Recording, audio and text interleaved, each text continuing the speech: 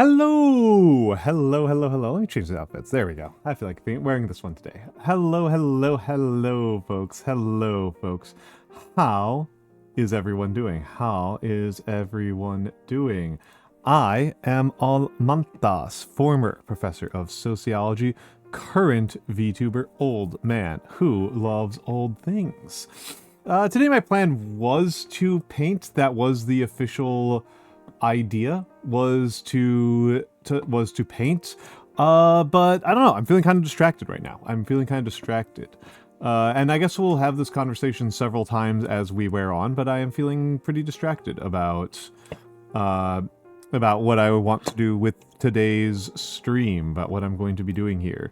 And so that's where I am at, mentally speaking. That's where I am at. I have two Infinity matches tomorrow. I have two matches tomorrow. And one of them I'm definitely not going to make content out of. One of them is definitely not going to be part of the content grind.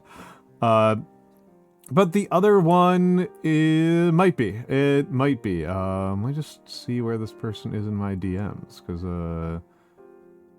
this is another... It's before that one. It's there.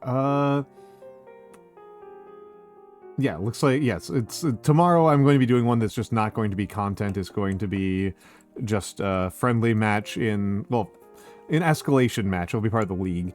And then I will be doing one in the Discord server. And I keep on playing with things with my hands. I need to find softer things to do with my hands. I am less sure of. That I'm less sure of. That I am less sure of.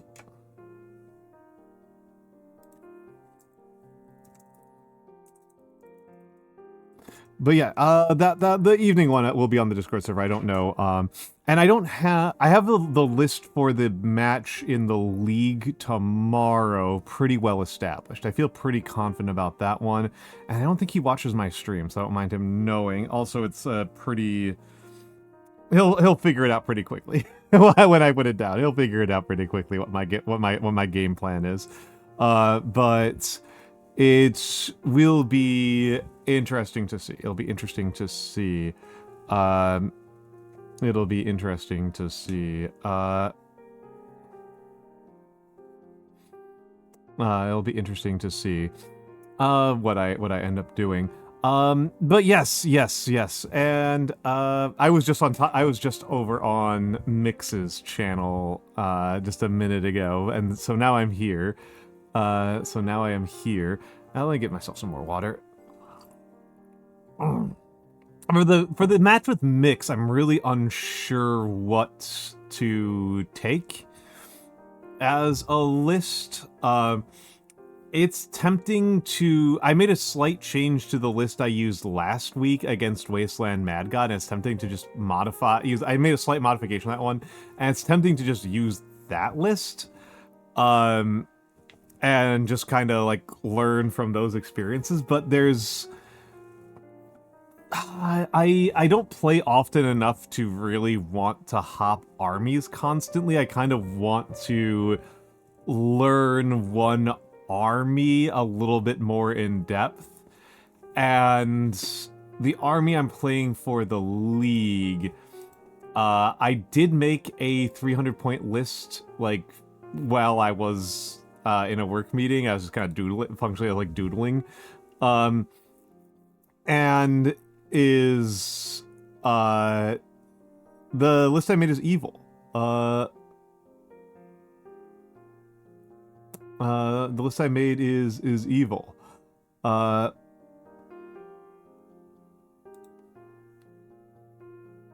So I don't know if I should do that in a match against like a new player as like their learning match.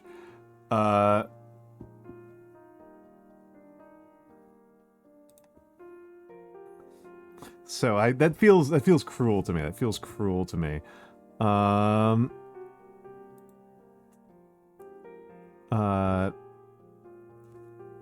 That feels very cruel to me.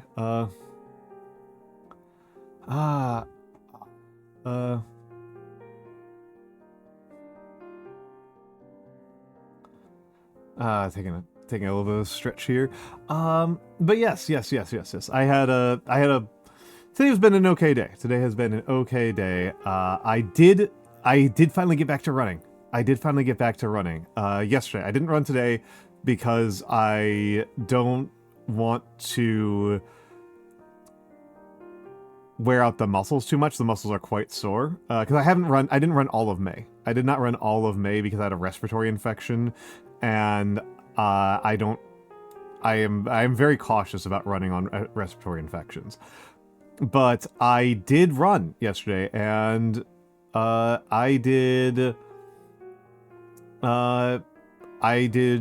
like 5 kilometers, and I hopefully, assume my day tomorrow is super goddamn busy. Hopefully tomorrow, I am,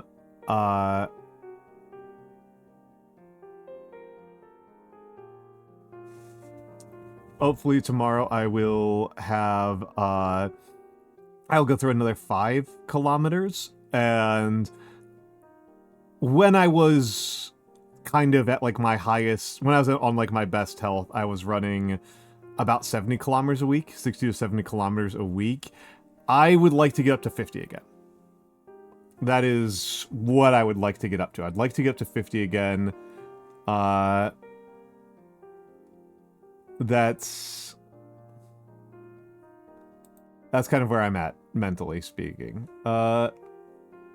That's kind of mentally where that's kind of my goal. And yeah, 60 or 70. Yes. Kilometers per week. I would like to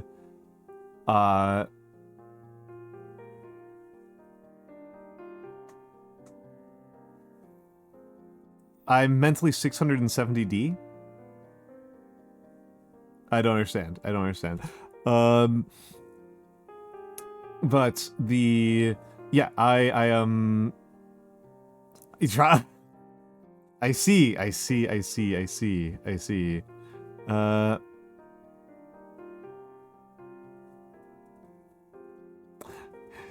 Gomenadia. It's okay, tough. The unemployed void. What an insane name. What an utterly insane name. But yes. And let me get into hellos. It's a little bit early in the stream, but I may as well. Hello, Seribot. Hello, Madra Mimi. Let me give a shout out to Madra Mimi. Hello, Mimi, and hello, Fire Rescue Guy, and hello, Tohu Bohu, and hello, Tayumichi Good. Tayumichi is a good programmer friend of mine. And hello, RF Komos, and hello, War Throne, and hello, Unemployed Foyd. And hello to me, and hello to 123 Arrow 25, and hello Almont OS, and goodbye to Galaxy Wolfstar. Oh, sorry, goodbye to Arrow. Hello to Galaxy Wolfstar, and hello to Mr. No Talk. And hello, of course, to all of the lurkers and the VOD watchers. You can't stay very long because you gotta do some art lessons. Kit creates PNG. Please enjoy your art lessons. And hello, Lavioris. Hello. But yes, enjoy your art lessons. And I don't know what I said in an accent. And hello, of course, to all of the lurkers and the VOD watchers. All of you make this stream possible. This stream is simply not possible without everybody watching it, right? I rely on support from viewers like you, and sitting through the ads alone is quite helpful. Rolling the R's, because I think that rolling the R's, I can't really roll on that side, on that part of the word. I think it's fun to do. And it's something that I enjoy doing, and practice makes perfect, so I keep practicing. Even though I don't speak a language that involves R's. You can't say R for shit. Interesting. Yeah, there's just in general. If it's an R word, you can't like you can't do the British thing and just like drop it. Speech impediment. Oh, okay. My apologies. I didn't mean to be insensitive there. Hello, Robert _Brown_. Would be fun to get chat message from future VOD watchers. I suspect I have, and I will again. I suspect that it will happen and happen again.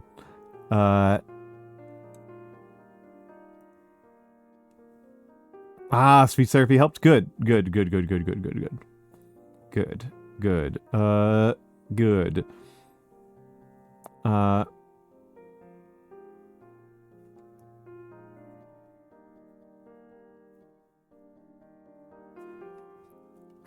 You can't roll your R's.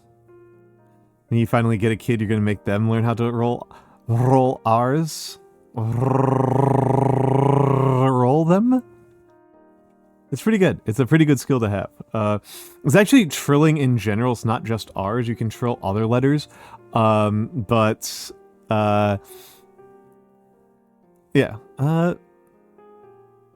How do you feel about reading fan fiction for things you haven't read the original writing? That sounds fine. The thing, Tohu Bohu, I am a absolute. I am so careless about fandom that I just don't. I don't know. It just doesn't matter. If a fanfic is good, then it is a good story that you can recommend to somebody who hasn't read the originating work. Like that seems almost definitional, right? That seems like by definition. Oh, that'd be so funny, Mr. No Talk. Yeah, that's yeah, Robert Brown, that was somebody made the joke on Blue Sky a while ago about Twitch discontinues their feature for watching live streams at 2x speed, which I thought was a pretty good one. I thought that was pretty good. That was pretty good.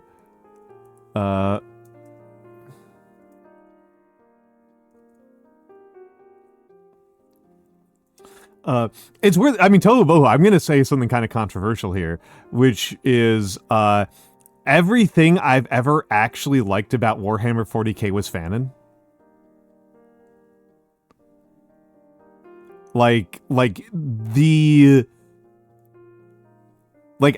Every story I've learned that like somebody said, like tried to teach me something about 40k that I thought was actually cool, I then later learned was just like not canon at all, and in fact explicitly contradicted by the text.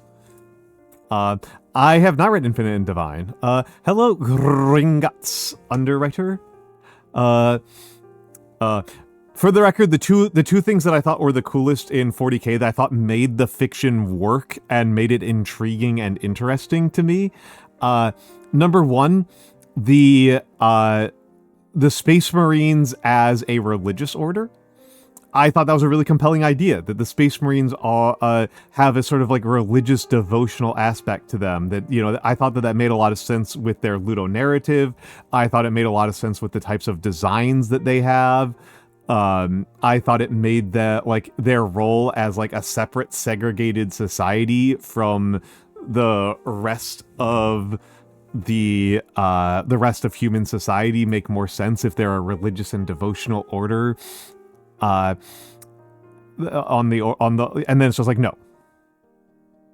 I have been told repeatedly, including by the 10th edition Space Marine book, that no, they're totally just secular guys who just care about being the best at combat.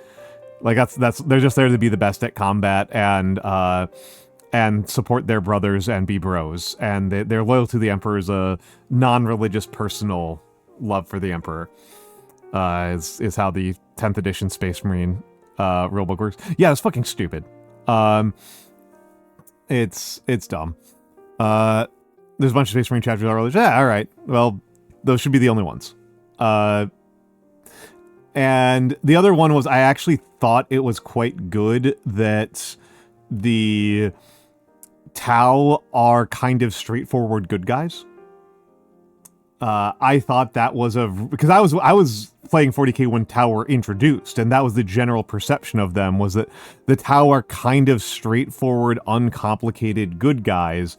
And so it says a lot about the universe. It's like a useful part of the ludonarrative creation of the universe that's like, they're very much the underdogs, right? That in like this careless universe where everybody's also just huge assholes, there's like one group of good guys, but those one group of good guys are like, they're really struggling, buddy. They're really on the fringes. And I thought that made it much more interesting. I thought it gave a huge breath of fresh air to what had felt to me very stagnant for years and years and years. Very stagnant and limiting. And then it's like, no, that's actually been like, that's not what they are.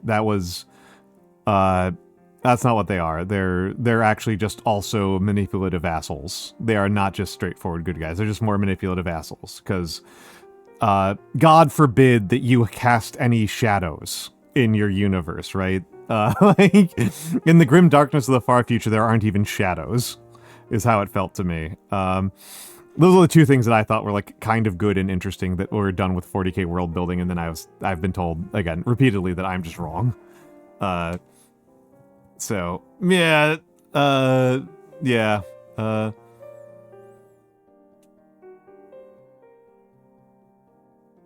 That's where I'm coming from, Scaldy. That's where I'm coming from. I think that for your dark fantasy stuff, this is why I like 2000 AD quite a bit. Is that 2000 AD is like, there aren't a lot of particularly there are some like morally pretty good people in 2000 AD. They just don't succeed. Mina Bun VT. Hello, my dear. Hello. How are you all doing? I saw you. I did catch a little bit of it. Were you enjoying the 5 Nights at Freddy's? How are you doing? Welcome in. For the Raiders, my name is Almantas VT. I am a former professor of sociology and a current VTuber, an old man who loves old things. I mostly do calligraphy and paint miniatures. Those are my art forms. And I do some gaming. I particularly like city builders. And that is who I am. And where I fit into this universe.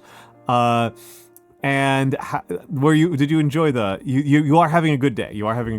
That's good.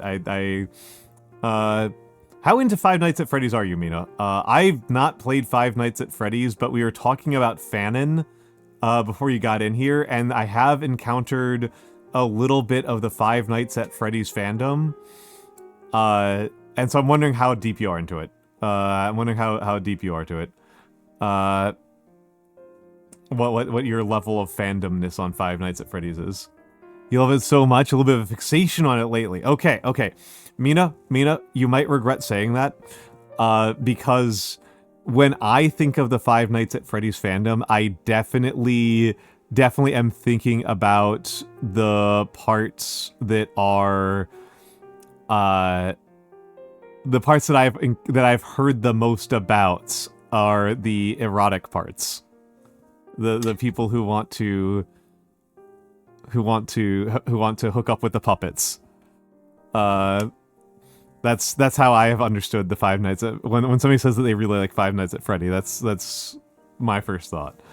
But let me say hello to the rest of the Raiders. Let me say hello to everybody who came in. Hello to Frankencrow Yee, and hello to Lucid Bonsai, and of course hello to Sharkray, hello Sharkray.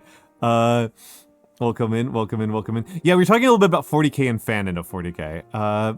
You only want Mr. Afton / Springtrap. You don't want the puppets. Okay. Interesting. Wait, hold on. Isn't Springtrap one of the puppets? I don't know that. That sounds like the name that you give a puppet. That sounds like a name that you give to a puppet. That doesn't sound like a human name. Springtrap is not the name that like a guy has.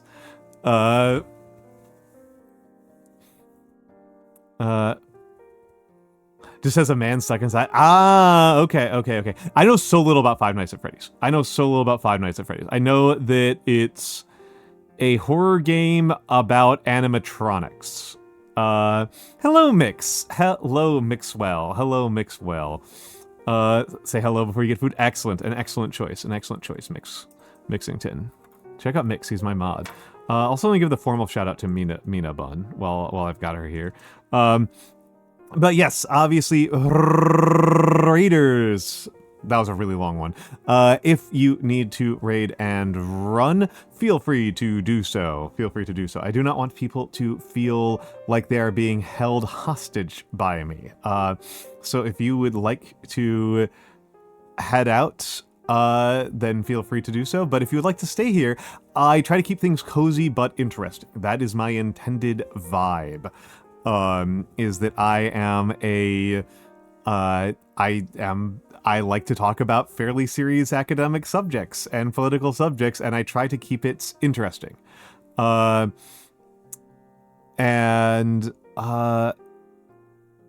Farseers are elder, Ethereals are the top cast of the management cast, the professional managerial cast. You mean Springtrap in Dead by Daylight? Interesting. Dead by Daylight is a game that I have enjoyed what I have learned about it entirely via cultural osmosis. I've watched a couple of streams of it. It doesn't seem like a game that I would get a lot out of at a personal level. But I think it's interesting that it exists, and I think that the fact that it's a highly asymmetrical PvP game is kind of interesting. Now you oh no, oh no. Oh no. Oh no. Oh no.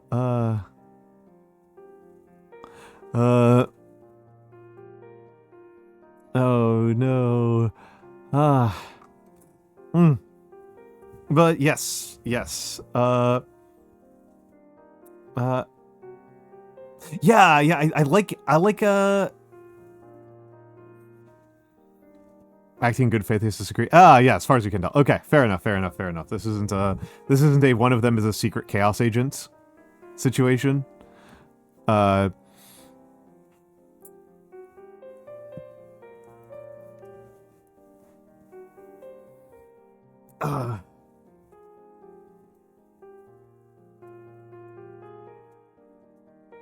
Second.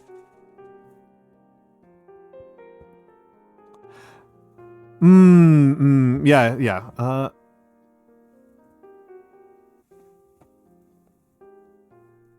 don't think that's not enough. Well, interesting. It's see the setting where I know more about chaos in, where like I think it has a similar wellspring and set of inspirations, is the significantly older. At least I think it's older. I'm fairly sure it's like almost 10 years older. Glorantha, where chaos is a aspect of reality. Hello, Winde. And the way that chaos, I will get the,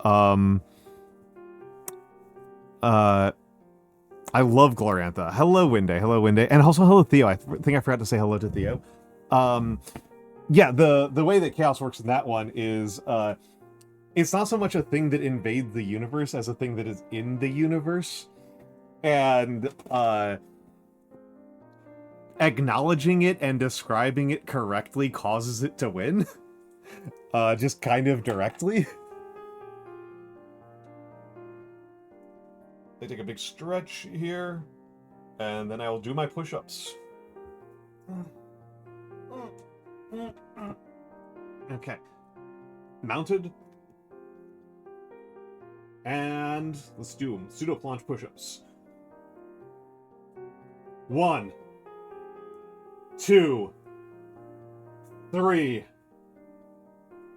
4, 5, 6, 7, 8, 9,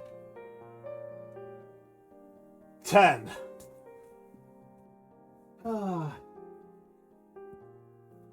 Oh. Also, hello, beautiful angel.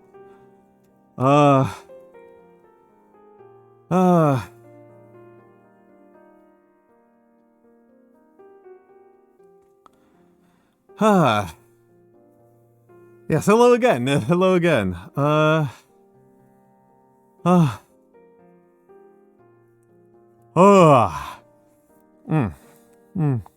hello, Rexy Raibu. Hello again to you as well.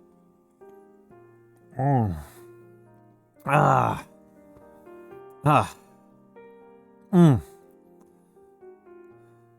hello, Nap! Hello, Nap! Let me give a quick shout out to Not a Professor. Me? I'm good. I'm good. Just in a very distracted headspace. I'm just very distracted.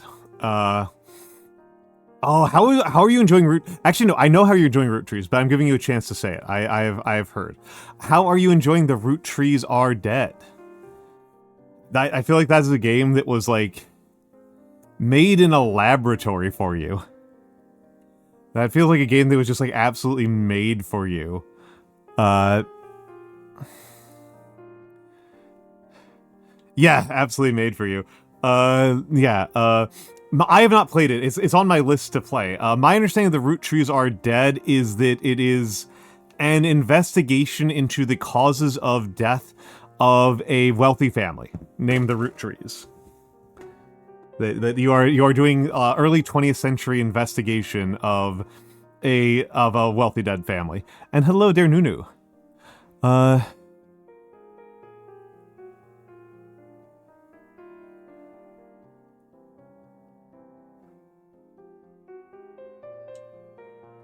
That's interesting, Tohu. I know 40k much better from the rule set than from the gameplay. From the gameplay than I do from like any of the books. And in-game demons are not particularly hard to kill in general. More just filling out the family tree. I see. Oberdin / Golden Idol. Okay, I always feel really bad about Oberdin. Hello, Vovern. Hello, Nate. Hello, Nate. I always feel really bad with Oberdin because I think visually Oberdin is like one of the coolest looking games ever made.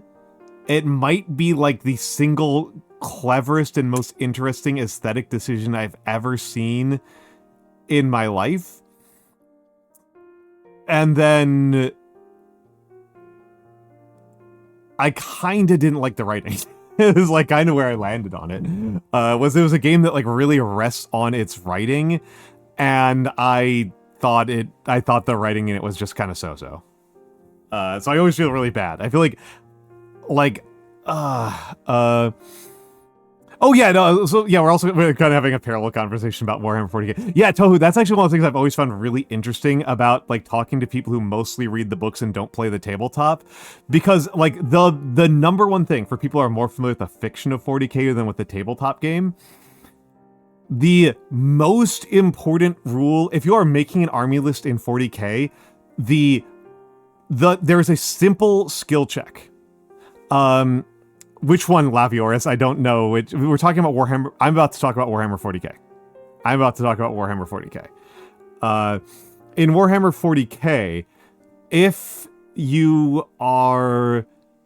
but the other games we just talked about were the Root Trees Are Dead and Oberdin.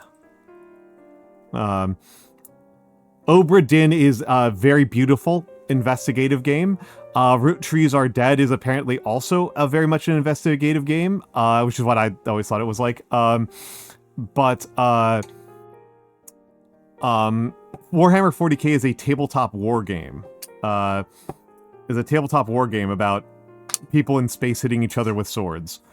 And in the fiction of in tabletop 40K, which is the one I know the tabletop much better than I know the fiction. I know the tabletop much better than I know the fiction. A bare minimum test for you to just, if you cannot do this, you just like don't have a viable army at a very basic level. You need to be able to kill about 20 Space Marines in a single shooting phase. That is if you cannot do that, your army cannot succeed.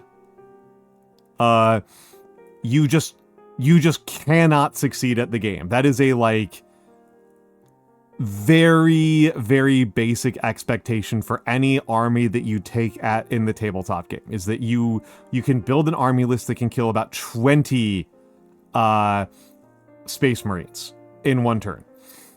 And that's, yeah, you gotta be able to kill 20 Marine equivalents. Yes, you have to be able to kill that. That's, if you can't do that in your turn one shooting phase, anybody who is playing the game can just roll you over, like without effort. Like they don't even have to like really have a plan. They can just walk across open ground and just bury you alive if you don't have that level of firepower. And to people who play the fiction, who are used to the fiction, that's completely insane. A single Space Marine should be like an army level threat.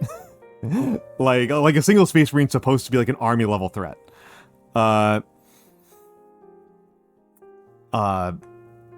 Yeah, it's a deeply funny disconnect. But very scary. Yeah, and and a Space Marine is like, in the fiction, is apparently equivalent to like 50 guardsmen or like 100 guardsmen, and on the tabletop they're equivalent to like 2 to 3.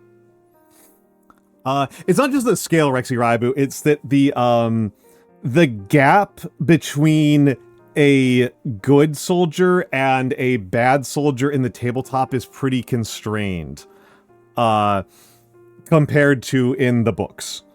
You think it's 1 to 10? Well, I mean, how much does a tactical marine cost these days in points? Isn't a tactical marine like 30 points? Like 25, 30 points? Oh, see, yeah, that's how much I don't play. That's how much I don't play. But like, okay, when I was playing more, a tactical marine was like 25 points and a guardsman was like 9 points. Yeah, Primaris is 25, and a guardsman is, wait, really? Wow, it's been a while. Wow, I thought they were 9. Yes, THW, Madru made me. I'm guessing that's Mr. Kitty is contributing to the conversation here with THW. Through. Conscripts are 2? Really? Wow, they've changed a lot of numbers since I last played. Because one of the balance changes I remember, Tohu, was that they established a price floor, which was... They established a price floor for 40k where the cheapest model in the game was 5 points, which meant that grots were 5 points. Which was devastating to orc players. Moving grots up from 2 points to 5 points was brutal. Hello, Goddess Cyrene. That was brutal. Like absolutely crippling to orc players to have the cost of a grot increased by 250%. But yeah, I played Eldar, and an Eldar Guardian was like 12 points most editions I played, and most Marines were like about 20 points, and so Guardians were reasonably able to 2 to 1 a Space Marine. And that felt fair to me. I was generally able to like reliably kill Marines with Guardians. Less from having more numbers and more from getting the drop on them. Oh yeah, no, Space Marines have had multiple wounds since late 8th edition, I think.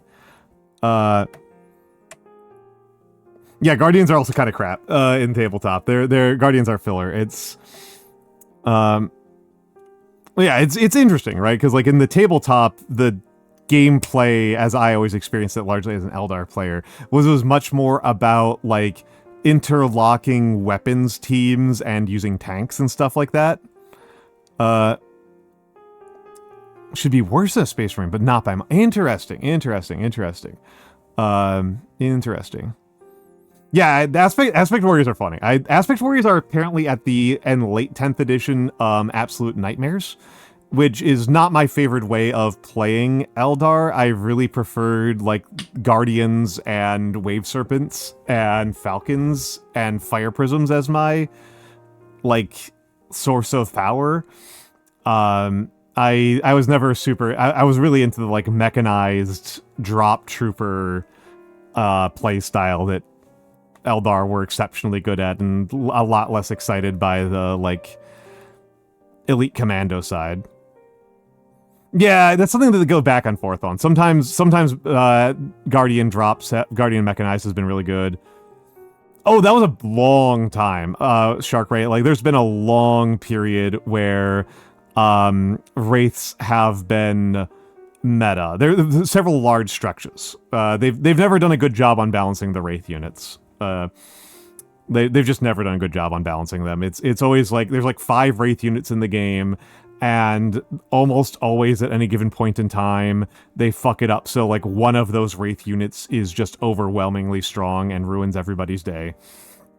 Well, they're going into 11th edition right now, Shark Ray, so I don't know if anybody cares. Like, I don't know if anybody cares what the meta-analysis is for the next couple of weeks. Yeah, and it changes which ones, right, Tohu? It's like sometimes it's been the Wraith Knight, sometimes it's been the Wraith Lord. Well, oftentimes it was the Wraith Lord. The Wraith Lord was for a long time super strong. Sometimes it's been the Wraith Blades were really busted for a while. It's just weird. Hemlocks. Yeah, Hemlocks were crazy. When Hemlocks were on top, people are still traumatized, Tohu. People are so traumatized by Hemlocks that I will talk to people who haven't played for years, and they still assume that Hemlocks have been oppressive the entire time. Like, yeah, no, the game doesn't work well with then they made 5 more editions. They're going into 11th now, so it's just been like 3. And I, for a while, my equivalent to like checking the police blotter in the morning was reading the Goonhammer tournament reports for 40k. And then I don't know, I fell off at some point, like 10. Yeah, well, and here's the thing, Tohu, is that I actually think it's a deeper issue. I think it's actually kind of a deeper issue. I do think that that's an important issue, but I don't think it's the core issue. I think I should say there's a more abstract issue, which is that if you have something that's really, really powerful and has counterplay, but is only rarely used, you have a problem, right? Yeah. Like, you have a problem. Like flyers, the way that flyers work in 40k, like, the game is not built around an assumption that every single army will have something that flies. And so you don't bring the specialized anti-flying unit tools in your army because, like, they're very wasteful if your opponent doesn't bring flyers.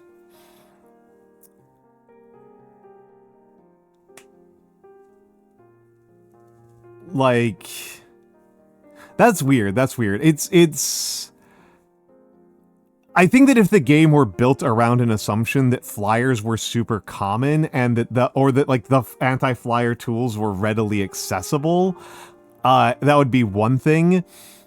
But in 40k, they have not often done that, and so sometimes it's meant that flyers are just utterly oppressive. I can tell you that in my favorite game, in my preferred war game, there is currently a problem with flyers. there's currently a problem with flying units in Infinity. Flying units are generally, two of the flying units are absolutely fucking game-breaking, and a further 2 or 3 of the flying units are deeply problematic. Which is very funny because, well, so in this is interesting, right? Because in Infinity,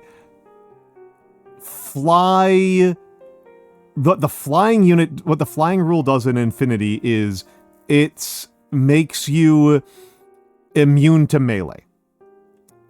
Is what it does. The flyers cannot be punched in Infinity, which is not generally a big deal. I may as well do something silly here. Okay, here's our schedule. Let me pull up a window grab of Army Builder. Let me pull up Infinity Army Builder, and no, I don't want to. Hold on.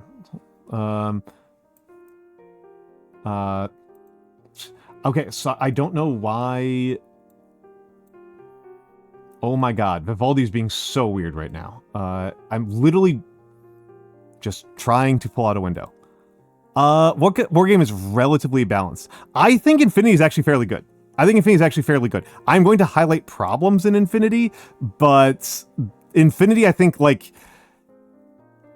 the gap between the best army in Infinity and the worst army in Infinity is actually not that massive. There is no army that, as far as I know, there's no army in the game that's considered an auto lose just for taking it. Of course, this gets us to a real question of, like, what does balance mean? Right? Like, what does balance mean? What does balance mean? Okay, so let me, oh, I've heard that about Star Wars Legion as well. I'm so anti-Star Wars these days. I'm just like so Star Wars negative these days.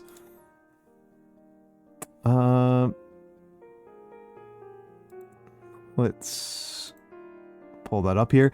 Okay, so, and let me okay, here we go. This is the most recently added flying unit to the game. This thing has so many fucking rules, guys. This thing has so many goddamn rules. The Tarxia has so many rules. Good lord. So, Aerial is the unit that actually makes it fly. And all that Aerial actually does is make you immune to melee. This makes it better at shooting. This makes it, this has to do with, like, how it behaves when it gets hit. This makes it harder to dodge against it, which is obnoxious. This Gizmo Kit 13 does almost nothing.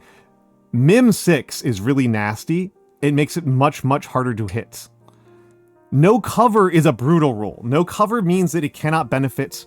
And we'll just ignore a lot of this stuff. The thing, all flyers, so this is not necessarily the case, but this is in practice how it works. All of the flying units have the following set of traits. They are listed as vehicles. They are hackable. They have the aerial skill. They have no cover. They have super jump plus 3 inches. They have super jump, jet propulsion, and they move 8 inches. Which is misleading. First of all, 8 inches is insanely fast. It's worth saying that. 8 inches is crazy fast in Infinity terms. That's an incredibly high speed. But in actual practice, super jump means that... Super jump jet propulsion means that when you jump, you can move however you want, right? You are not... Normally, when you jump, you are limited to a parabola. A single parabola trajectory. Jet propulsion means that you can do, like, a path while you are jumping through the air.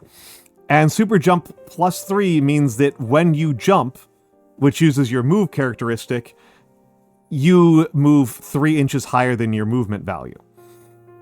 And super jump in general is a skill that means that you can jump as a small action, as one move rather than as 2 moves. So this thing doesn't move 8 inches per move, it moves 11 it moves 11 inches. And the game is 48 inches. It's on a 48-inch board. And it can move 11 inches also, very importantly, it can move 11 inches straight up. It can jump up to 11 inches straight up in the air and then shoot people behind who thought they were behind cover. So the problem with flying units at the moment, there are two problems with flying units. The first, and this is a problem that I consider resolvable, is that flying units have insane autonomy over how they get to pick their fights. Infinity is a game where whenever you shoot somebody, they get to shoot back. And so the way that you win in the game is that the attacking player gets to choose who they're shooting at. And the way that you as the defending player deal with this is you make it so that they have to fight a bunch of different things in a row. That they can't just use the same tool against... that the opposing player doesn't actually have the full deck of cards to draw from, right? The attacker gets to draw, but the defending player gets to stack the deck, and the vehicle player basically just gets to draw from a bigger pile of the deck than any other unit. This is an issue, but it's not an irresolvable one. The issue that is the actually much, much bigger problem as far as I am concerned is that they cost nothing.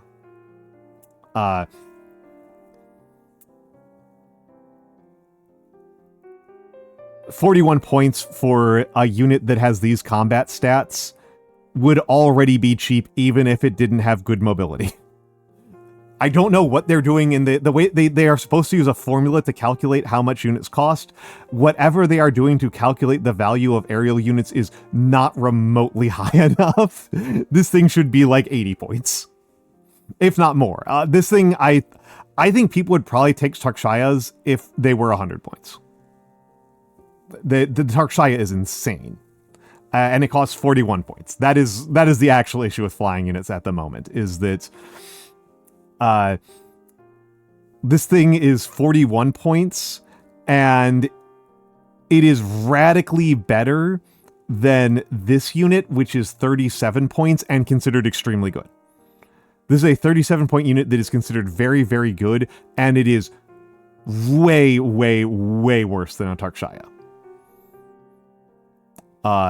So I'm currently not using flyers, not so much out of a moral stance as in a, like, I am hoping and assuming they're going to get nerfed extremely hard.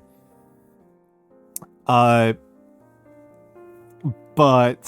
yeah, and also, I mean, Tohu, it's like the part of the contrast here, right, Tohu, is that how big is an AOS board? I don't know how big an AOS board is, but an Infinity board is 48 by 48 inches. You can deploy up to 12 inches up. And where I was going with this, right, is that everybody has guns. Everybody has guns. You've played Infinity. You've played Infinity. The fact that it is a game primarily about shooting people with gun as opposed to punching people with sword is going to have a really, like distances matter in a much different way, right? Distance is about positioning yourself to line up good shots as opposed to getting into melee and stabbing a dude. Getting into melee and stabbing a dude is an option, but it's not the main way you play. Like the games that have melee, yeah. Melee's very funny in the game. Melee's very funny in I kind of like doing melee in Infinity. I've won games off of melee actions, but it's a different tool. It's a different tool. It's a different tool.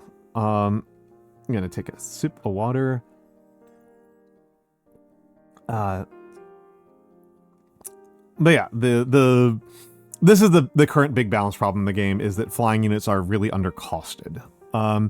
Yeah, the Go Pod is really good, Sharkray. The Go Pod's super good. Let's go. I'll check if it's in Corregidor. Let's check if it's in Corregidor. It's not in Corregidor. It is not in Corregidor. It is, however, in Vanilla, the Go Pod. Yep. Bakunin, Tunguska, no Vanilla Nomads. The GoPod's scary as hell.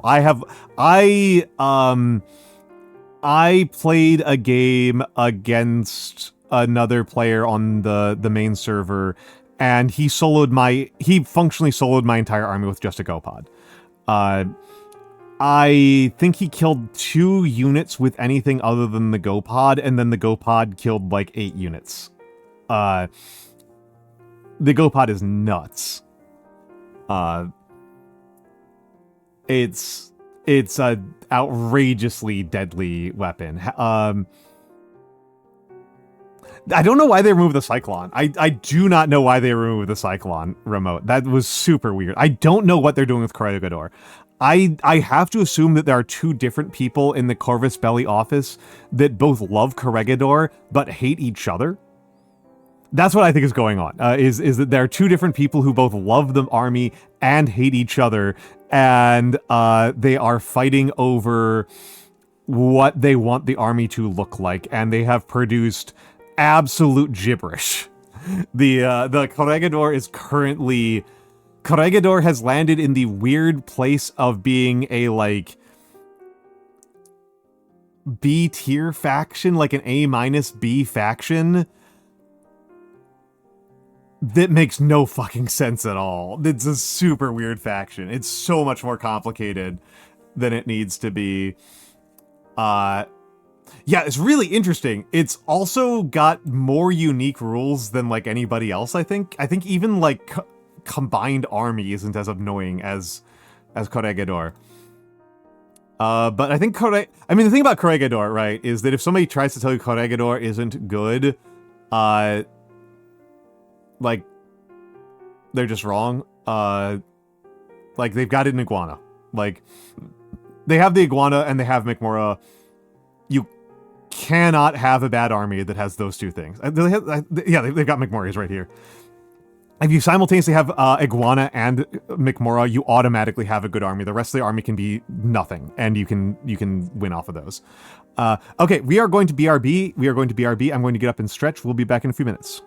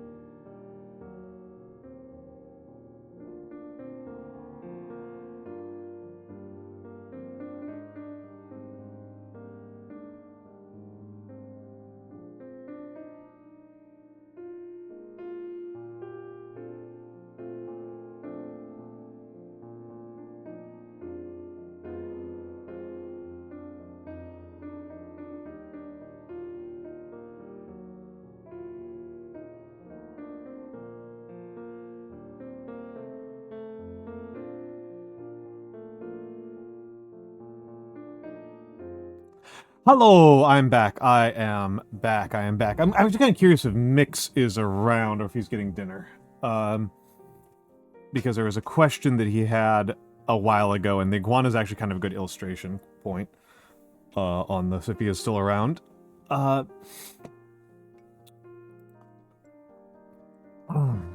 Thank you, Blue. And also, hello, Huggatree, be a target. Hello, Huggatree, be a target. Hello, Huggatree, be a target. I may as well go back to just chatting. And like, take more water. Love to have water. How are you doing, Huggatree? How are you doing, Huggatree?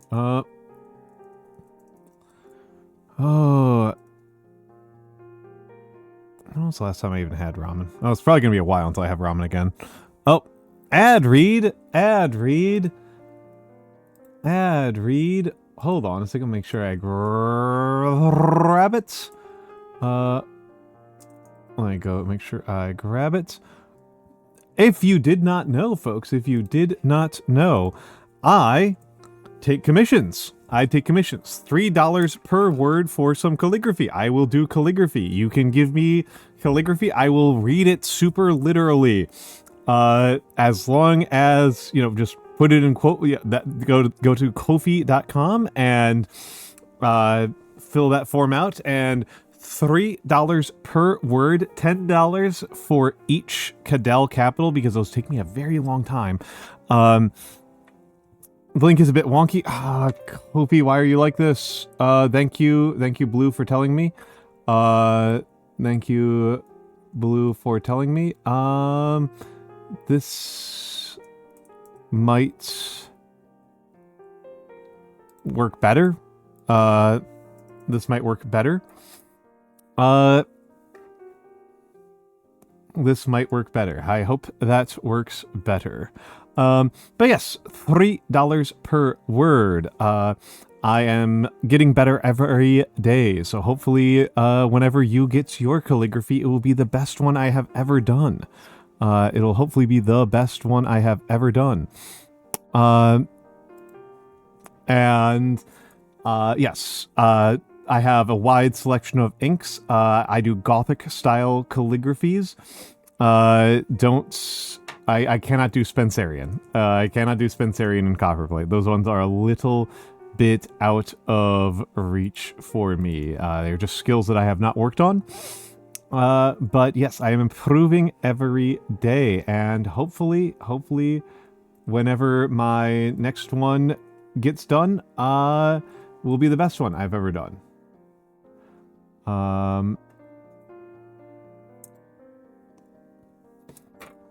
Hopefully.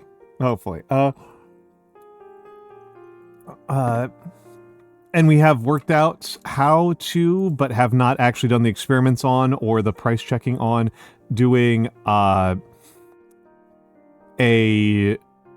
mailing people physical copies.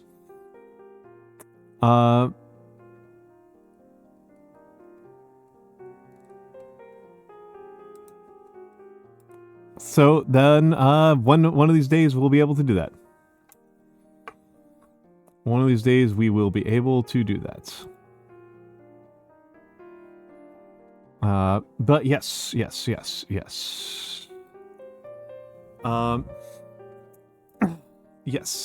Where was I? Where was I? Where was I? Where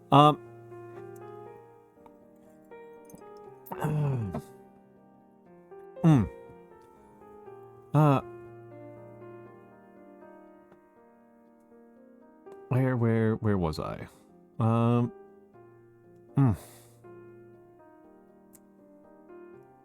My brain fell out of my head there. My brain fell out of my goddamn head there. My brain completely fucking fell out.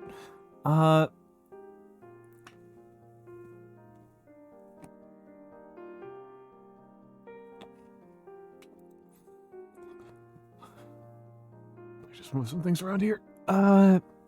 Yes. My idea for today was I was going to do another painting stream, and I guess I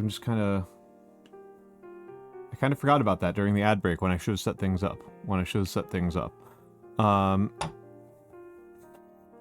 I suppose I can start getting ready now.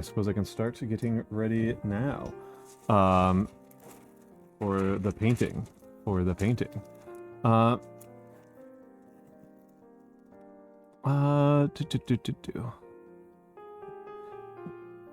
My apartment has very weird air circulation, so if the apartment is cool enough for my roommates, it's literally 20 degrees cooler where I am, so it can get surprisingly cold surprisingly fast.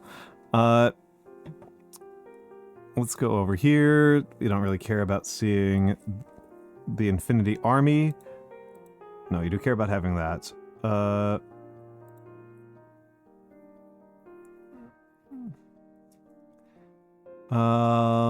Don't care about that. There we go. And let's move the camera over here. And let's rotate the camera. And let's see. There we go. You can see my water glass. And let's get some light on here. And let's get on this. Okay, we got a peeler man.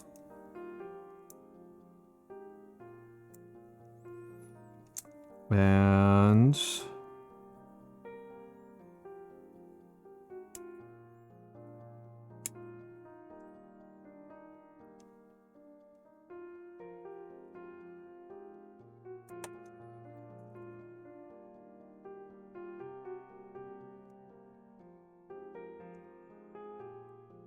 make sure we don't lose the head. Okay, and the shield.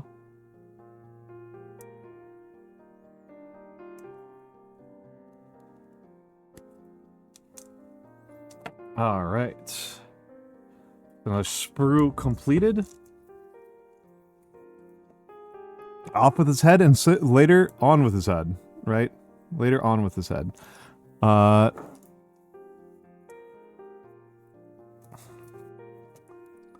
Later we'll put his head back on.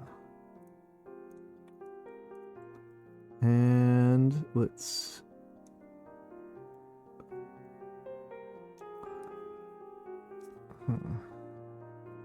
Light doesn't feel sharp enough to me. And... because the camera gives you guys, like, way more brightness than it gives me. Like, you guys are seeing this... It's kind of like an interesting thing. The camera collects light a little bit more aggressively than my own eyes do. I should say, like, it seems to brightness enhance what you guys are seeing.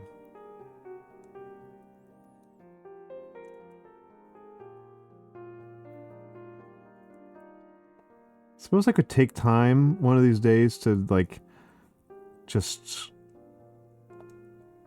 calibrate, right? To just sit offline with OBS open and just look at the comparison between what I see with my natural eyes and what is displayed in the preview projector.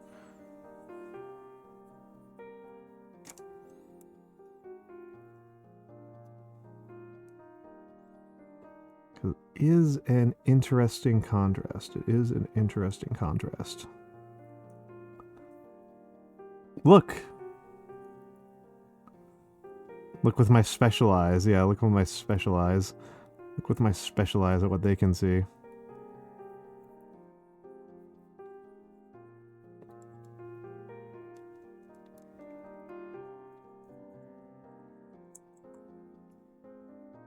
Your brand?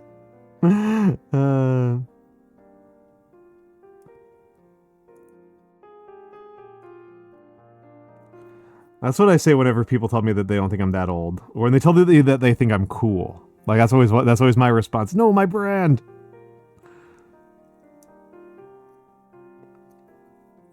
I've been working on this. I've been working on not being cool.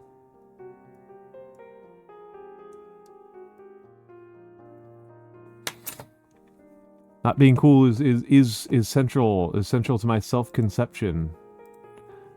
Is central to like what I'm doing here.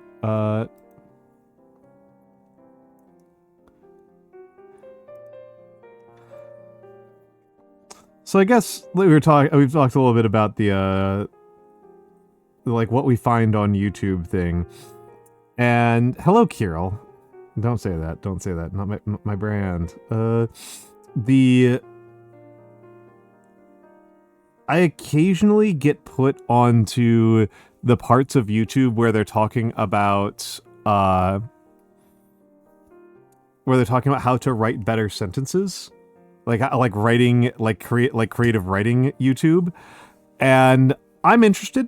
I think I'm a fairly decent writer, but I'm always down for some improvements, and if it's improvement that doesn't require that I have to sign up for an actual course or show up to an actual course or receive notes from an authority figure, that's pretty good, right? Like it's even less about the money than it is about like the embarrassment of like having a creative writing instructor tell me that I'm doing a bad job.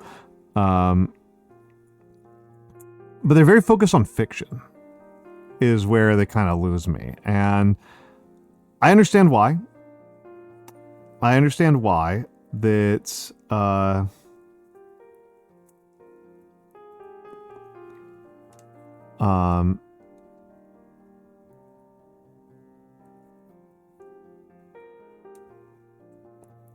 that, you know, that many more people want to write fiction than write nonfiction. And nonfiction's where the money's at, so you can, you know, charge for the actual creative writing classes for that. But the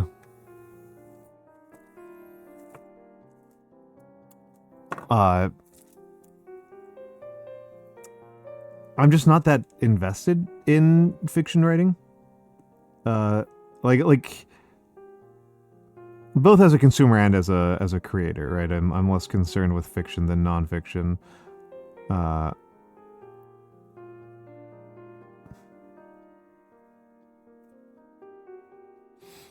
And so it's, you know, it's like, and part of it is, of course, you know, I'm okay with reading pretty basic advice, but sometimes I'm a little bit tired of like, oh, you should avoid the passive voice, and it's like I am. That is so far, right? That is so far from my concerns. Like I am. It's not that I don't understand why people would want to avoid the passive voice, but also I am at least advanced enough that, like, if I'm using the passive voice, that's because I wanted to use the passive voice. It's not like I used the passive voice because it was a construction that felt easier to me. It's because it more accurately describes the situation. Sometimes the passive voice is in fact just more accurate.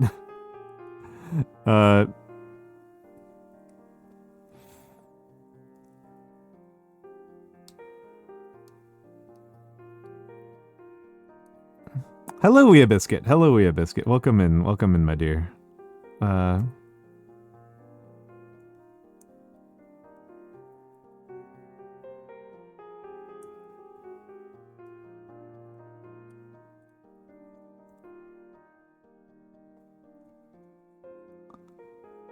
And that's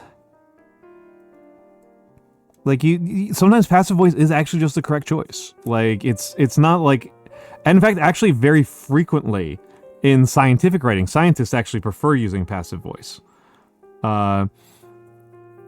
Scientists prefer using the passive voice in a lot of their constructions. And I can kind of understand how that then becomes like a bit of a poisoning thing for science fiction writers who often have more of a science background.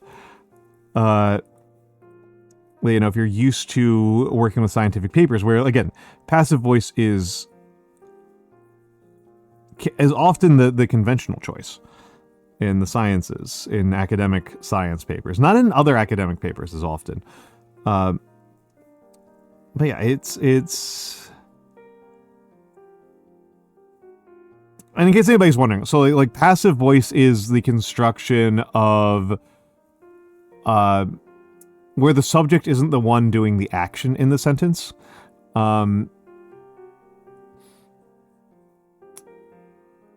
Alice shot Mary.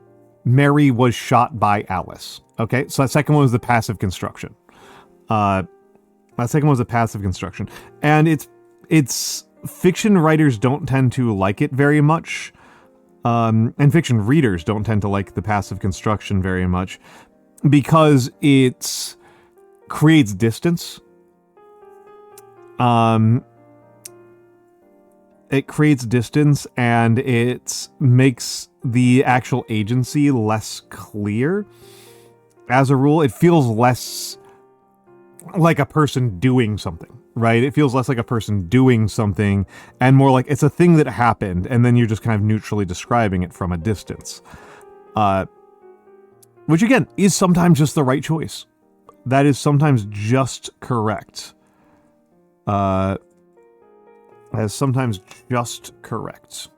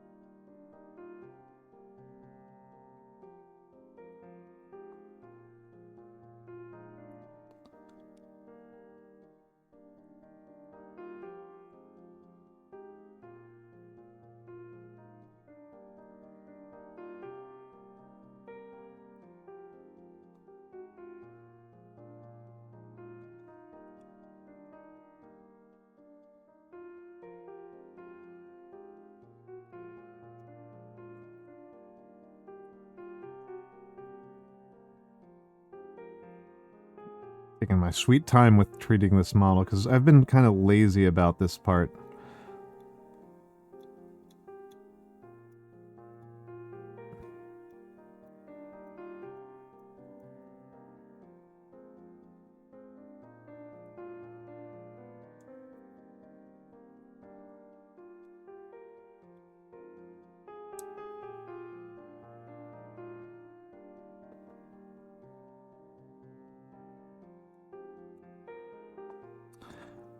And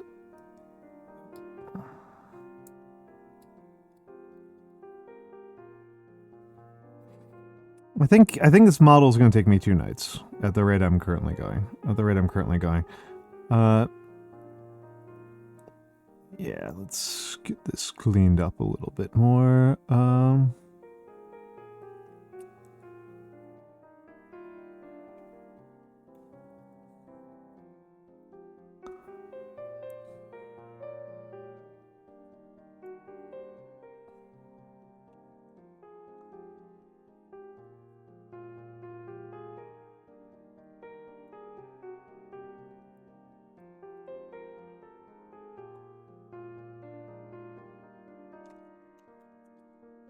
Let's get out a cleaner here.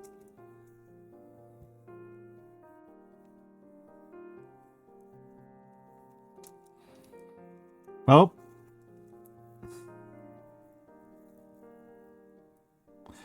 For the VOD watchers, my internet just disconnected. I was kind of wondering about that for a second because people hadn't said anything. I'm still... Apparently YouTube is still coming in, but it does say that there was a server disconnection on Twitch on both ends. OBS says it has reconnected now, so it looks like we might be back. Let me send the message to the channel. Yep. Refresh. I am back. I am back. I am back. Yeah, that was a minor disconnect. That was a hiccup. That was a connection hiccup. You know, Mikks, one of these days I'll remember how to do. I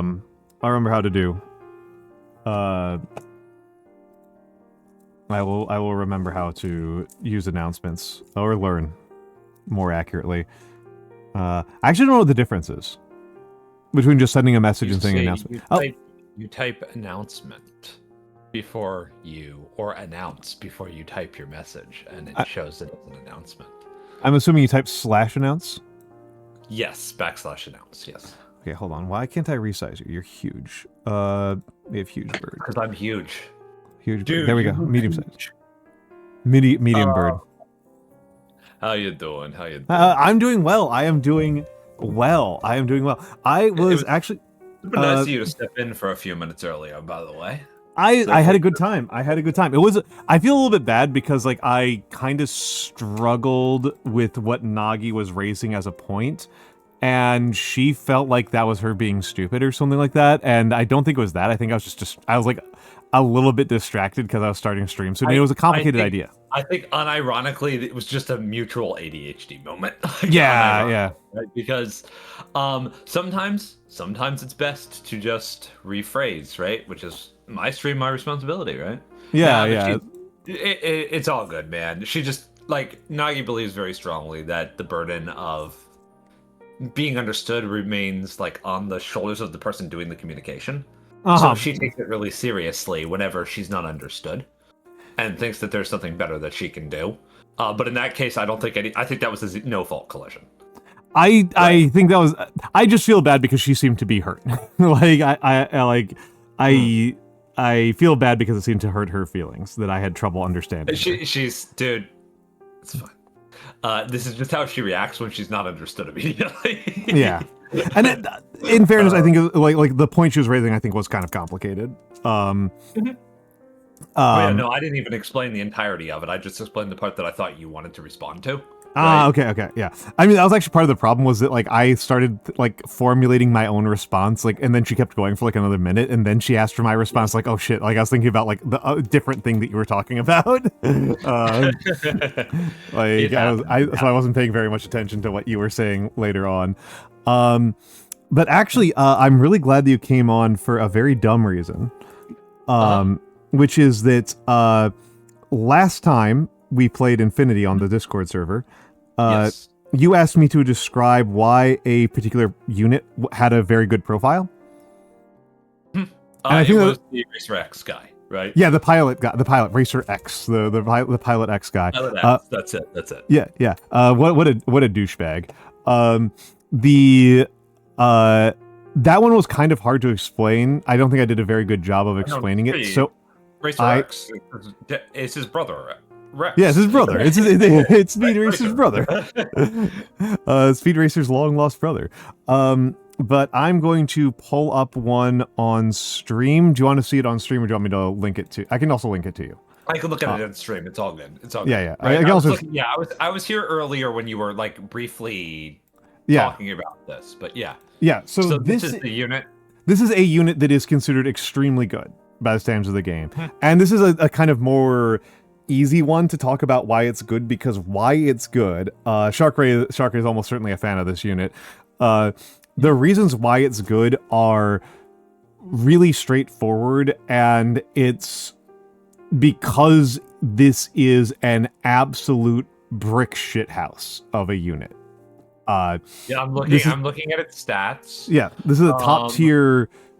This is a top tier murder you in the face guy. Not only is this an extremely durable unit, yes, it also has a heavy machine gun, which, as any game that attempts to be realistic does, is just the best gun in the game.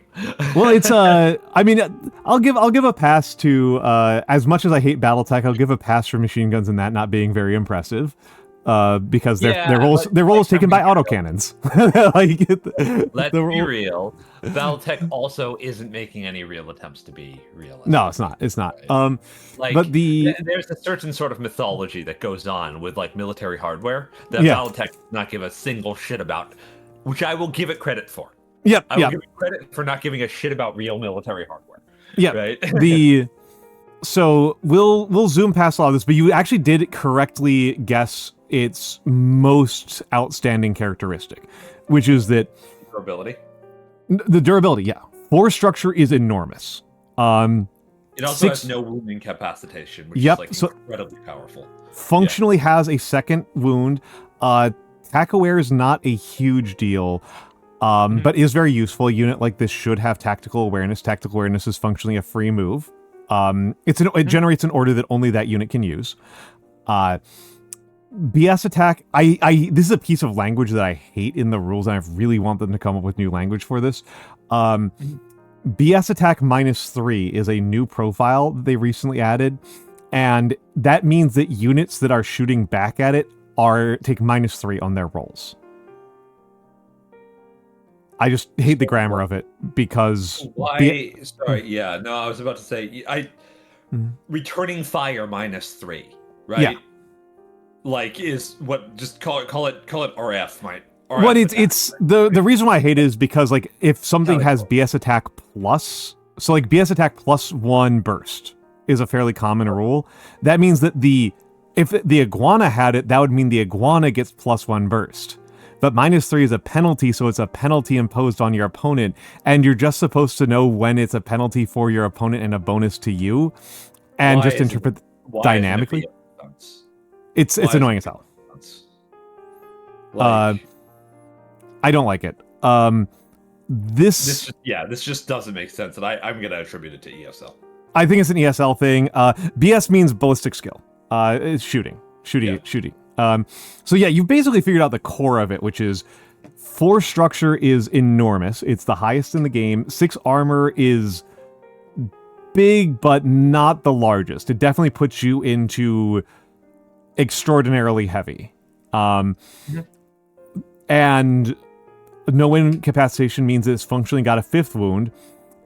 And then there is an actual extra point to it, which is transmutation escape system means that when it goes down, okay, so you have to deal 5 wounds to it to kill it, which is so fucking many. When you deal 5 wounds to it, the iguana operator comes out. And normally this is not that big of a deal because most things do not have particularly remarkable operators. The iguana operator also has an AP heavy machine gun, also has ballistic attack -3, also has 4 wounds. Okay. So yeah, this is considered an extremely potent unit because if it is, you really functionally need to wound it 10 times to actually take it off of the table. Is this thing a drone fleet? Why is it called a squadron? I don't know. It is not a drone fleet. It is a guy in a big armored suit. It is a tag. It is a tag. It is a guy in an armored suit. Does tags? What is tactical armor gunner or something like that? Tactical armored gear. It's them being precious saying. It's them being precious about saying mech. Yeah, no. I mean, yeah. The thing is, like, not to get off on a tangent about this. Yeah. Mecha shows rarely call their mechs. True. That's true. In fact, something that is I'm really actually pretty distasteful of just calling it a mech and not coming up with like in universe. I like armor. I'm gonna be real. I like calling it armor, especially in settings that don't have tanks. I like calling it armor. Yeah. But like, Gundam mobile suit. Oh, true. Variable fighter, right? Votoms. Yeah. Yeah. Votoms. Vertical man operated tank.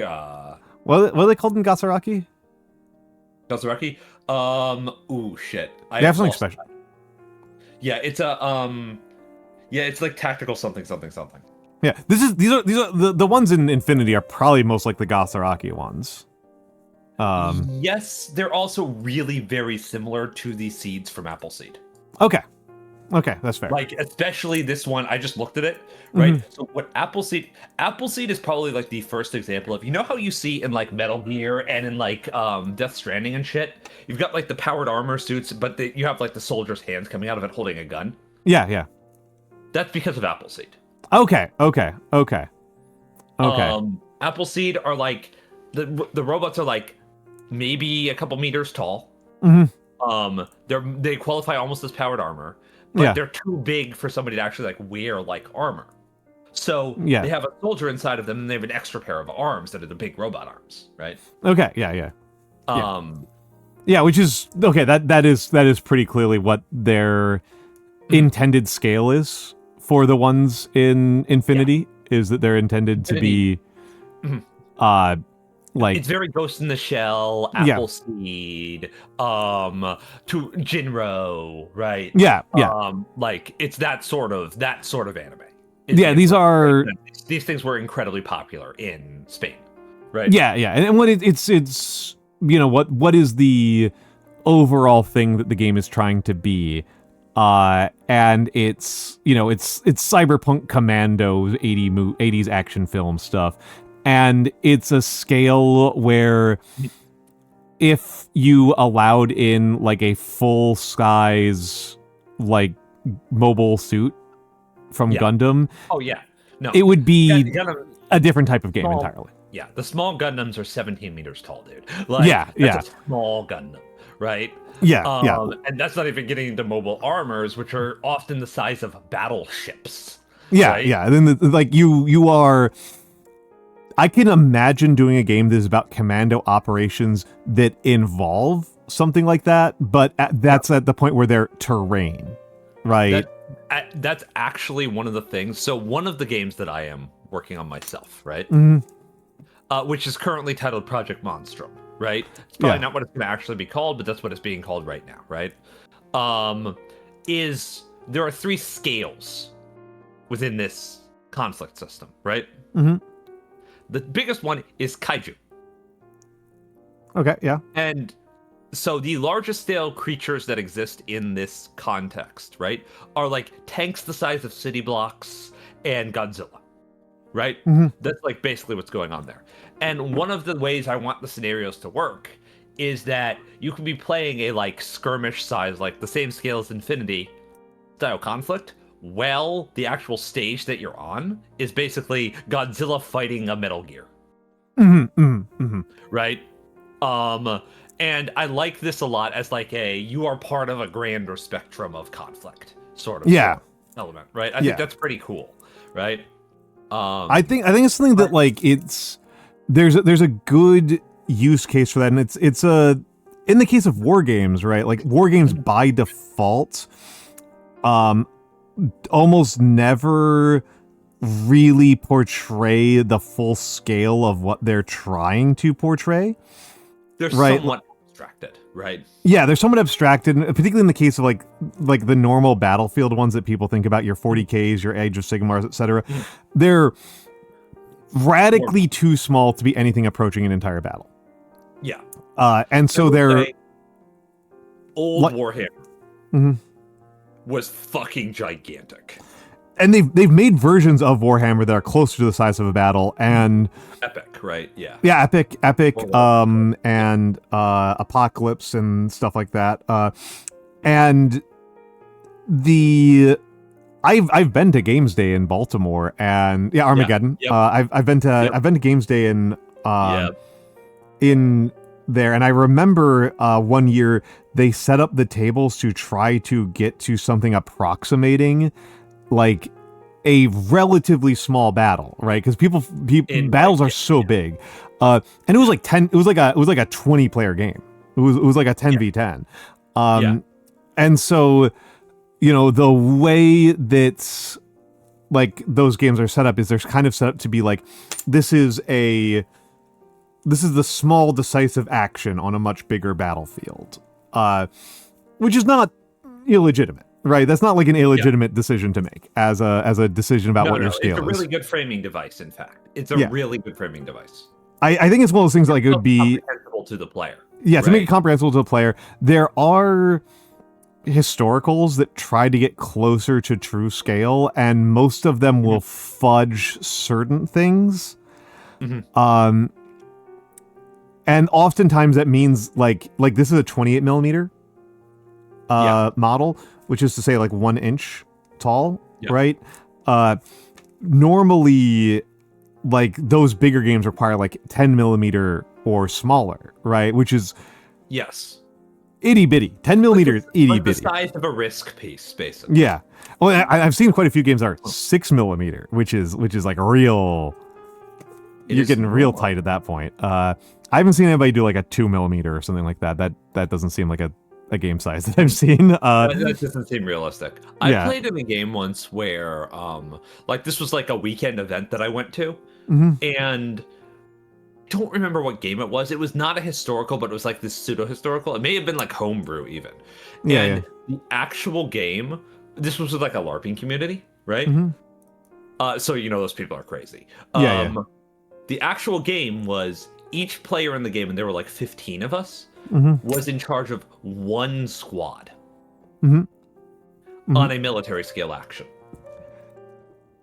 Oh yeah, that's kind of neat. That's kind of neat. Like really neat, right? It was like actually really cool. Where like it was a miniatures game. They had like an entire fucking warehouse for the terrain. Right? It was like a huge amount of space. It was really cool. Like somebody fucking converted their barn for this or something like that, I recall. Right? Wow. Yeah. Was that a thank you? You're welcome. No, you. When you join, the Discord goes boop. Yeah, I actually don't have just Discord hoping sounds that on. He's like, yeah. I'm in streamer mode. I was just looking at my. I was just monitoring my preview. I have been meaning he to hates me. I love you, Noir. Me. I love you, Noir. But love you too, buddy. This game was like super cool actually, because like you would have like your little like not even like a regiment, right?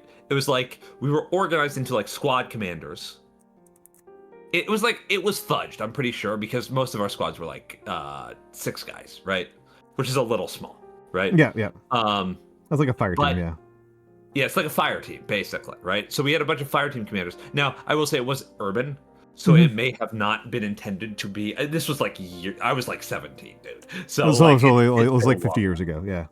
Yeah, it was like 50 years ago. But what I remember is that it was like this. I think it was like an urban science fiction game, right? It may have been an adaptation of a LARP system, even. I don't really remember, but. It was really cool because it was basically like a mass action sort of like game with a ton of different players controlling small parts of each tactical faction. So communication was important. Like these were LARP people, so there were like all sorts of limitations put on how we were allowed to communicate. Like we had to have runners go and talk to each other in real time and stuff like that. It was like really funny.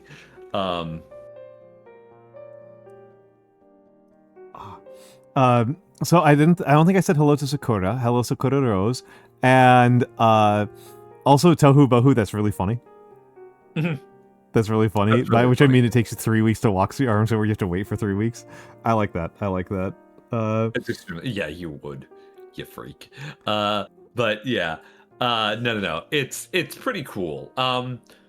You were saying something about creative writing earlier that I wanted to ask about. By the way. Sure. Yeah. I kind of I only heard kind of the tail end of it. Yeah. So, was this just about like creative writing classes, or? So I am trying with some effort to try to get my YouTube to actually get me videos that I like. And they have gotten me. I have managed to get myself some amount of creative, like how to be a better writer, YouTube, and the nice part is that I could use some improvement to my writing, right? Like I write regularly, but there's always better you can be at your art forms, and true. As far as like annoying YouTube comment to think about, I'm partially thinking about this because of like how much it's good to have a respite from everybody losing their minds over the Lego thing. Yes. Partially thinking about that from over on your stream earlier today. Yeah. The problem the thing I was kind of highlighting was like I have not yet gotten the creative the part of the creative writing YouTube that's like giving me advice that I can give a shit about. Unfortunately, in my experience, there's not a lot of that. There's not a lot. I have watched like 10 different videos that have all said like top 10 tips to improve your sentences. Stop using the passive voice. And it's like, I'm not even like that mad about it. I'm not, but it's just. It's so like, dude. I'm just like. Who are you serving? That's like a level of. That's several. That's several levels below where I'm at. No. You are somebody who has written professionally and has put a great deal of time into your craft. You do not need to be told creative writing 101 class that you're obligated to take because you have to take some sort of writing class to get your programming degree. You're telling me? Right. Al is a professional? Yeah. Yeah, crazy, right? He is crazy, a man. crazy, right? There's some ways that I do things that pay my bills. It's crazy, right? I think you're lying to me. I don't believe you can be a professional at anything. I say staring at the man with like multiple degrees. Yeah. I'm not using them for much. I mean, so does Bonnie Blue, but that doesn't mean she's a professional. or sorry. Jesus Christ. Okay. Yeah, no. And unfortunately, like the most effective curation I've ever done to a YouTube channel is Nagi's stream YouTube channel, which I curated for her by plugging in 3 videos I know she really likes and then refusing to click on anything until I know I already like it. Right? That's how I did this, right? What I did was I plugged in videos that I just like left them running, the videos that I know she enjoyed and found useful and valuable. And then every time I saw a video that seemed interesting, I'd copy the link and open it in a different YouTube channel. Oh my god, this is actually building it brick by brick. Holy shit. If I was disciplined, I would do something like that because the irritation I have is that I've literally DM'd you about this, Mikks. But so now everybody else gets to hear the kind of things that me and Mikks talk about in the private lives. Nice. Is that I have I'm just thinking about how I'm gonna want this arm to fit on here. I will watch like 20 academic lectures in a row, and then I'll click on like one pop culture analysis, and then my YouTube is just perfect. It's just all pop culture. Yes. I'm just like the thing that happens to me is I will click on one video that features an animal. It's like 10-second video. Bird flies around in circles. I click on this video. My entire YouTube is now just. Did you know that the animal is precious and special, and you should love the animal? And I'm just like, bro, I don't need to hear you humanizing your dog. Like, please leave me alone. And the worst one is you click on anything that has a fish in it. For some reason, spiders. Oh, Fish? Spiders all the way down. Just Fish? immediately your entire you click on the fucking picture of the fish or the octopus. You want to see the spider, right? You want to see a really close up of the spider eating something, right? That's what you want to see? I'd be kind of sick, actually. It's not. Yeah, I know you like them, but I can't handle it, dude. Yeah. Like I physically recoil and screech. Okay, I cannot into the spiders. Vipers. It's just like they're convinced that watching any sort of wildlife documentary means you want to see pictures of spiders. You want to see videos about spiders, right? And the most morbid shit about spiders that you can find, right? But I mean, the only stuff I click about fish is about sharks because I have a problem. yeah, sharks are cute though. I love sharks. It's so weird being so deeply thalassophobic, and yet sharks are like my second favorite animal. You just need Yo to happen. But yeah. So like that's how if I was really trying to curate something, I would do it that way. I would review each video before I actually allow it to enter something that I've clicked on. Because in my experience, the algorithm, so to speak, biases so strongly towards annoying pop culture shit. yeah. And, inane and asinine videos of animals. Yeah. And it also really tries to push people's fucking takes on stuff. right? I'm just like, I am grateful that it has not been as aggressively just flat out Nazi as it was for a few years. That is an improvement on YouTube's part. Thank you, that YouTube, is an improvement on YouTube's part. for not making every single video like somehow a pipeline to Ben Shapiro, no matter what. That's because people like Ben Shapiro and Dave Rubin and fucking what was his name? The other really annoying guy that they found out was Crowder. Yeah, that one, that loser. Crowder. Yeah. They all fell off. Like, yeah. Well, the reason why they yeah. were ever such a big deal, I find this kind of interesting. The reason why they were ever such a big deal was that the way the YouTube algorithm actually works underneath it is actually much dumber, to its credit. I say that with love. Than people have often thought, which is they look at the videos that you've watched, and then they have had for a very long time at this point a long record of like other videos that people have watched. So they just correlate your watch history with other people and what videos they watched. And the reason why the Crowders and Ben Shapiro's of the world wound up being on top was that there was a non-trivial number of guys who would just watch conspiracy theory videos for like 20 hours a day. Yes. And they definitely gravitate towards like the right-wing conspiracy theory stuff because these are aggrieved men, and that is what those conspiracy theories are for. That's who those are designed to appeal to. Definitely one of the factors, and the other factor is that the conservative stuff is like 17 times more fantastical. Yeah. I it's definitely more exciting for somebody with a I had seen, there's this guy named Ben a minute who did like some things where he started some like fresh YouTube accounts and just like let him go basically. Mm-hmm. And he would end up getting shit like where it was like archaeological conspiracies, like ancient alien shit or whatever. Yeah. And then it would end up then it would turn into like a Joe Rogan video, and then it would go from a Joe Rogan video to a Ben Shapiro video. That's basically how it functions. Yeah. That's basically how it functions. That's what that looks like in practice. Yeah, that's what it looks like in practice. Like the underlying math as to why it winds up doing those is because it just correlates to videos that people watch a lot. And the guys who liked watching weird right-wing conspiracy theories watched a lot of fucking YouTube, and so they wound up just swamping the rest of the algorithm. And it's for a long time I thought it was because of like an intentional political stance on the part of YouTube, and as far as I can tell, probably not.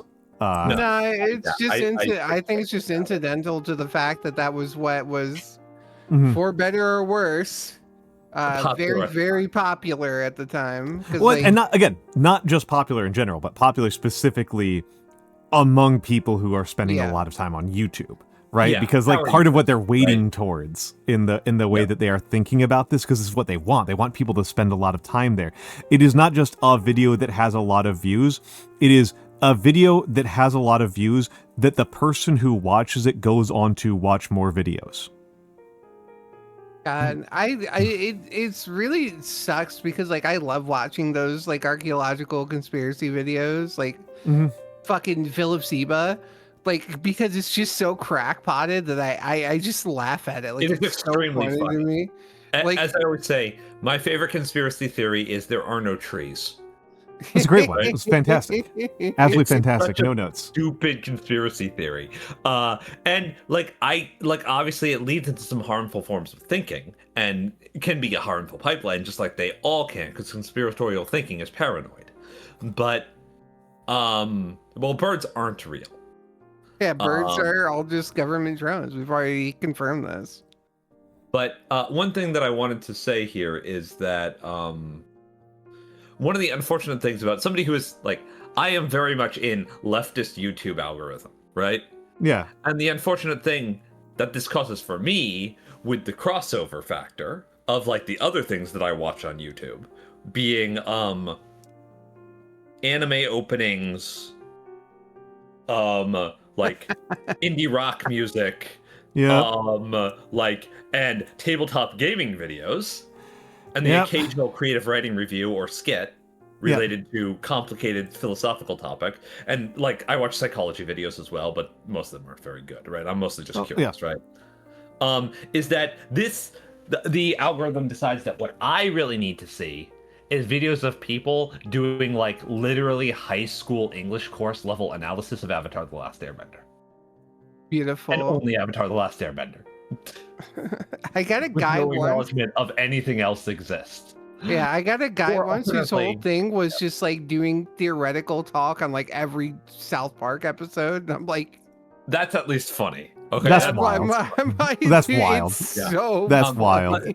The other one that I get a lot is, why does this Japanese anime do a thing that doesn't seem good to me? Right? I'm going to put on my Xavier Renegade Angel voice here. Right? and it's always so stupid. Right? Because you know I watch like there's mecha stuff on my timeline. Of course there is, right? And I get so many people who just don't understand the cultural context in which Gundam was created, trying to do media analysis of Gundam. I'm like, this was made by a Japanese man. He is Yoshiyuki Tomino is Japanese. Have you considered that maybe he is not commenting on the contemporary politics of the United States at the time? Yeah, but see, also- as an American, they- this is the only thing I know. So Half of them seem to believe that Gundam, like the original Gundam show, which is, by the way, from 1979. That's why it's called Gundam. That's why it's set in 0079. Yep. Right. That's why that's the year, because they were not that creative.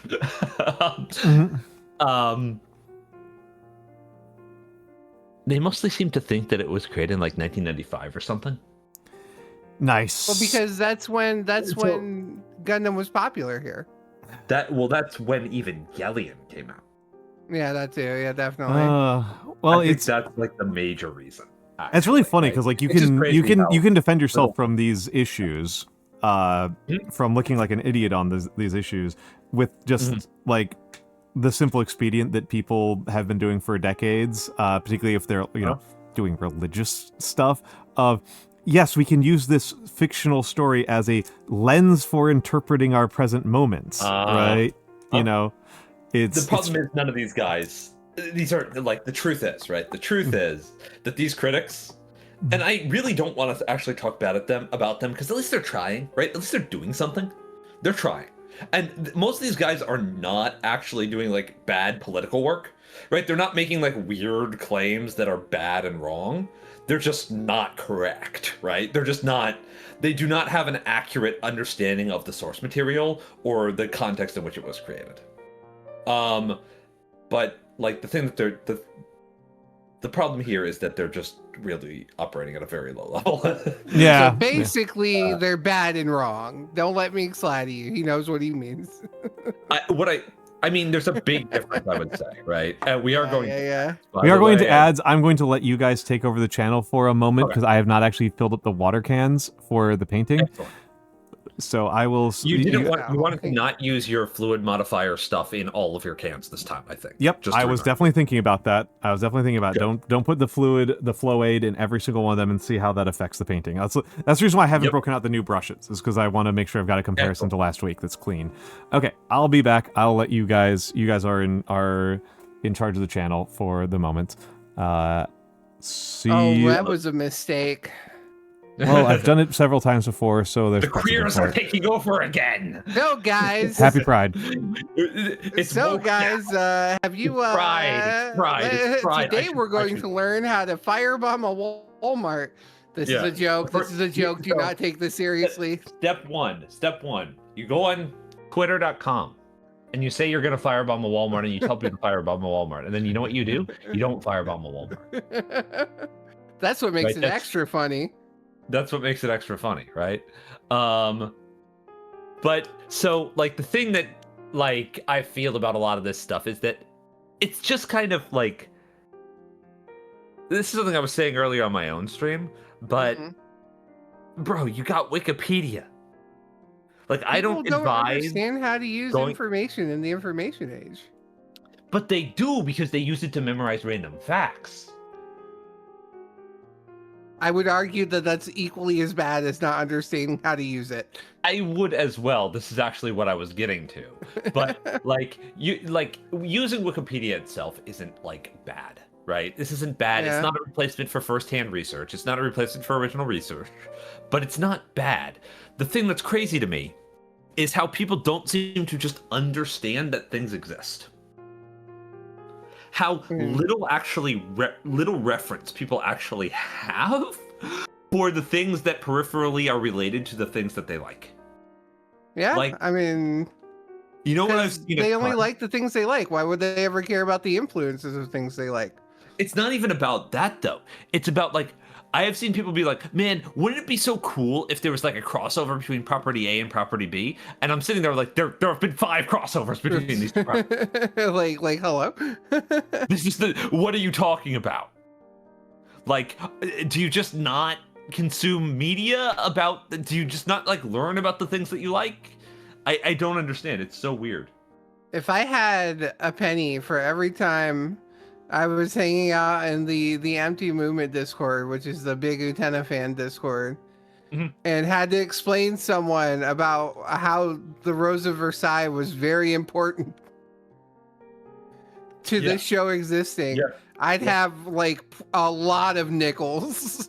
Yeah, like, I mean, it's so like many Space nickels. Battleship Yamato. Gundam wouldn't exist without Space Battleship Yamato. Yeah, right. That's why they let them get away with Gundam, because of Space Battleship Yamato being incredibly or fucking the classic Ultraman Evangelion shit. You know, they just Ultraman Evangelion. But like, you even have exhibit like, you know what my favorite thing to do to people is? They hate this so much, and it's so funny.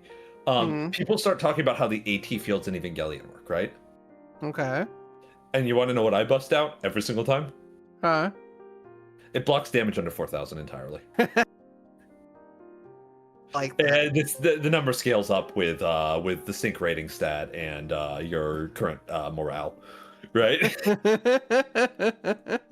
Because for context, guys, because nobody has played this series but me and Nor, Super Robot Wars has Evangelion in it sometimes. When it does, AT field works. Evangelions usually have a special stat called synchro rating, which is in parallel to the core mechanic of morale or will. And the AT field blocks by default 4,000 damage, scaling up to, I believe, 8,000. And how it works is that it blocks 100% of all damage under 8,000, but if something does above that, the AT field breaks and the unit takes full damage and loses synchro rating, right? Yeah. Glenfire is cute. Also, hi Nagi. I know I missed that, but Snake. hi. And yeah, Edmonton is is like the site of, I believe, the season 1 finale of Unblooded Orphans. I believe so, yeah. I mean, Gundam has a history of using like weird cities for stuff, right? My favorite part about Gundam is unironically the fact that Australia always gets nuked. Yes, except unironically in Gundam X. Yeah, but which is funny because the entire planet is nuked in Gundam X. Yeah, I know, but like it's actually relatively heavily implied that prior to moving it to Alaska, the headquarters of the Earth Federation was in Sydney. And that's why they aimed at it for the colony drop in Universal Century Gundam. Right? That's so funny. Specifically Sydney that they dropped the colony. That's actually crazy funny. But yeah, like it just like specifically, it's this pipeline of like leftist interpretation of media to Avatar: The Last Airbender every single time, and I'm just like, dude, it's because they're at risk of channeling my snake friend too much. There just isn't enough shuddery. Like everyone's too woke. There's a bit too much. I mean, rat lib and leftist culture. The show was at a particular time where a lot of people. I don't think it's the most, like I said this on my own stream, and people give me a lot of pushback about this, but I don't think Avatar: The Last Airbender is actually that influential in a meaningful way. I agree. I think that Avatar: The Last Airbender is extremely influential on fandom space. in and of itself, it's Mhm. entirely like one completely self-contained, right? Like for the most part, It and is it hasn't. a unremarkable anime. Yeah, like it really didn't have, because it was so heavily pulling from like a bunch of other things, right? Mhm. It didn't feel like it really had its own identity or anything about it that was like particularly unique enough for It kind of anyone clearly else to does cling have its on own to. identity, but the problem with it is that its identity is kind of lost in a flood of anime-esque occurring at the same, right? Yeah. In the like 3-year range around it, most of which is part of the same sort of brainwave as Avatar: The Last Airbender, rather than being because of Avatar: The Last Airbender. The criticism that I specifically have of Avatar: The Last Airbender is that it is not structurally significant, right? The way the story is told is not really anything to write home about, right? Yeah. I just think like it's fun, right? It's fun. I don't think it's a But bad show by any means. that's yeah. And I do appreciate the boldness in having no culture based on European folklore or European societies, right? I do appreciate that, actually, of just going like, no, this is an entirely Asian influenced fantasy world. That's cool. I appreciate that. I respect that. If I But may be so bold, I Mhm. think my issue with it is like while it was fun, Mhm. I've seen like 1.5 billion shonen shows, and it kind of just Yeah, no, that's felt my like point. it fell in the same category. Like it just It, didn't do anything. it is not the real problem that I find with Avatar: The Last Airbender, right, is not about the content of the show. I don't Yeah. care that much about the content of the show. Mhm. It is instead, rather, with the fact that the show is not structurally or it's not experimental, and it's not structurally unique. And like compare it to like even its contemporaries. Mhm. Imagine if Xavier was the last Airbender. Yeah. That would be an infinitely I'm gonna more be real. hilarious show. You know what a direct contemporary of this show actually is? Boondocks. All right, you're gonna have to explain. I'm No, I mean listening, but it's literally it aired at the same time. They are oh, like the okay, same okay. season. They are contemporaries. They have similar audiences.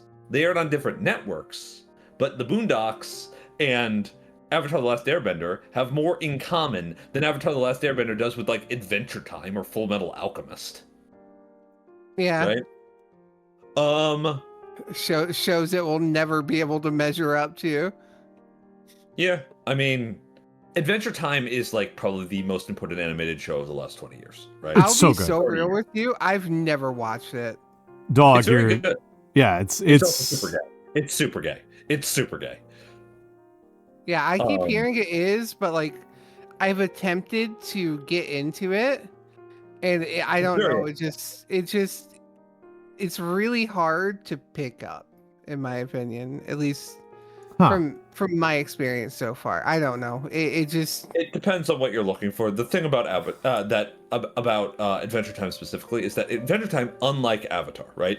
I'm going to Yeah. use these two as comparisons to each other of like shows that people kind of really liked from that were made in the United States or Canada or whatever, right? Yeah, and the same and from a similar era, right? From like the Obama From a similar era. They're 5 years apart, right? Adventure Time is 2010, but I do not think 2010 and 2005 are as far apart as 2005 and 2015 are, right? Or even 2010 and 2015 are, right? There's Okay, yeah. a significant change in animation styles and the degree to which digital animation was utilized and digital coloring techniques were utilized, and the popularity of animation and the popularity of anime in the United States and all sorts of stuff like that, right? That occurred, right? The real like nerd mainstream breakthrough occurred in like 2012 is the truth, right? Like it's around that time when nerds really won the culture war. When video games went fully mainstream, when anime went fully mainstream, when we started getting just like random Hollywood movie anime adaptations that were actually trying to appeal to people based on it being anime rather than pretending it's not, right? Stuff like that was happening, right? superheroes became really popular, right? Like this happened a little bit earlier, but it really hit its stride in like 2012, right? But the main thing that I'm getting at here, and this is what I was saying about Avatar while you were gone, Al, Roger, is Roger. that Avatar is not structurally ambitious. Yeah. I don't think it's a bad show, but it is not directorially experimental, and it is not structurally ambitious. No, it's a TV show. Time is. I forgot to make you guys normal size again so people can see the model. Adventure Time is on some shit. Extremely art house a lot of the time, right? Like there's a reason Masaki Yuasa directed an episode of this show, right? Yeah. And I honestly think it's one of the tamer episodes. It's one of the tamer episodes of the show. No, the actual batshit insane episode of the show is the show episode. What's his name directed? Yeah, no, it's a more straightforward show, right? But, at the risk of being like maybe a little bit too biased here, it kind of in my mind occupied the same space as like something like, I don't know, like Steven Universe did, where I just didn't really. Steven Universe only exists because of Adventure Time.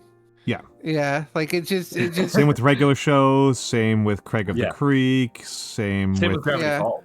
Same with Gravity Falls, same with Over the Garden Walls. Falls. They all occupied the same space in my brain, so I was just kind of like, well, this doesn't seem like anything I really give a shit about, you know? I mean, I'm not going to say that Adventure Time is for everyone, but Adventure Time is very... I think Flapjack is in fact older. I think Theo is correct on that one. Yes. Flapjack is the progenitor of this genre, sort of. I love Flapjack, though. Flapjack was hilarious. It's important to remember. I mean, if you really want to get to it, SpongeBob is the progenitor of this genre. Right? Because Flapjack is clearly influenced by SpongeBob. The thing you have to remember about Adventure Time is that the creator of Adventure Time was doing YouTube shorts before they basically optioned his show. Right? The Think and Lincoln stuff. Yeah.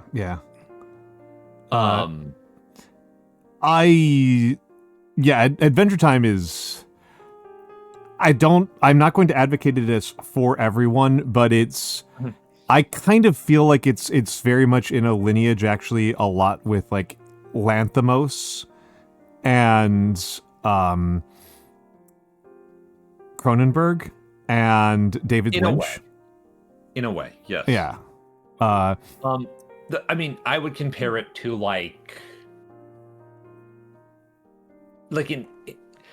okay, if I had to compare it to Western animated cartoons and its influence, the only show that I think like of in like the modern era, in like after like 1960, right, that I would say hits the same sort of like cultural relevance and artistic relevance as Adventure Time is Batman the animated series. Oh, in terms of relevance, okay, yeah. I was not thinking about relevance. I was thinking about styling. And form, in terms of like the type of humor and like what it's like, I was thinking about like C-Lab 2021. God, I love I loved Adult Swim shows so much. And to a certain extent, Venture Brothers.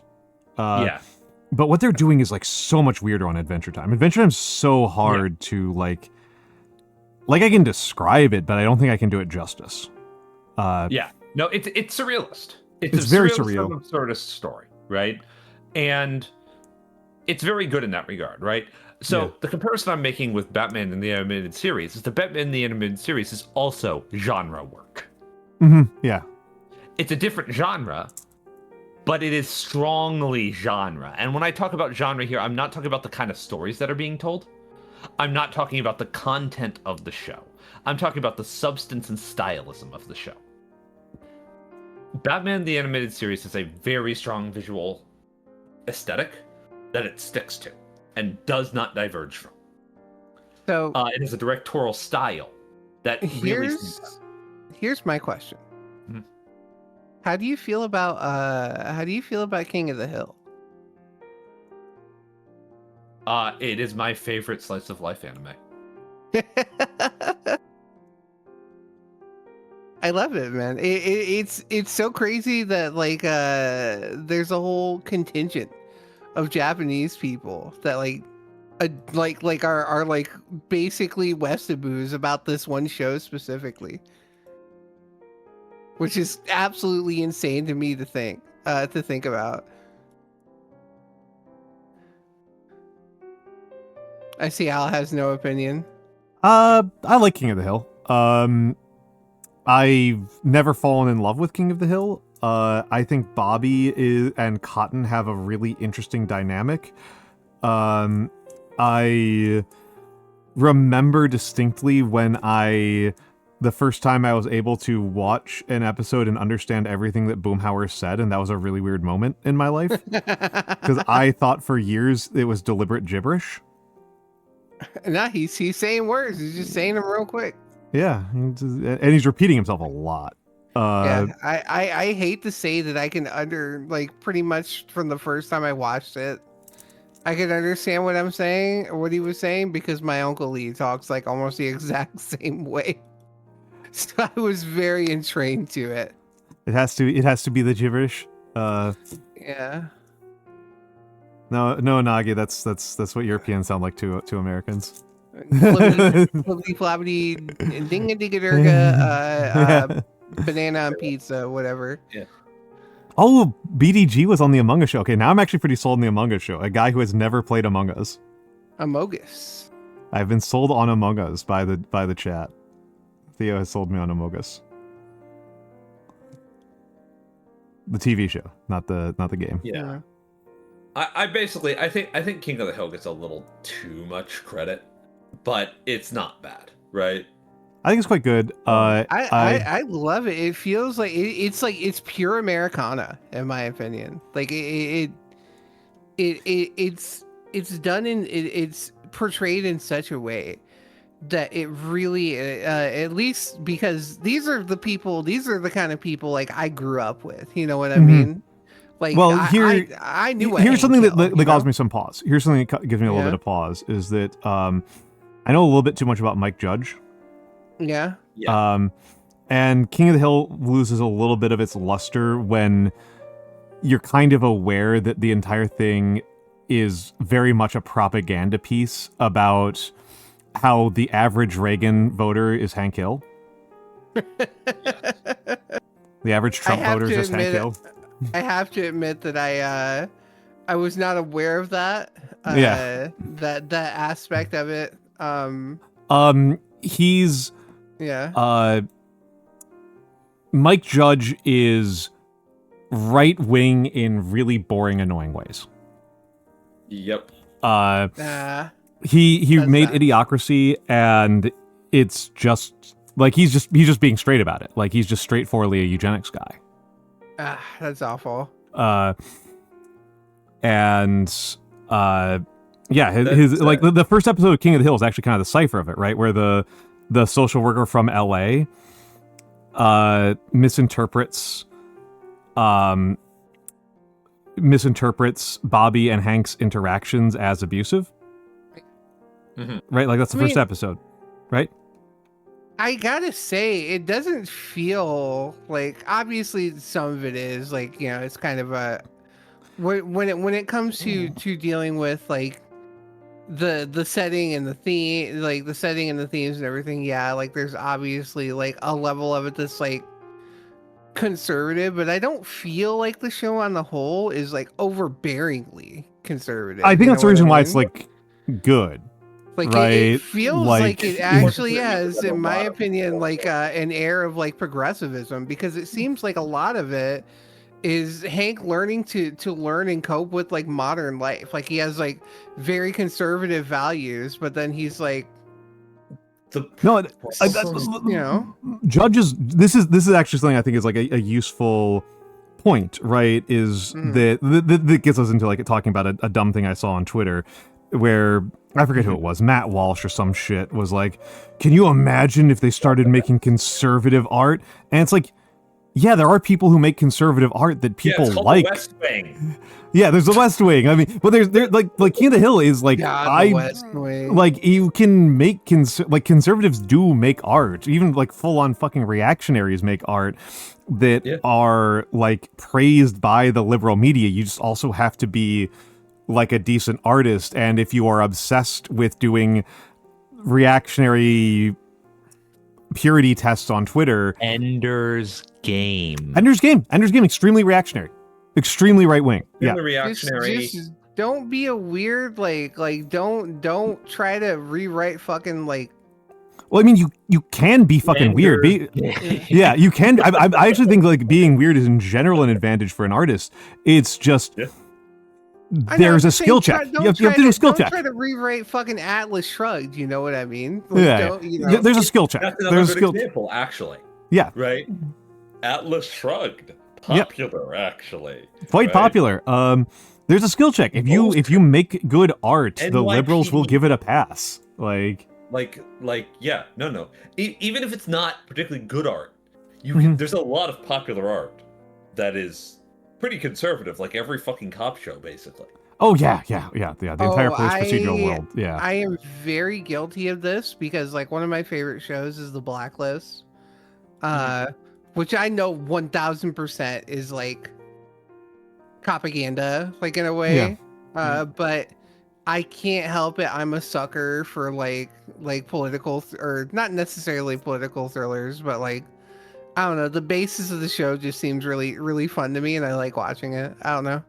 I don't take too much stock in any of it, of course, because I'm, a normal person with a human brain. Normal human being. Yeah. But I think that like in a brain off sense, shows like that are fun. Like I used to really, back when I was working in the pizzeria, I watched so much Law and Order. Law and Order is the one that actually manages to make me mad. The propaganda show. It wasn't because I wanted to watch it. My grandmother really loved it, so it was always on, and it was just a lot of like, how do people watch this shit?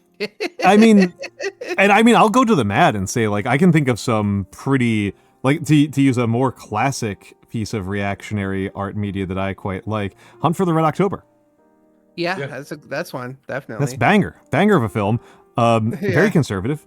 In a very boring way too. It's like very boring conservatism. Most classic science fiction is also pretty conservative. Oh, Not for day conservative, but pretty conservative in terms of the modern mindset of conservatism. Right? These are not progressive films. These are just pro-science films. Which that's and the idea of pro-science is strong white man solves problem with science. I had someone, and it's been a long time since I've seen this movie. So and so I can't really recall for certain, but is a Clockwork Orange really conservative? I can't remember. I didn't feel like it was, but it's also been many years since I watched it. It depends on.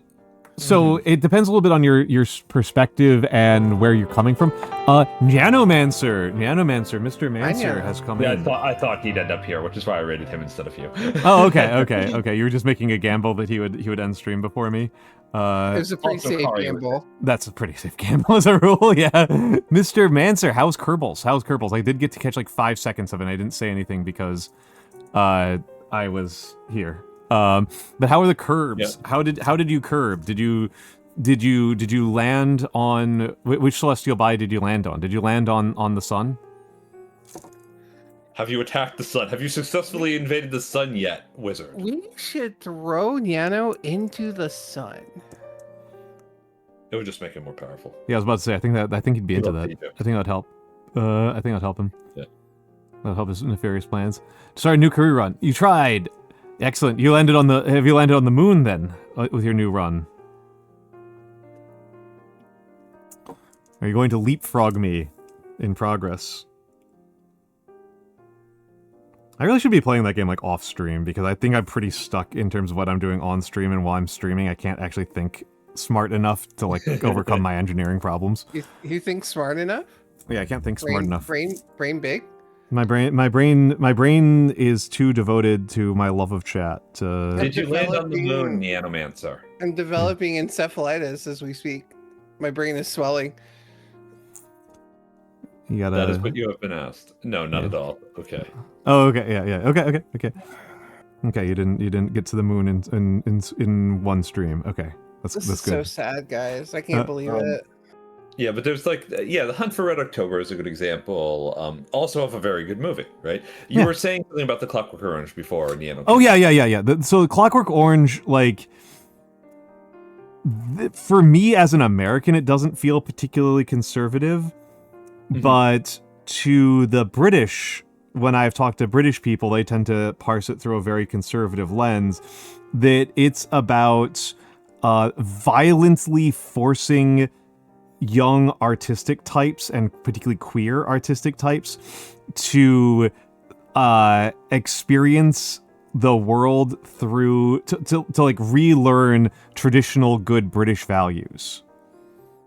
Fucked up, honestly. The purpose of it is that like the youth are the reason that Britain is going downhill, because the youth have too much freedom and expression and aren't spending enough time on like pastoralist idealism, yada yada yada, right? Which is a little weird given that Burgess was a fucking anarchist.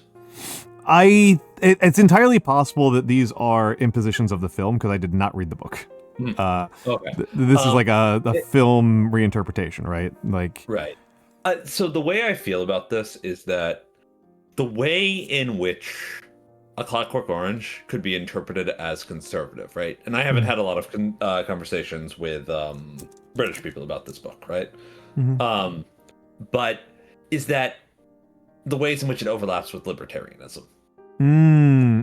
That's kind of the way that it was explained to me. Is definitely anti-authoritarian. It is definitely an anti-authoritarian text, and it is very easy to interpret libertarian ideology into any anti-authoritarian text. Yes. Right? Because libertarians love to present themselves as predominantly anti-authoritarian and secondarily nut jobs. Oh, of course. Nobody presents themselves primarily as nut jobs, except for like fun artsy types people. Yeah. Like, Joke's on you. I'm the nut job. I said fun artsy types people. I'll be honest with you. Yeah. I'll be honest with you. I sort of feel like the Secretary of Defense presents himself as primarily a nut job. True. That guy is on some shit. True. Like, he's actually signaling this at this point, that he is crazy and he's gonna really fucking do it this time, right? Like, I think that is actually what he is predominantly like communicating at this point, when he seems to have recently given a speech about World War II, in which he seems to have forgotten halfway through the speech that we were not the Nazis. Yeah, that was really weird. Mr. Hex says, it was really strange. Mr. Hex says, please take your crazy pills. So Kari, it is actually, in fact, not the Secretary of War, because they cannot actually change the name. Yup. You are actually not able to do this. Like, you could do it, but it would take years and a lot more legislation than they did. You cannot change it with an executive order. You literally cannot. That is illegal. Yeah, of course you know, Kari, right? I'm explaining for the chat room.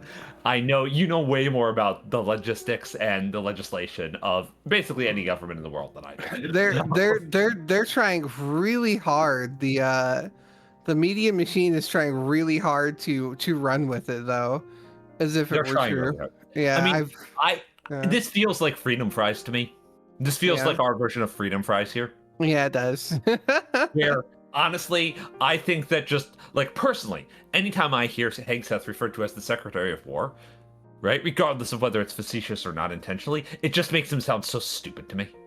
Oh yeah, it's very embarrassing. It's deeply embarrassing. It feels like it's humiliating. Like, I would be humiliated if I was him, but I'm not sure if he has the capacity to feel shame. Well, it's something that's. I don't think he has the capacity for much of anything, to be honest with you. Well, it's one of those things that I keep on coming back to this, right? This is my old bug, my old chestnut here. That like, there's a fucking value system difference here that's enormous, right? This is like an enormous value system difference that like. You may want to move up a little bit, by the way. Noir is hiding the painting that you're doing. What I'm going to do is I'm going to move the camera. I'm gonna go to bed here in a minute. I'm going to move the camera is what I'm going to do, because it's going to keep on prop. You want to be a little more centered, right? Yeah. That's like really good. That's much better. Yeah. No, chat. Look at me. Don't look at the old man. Look at the Give me woman. Pay attention. attention to the Give woman. me attention. You're in the VTubing space. You need to pay attention to the woman first. Tell the lady that she was pretty before you say that my hands are pretty. Yeah. True. Or else. He is pretty. Yeah. But the like, this is one of the ones like the classics nerds that I follow, like the classical historians and stuff, have pointed out, is that like these guys, these chumps, don't include like dignity and restraint as masculine virtues, which is really weird. Crazy to me. It's crazy to me, and it makes them like, you know, radically reconstructionist, right? Like that's like a radically discontinuous with like the Western tradition of conservative masculinity. It's restraint really is when weird. I don't let women have jobs, right? Yeah. Like, Restraint is something that I do to others. They're sure stopping me from getting a fucking job right now. They're stopping a lot of people from getting a job, but that's not because it's, a lot of times it's not because they're women. Stop people from driving places. It's gonna be fun. Yay! They're going to You stop guys us are from gonna using. own your computer soon. They're going to stop us from using. They're going to stop everything us from the air cloud. travel, which is a pretty funny one for their agenda. Yeah. Their agenda doesn't make any sense. Let's be real. I mean, Their agenda- it's. I would not actually be surprised to hear that the agenda is actually, let's just ruin everything and blame the liberals for it. I mean, has that I'm going to not keep been saying their strategy for the last however long? I'm going to keep saying my hot take on this because I think it's a good, catchy phrase. It is the political movement for the abolition of turn signals. Yes. Yep. It's a good catchy phrase. They just and it's not even in general. It's just it is the political movement for I shouldn't have to use a turn signal. Yes. I mean, it's the same political movement of why should I have to pay my taxes? Yeah, why should I? They want taxes to get paid. Don't mind you, but like it's just pure id. It's pure id. It's just id. It's the libertarian idea of I shouldn't have to use my turn signals and I shouldn't have to pay into the fire department. It does not matter because my house is still on fire. Mm-hmm. Meanwhile, their neighbor's house catches on fire and they blame the government for not solving that problem. Yeah. It's right. It's lack of object permanence elevated to the level of a political philosophy. It's more or less. It's really embarrassing. Like, and the truth is, like, at this point, right? Like years ago, like before the first Trump election, right? Mm-hmm. I would have been on like making arguments right now about how no, actually, there's some shrewd political operators here who are like really trying to push something, and now I'm just like, these guys just want to be on TV.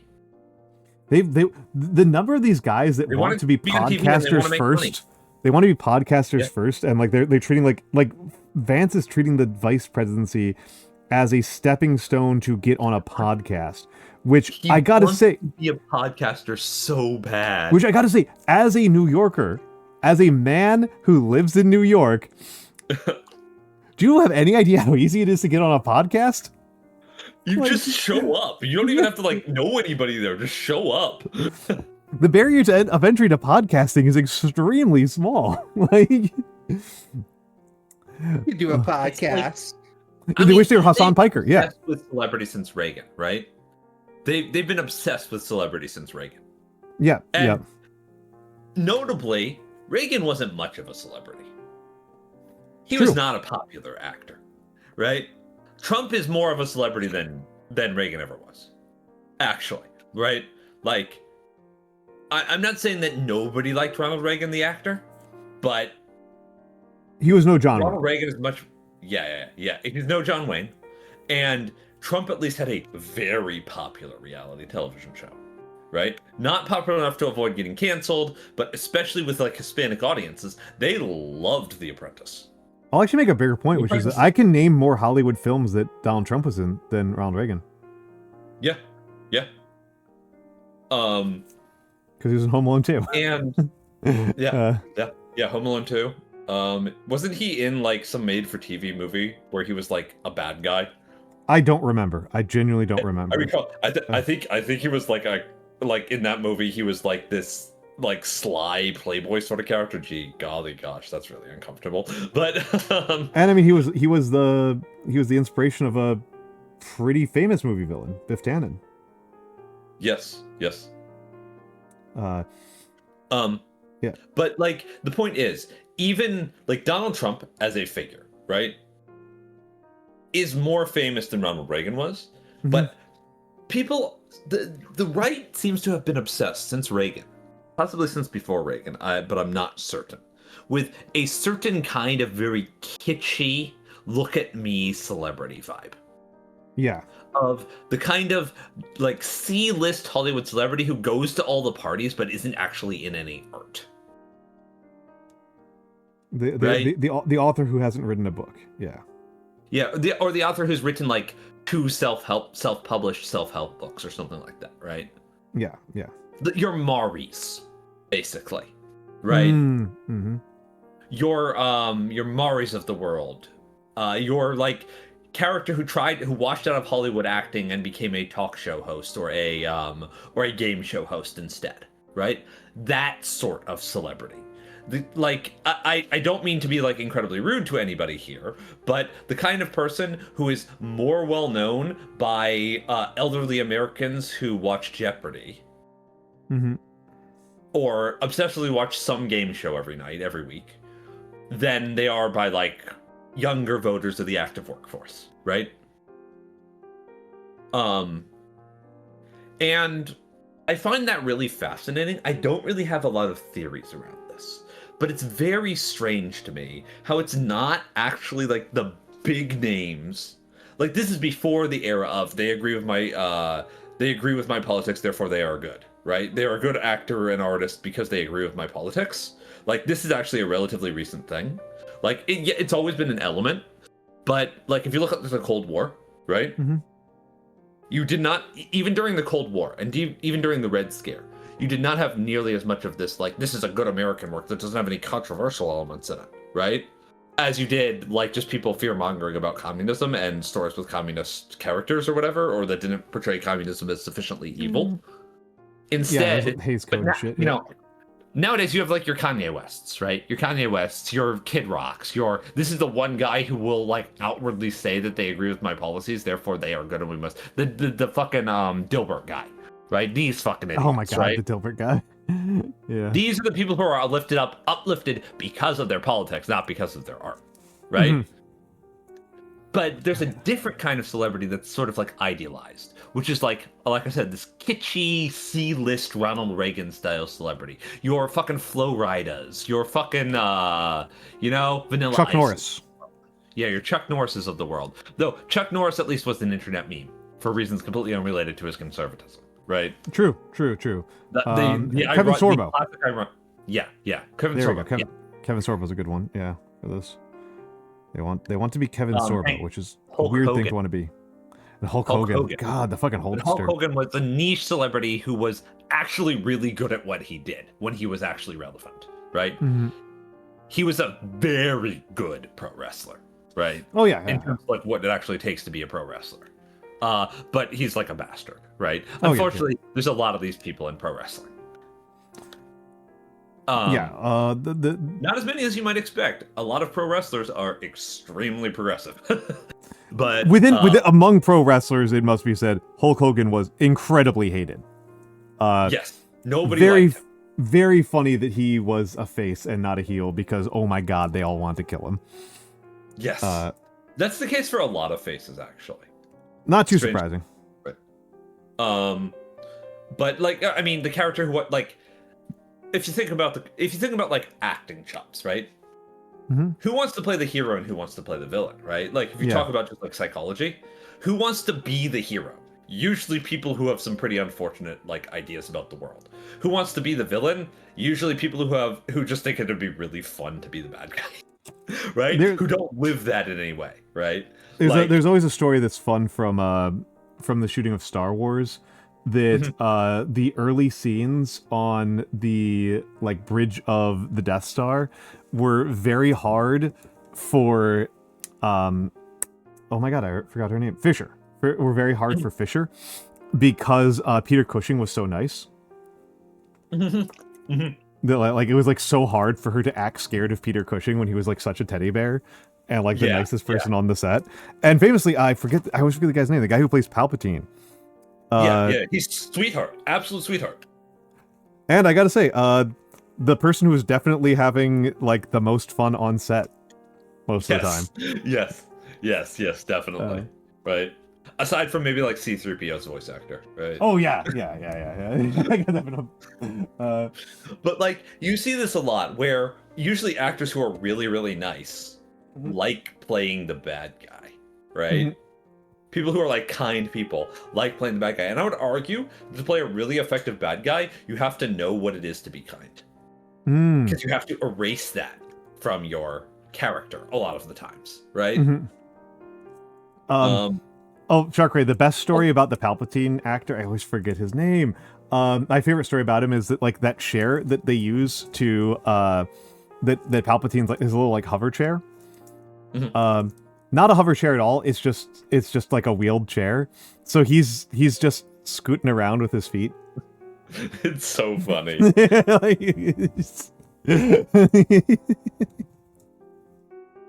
Underneath his robe, there's a ton of examples of this sort of stuff from media. And it's like, it's not too surprising to me. Like, okay, I'll use the tabletop gaming example since we're doing some mini painting right now. Yeah. I'm pretty suspicious of people who really like paladins. Yeah. In fantasy stories. And I didn't used to be. Right? This is a more recent thing. This is like a post 2008, 2009. Because you are a person who likes paladins.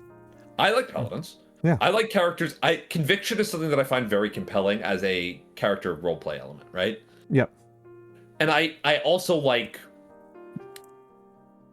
I mean, I kind of like things when it comes to like class systems and like this sort of stuff. I like religious iconography in fantasy. I like characters decked out in religious iconography. I like characters of faith in fantasy fiction.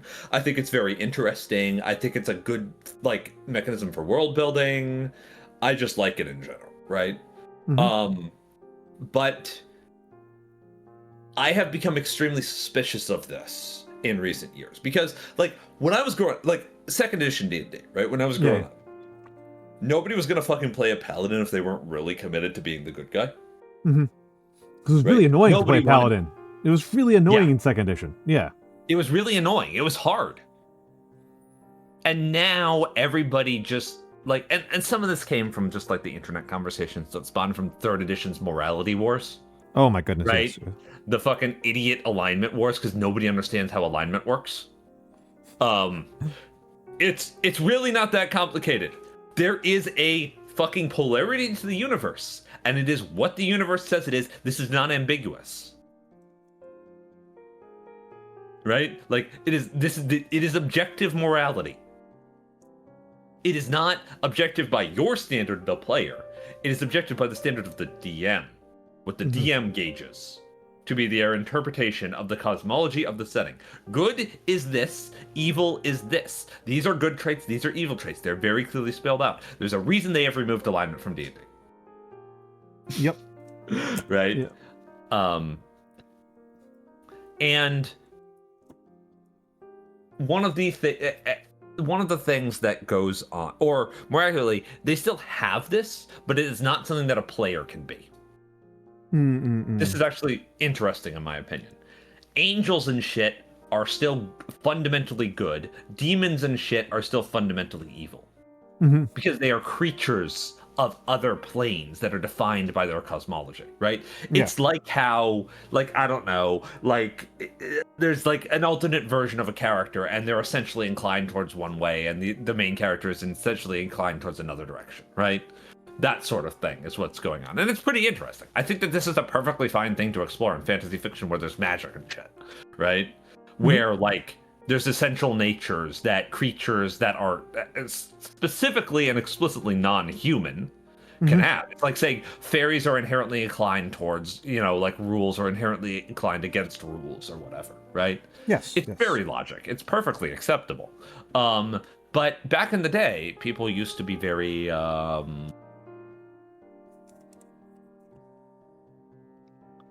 adverse to playing these good guy characters because there were so many restrictions placed on you. You had to actually follow the rules, right? Yes. And now everybody just plays their paladin as Judge Dredd. I I love like Judge that. Dredd. That's But fun. with no satire. With no satire. I know. Well, I mean, the thing is, like I like Judge Dredd a lot, and the reason, but Yeah. Judge Dredd is like a very good execution. Yes. Also, look, let's go flex as one, make it a- the 5 stream As a watch. person who, oh, sorry. Yeah, I I shouldn't- was just thanking for a watch streak. But yeah, keep going. No, Also, I my didn't say hello to brain's Turi. broken. Hello Turi and Koi. Hello Koi. You wanted to say something about paladins because you really like paladins. I love paladins. Like it's one of my favorite things to play in any game. Because as a person who grew up very religious, Mhm. I have in my later years. Obviously, I'm no longer religious. But I find a lot of. I think it's very funny, right? To play characters that are like very staunchly religious. You know what I mean? Yeah, me too. I just find such great humor in it because I have to juxtapose myself away from like my normal attitudes and pretend to be like a zealot, and I think it's very funny.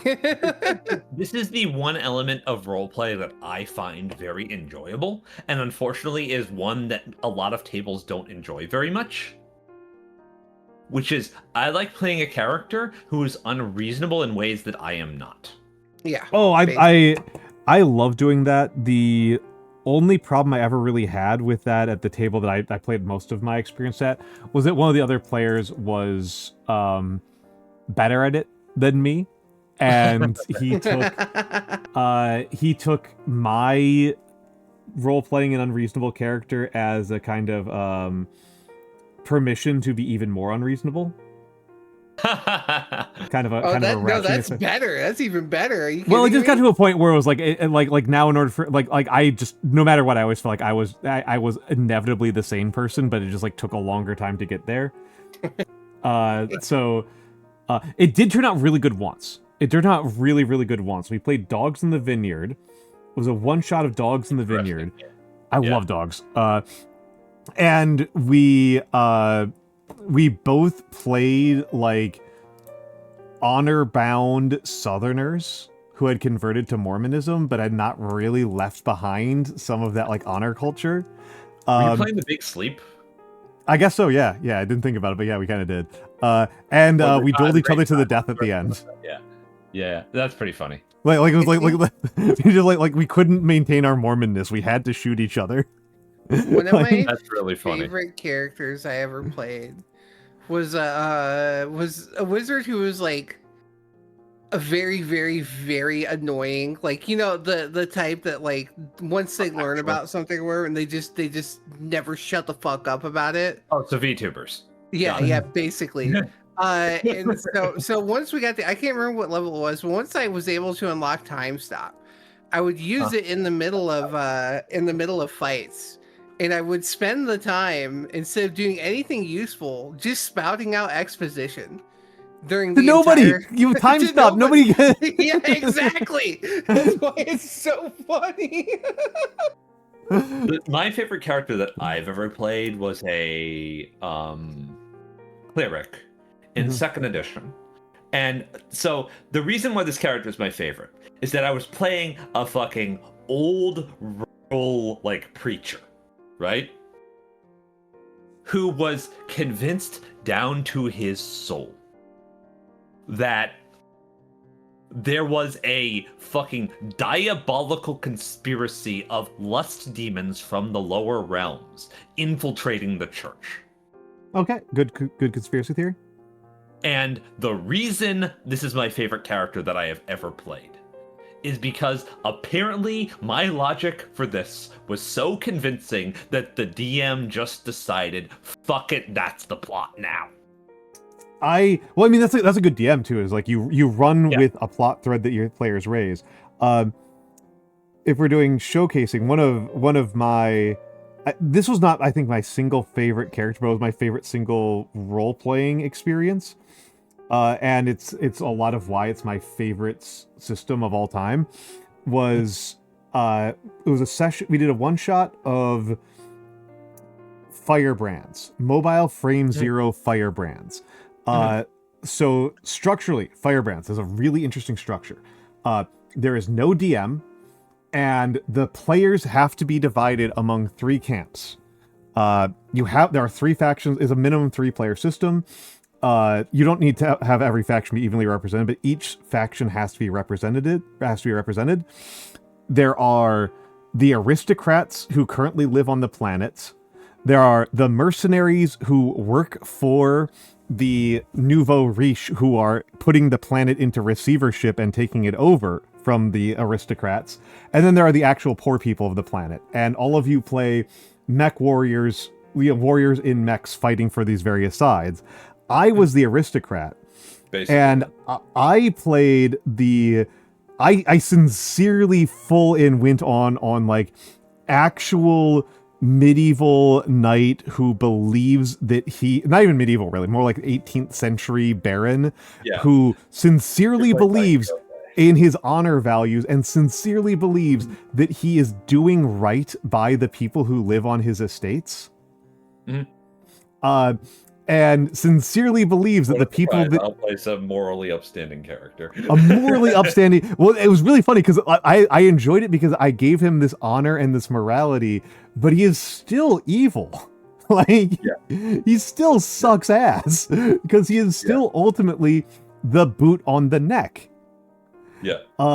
And so it was a really fun thing where I spent most of the game is intrinsically very antagonistic between the players, and I was the one who was de-escalating constantly and giving out olive branches to the other characters, and eventually they killed me.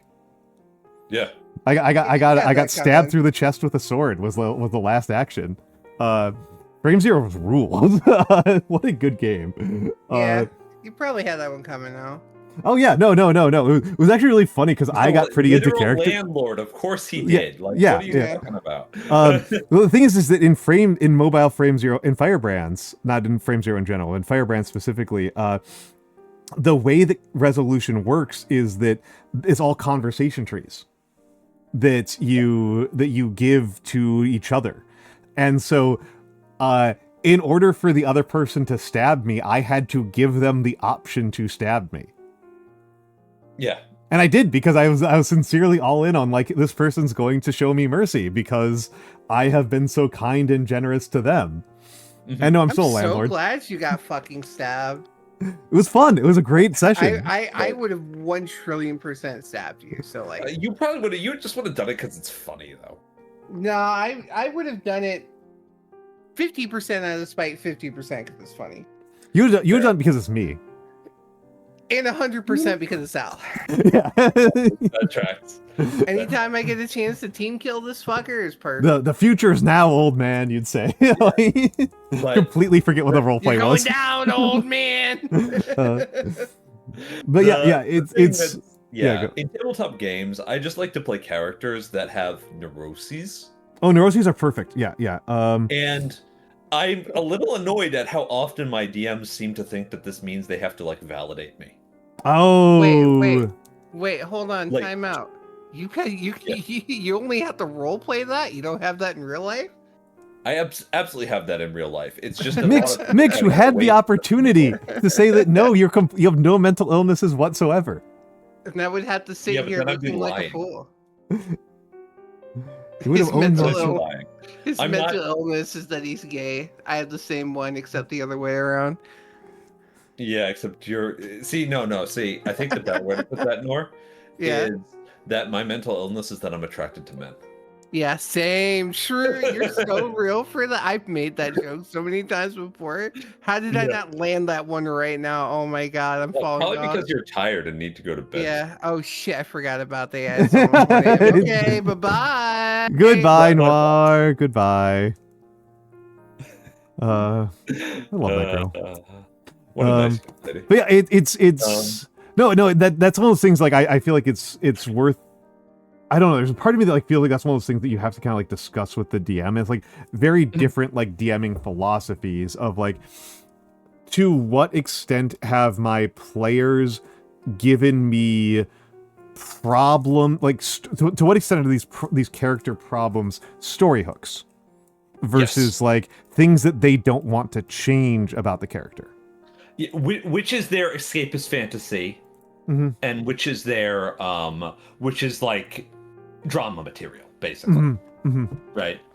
And this is something that I, as somebody who runs games much more frequently than he plays, I always make sure to try to discuss this with my players to their consultation at times. Yeah. I have had players who really don't want to think that hard about this. Well, of course. Like, why would you? Because like as soon as you like, that's one of the problems with doing escapist fantasy, right? Is that like when you name it, you weaken it. Sometimes you weaken it, and then like I'm gonna be totally honest, and this is a very unfortunate thing that I always feel bad about when it happens, but then I also, like, from a more like outside of the game experience perspective, I don't feel bad about it, which is that like it feels like I'm making them question a thing that they just hadn't questioned prior to that. Like I'm making them uncomfortable because I'm making them question why they want to play this character in this way. And it's always something like, I don't know, my mom never loved me, or something like that at the end of the day, right? Like, it's always like this sort of, I mean, there was one that was like pretty interesting, and I think they'd be fine with me saying this, but one of them ended up being like, because of my question, was like, oh, I guess I'm trans. I was going to bring that one up. The classic one, the classic one. Like, so why do you want to play this? Why are you so invested in your character being forced feminized? That's an interesting thing for like. That's interesting. What's going on there? In this case, it was somebody who wanted to play a character who was really traditionally feminine, despite not being attracted to women at all. Right? Really insistent about this, right? Like, and when I say traditionally, I mean like really conventionally by the standards of the day, right? And I'm like, okay, this is interesting. Like, what do you want to do with this? Do you want to explore like, because like the setting isn't really like that. The setting is very like gender egalitarian. So like, are you wanting to explore like elements of gender dynamics? Are you wanting to explore like being yourself? Are you wanting to explore like individuality and individual choices? And how sometimes those can be the traditional ones. Is that what you're wanting to do? And they just like couldn't really answer the question, right? Ultimately, well, it turns out they're trans, right? Yeah, that's this gonna was happen. like their egg breaking moment, right? This was coming out of the egg for them. Very funny way to break the egg, right there. Just asking. This all ended well, thankfully. So nobody got upset, right? It was obviously hard, but nobody got upset, so that was cool, right? But a lot of the times, like my personal experience with this stuff is like as a player. My DMs don't quite get that I want to play a character who's a problem. Who's treated like a problem, right? I want to play a character with flaws that cause conflict and can be utilized to generate drama, right? Yeah. No, that's what you should. That to me, that's like the player responsibility, right there. Is like yes. We are going to the ads, by the way, folks. The question is, Mikks, do you also want to use the ad break, or do you want to take over the channel? I'm perfectly fine taking over the channel, though I'm not sure. Like, usually when I take over somebody else's channel, I just, like, immediately lose my train of thought. So Yes. So, chat, give Mikks a good question or two. And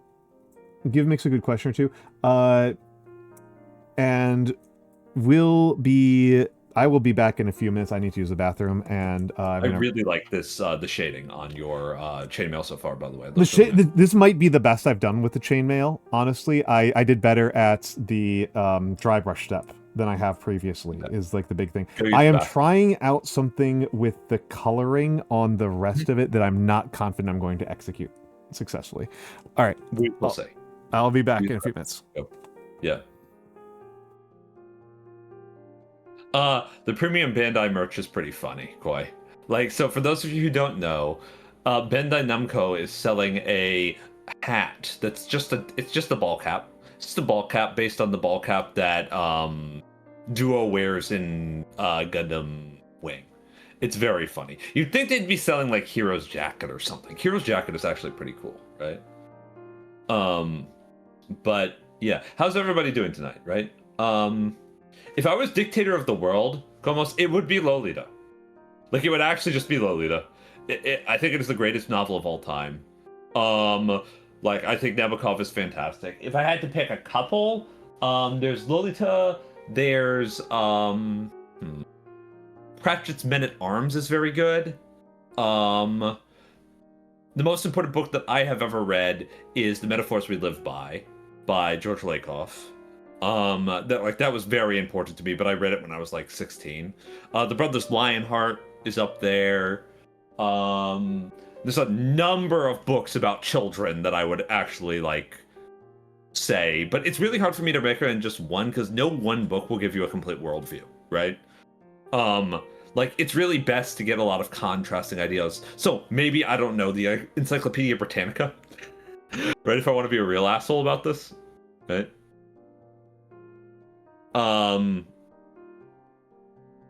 And I think that like another really, really good one would be Frankenstein, right? Frankenstein's Monster. Very, very, very, very, very good novel. Frustrating, but very good. Yeah, exactly. How do you even choose one? I just went with my favorite novel, right, which is Lolita. Which, like, I've said this before, if you're uncomfortable with the subject matter of Lolita, which is the trial of a pedophile, who you are told outright, explicitly is the bad guy, but then he tries to convince you that he's not the bad guy for the entire book, right? He justifies himself for the entire book. That's the point of the book. The defense is very, very good because it's about a murder trial, which tends to be less uncomfortable as a subject, right?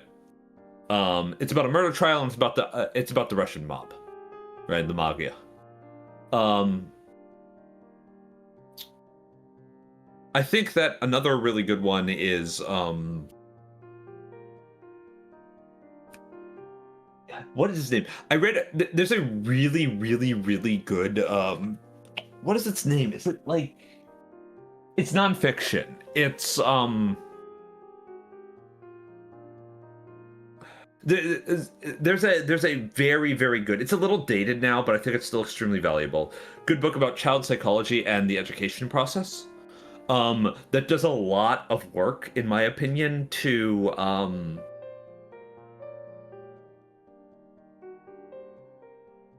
to push forward the idea of treating children who are like students, right, as the party being served by the education system rather than their parents, right? There's a lot of books about this from like the late 80s, early 90s progressive education texts that are extremely good in this regard. This is something that's extremely important to me, that the primary recipient of service from the education system be the actual students of that education system, rather than the people funding the education system or the parents of the students in the education system. It's important to me that education be for the generation that is being educated, not for the generation that is doing the educating, right? There are advantages, because, you know, from the perspective of enlightened self-interest, it's really important to have an educated populace, even if that populace might disagree with how you've done things, right? It's important, and in order to really achieve any sort of cultural goals, right? If you believe in the things that you believe in, right? If you believe in your platform and your practices and your positions, then why would you want anything other than an educated populace to agree with you, right? Like, why would you want, if you have to uphold your system by poorly educating the public, that just feels like an admission of surrender. That's just like surrendering, from my perspective, right? What I want is for people to be able to make their own decisions and then come to the conclusion that I am right, right? That's like the most arrogant you will hear me get, okay? I want people to agree with me because they have independently come to the conclusion that I am right, not because I have convinced them that I am right. Not because I have, like, prevented them from coming to conclusions other than that I am right. I would like to be agreed with because people agree with me. And I would like them to agree with me from a position of, like, informed consent and informed decision making. It's very important to me for people to make their own decisions. I say this a lot. I think I said this last time I was on Al's stream as well. It really matters to me a great deal that people, through a process of consideration and like thought, right, come to decisions that they are happy with making, right, or that they think are correct to make, rather than because like it's the first thing that occurred to them, or it seems like they don't have any other option. So yeah, like I guess like my perspective on a lot of this stuff is just that I really value people expressing their agency. I value it a lot, even if it leads to them disagreeing with me or thinking that I am stupid and wrong, right? But, you know, of course, there's limitations. I'm not in favor of people spouting off dumb bullshit that isn't true, that hurts people, or leads to people getting hurt or spreads misinformation, right? Determinism, the greatest enemy of my time. Yeah, like, the truth is, even if the universe is predetermined, we can't know that. So we might as well act as though it's not. Like, there's no harm in acting as though the universe is not predetermined. There's no harm in acting as though determinism is bullshit, and there's a lot of harm in acting as though determinism is real, right? Because if things are predetermined, it doesn't matter what you do, right? It doesn't matter what you do. It absolves you of the need to make choices, and it protects you from feeling like you have responsibilities, and it also makes it feel like what you do is insignificant. And I don't care, Koi. It doesn't matter because we can't know, right?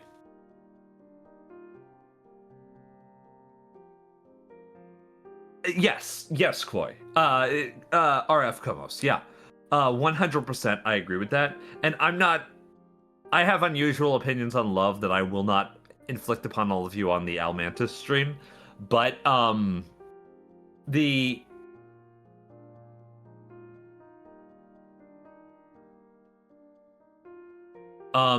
the thing that's, like, really important to me is that people make decisions because, like, there's a ton of reasons for this.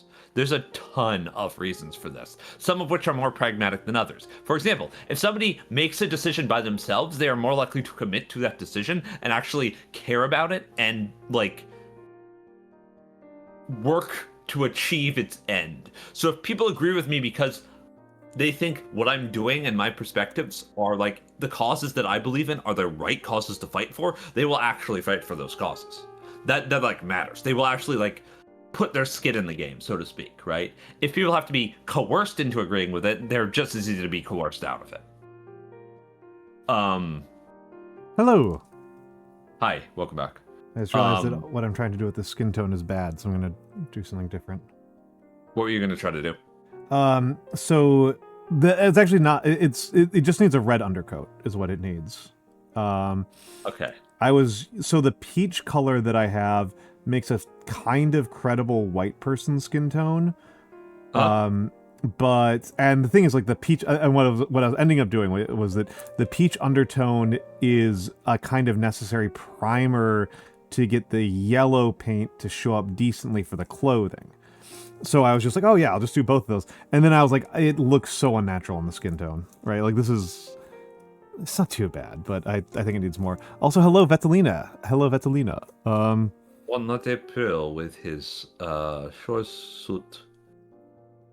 The drugged of March hath perceived to the root, and bathed every vein in sweet liquor, of which virtue engineered is the flower, right? Engendered. Oh, okay. Yeah, I see now. I'm just too far away to actually see it because I'm not wearing glasses. I think I butchered some of that pronunciation, but I know I got some of it right. I don't actually, like, totally understand the pronunciation structures of Old English, right? Well, that's middle, right? That's gotta be middle. That's middle. Yeah, that's Middle English. That's gotta be middle. If it was Old English, I wouldn't understand anything that was going on there. Oh yeah, of course. Like, Right. I would be lost. But I know I got vein, liquor, and sweet, right? Yeah. I don't know about the rest of it, right?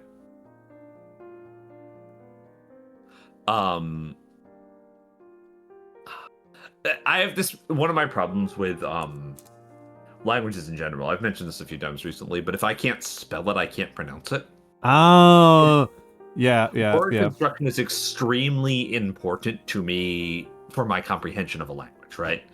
And this is one of the things I struggle about with Japanese, because my grasp of the actual orthography and spelling is really poor, right? So I'm trying to improve that, because how I visualize language in my head is like... I'm a big believer that even if you're not really a visual first person, for Japanese, learning the orthography first is key. I think yes, Japanese orthography is relatively non-time consuming to learn compared to English orthography, which is a nightmare. Yeah. And it's English speakers will hear a lot of things in Japanese that are not there, and mishear a lot of things that are there. And if you understand the orthography, it's a lot easier. Yeah. Kanji is a different question. Yes. Kanji is a different question. I like kanji, but I'm not going to pretend it makes the language easier to learn. Yeah. No, unfortunately, like, the ship on the orthography has sailed a little bit for me, because I am already like very close to conversant in my comprehension of the spoken language. But the reason I can't formulate sentences very well is because I lack a grasp of the orthography. So I'm trying to brush up on the orthography so that I have a better ability to formulate sentences, right? Yep. You'll get there.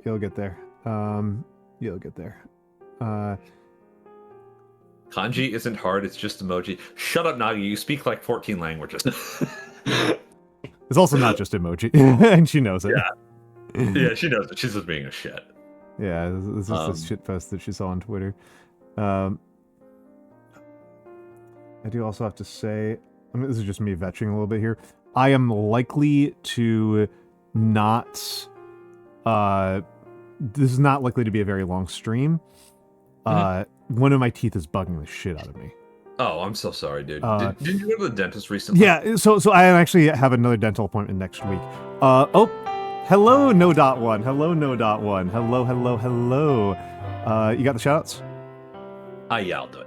Okay, thank you. For Paying. the Raiders, I am Almantas VT. I am a former professor of sociology and a current VTuber, an old man who loves old things. I am walking out of the line of fire of my own tracking camera, is what I am doing right now.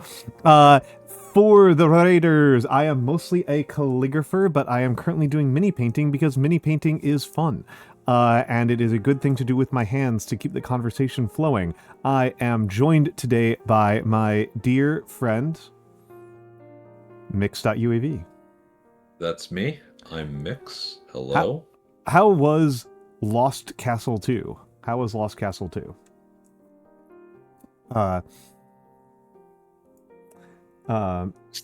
a puzzle game? I have no idea. I'm curious what it is.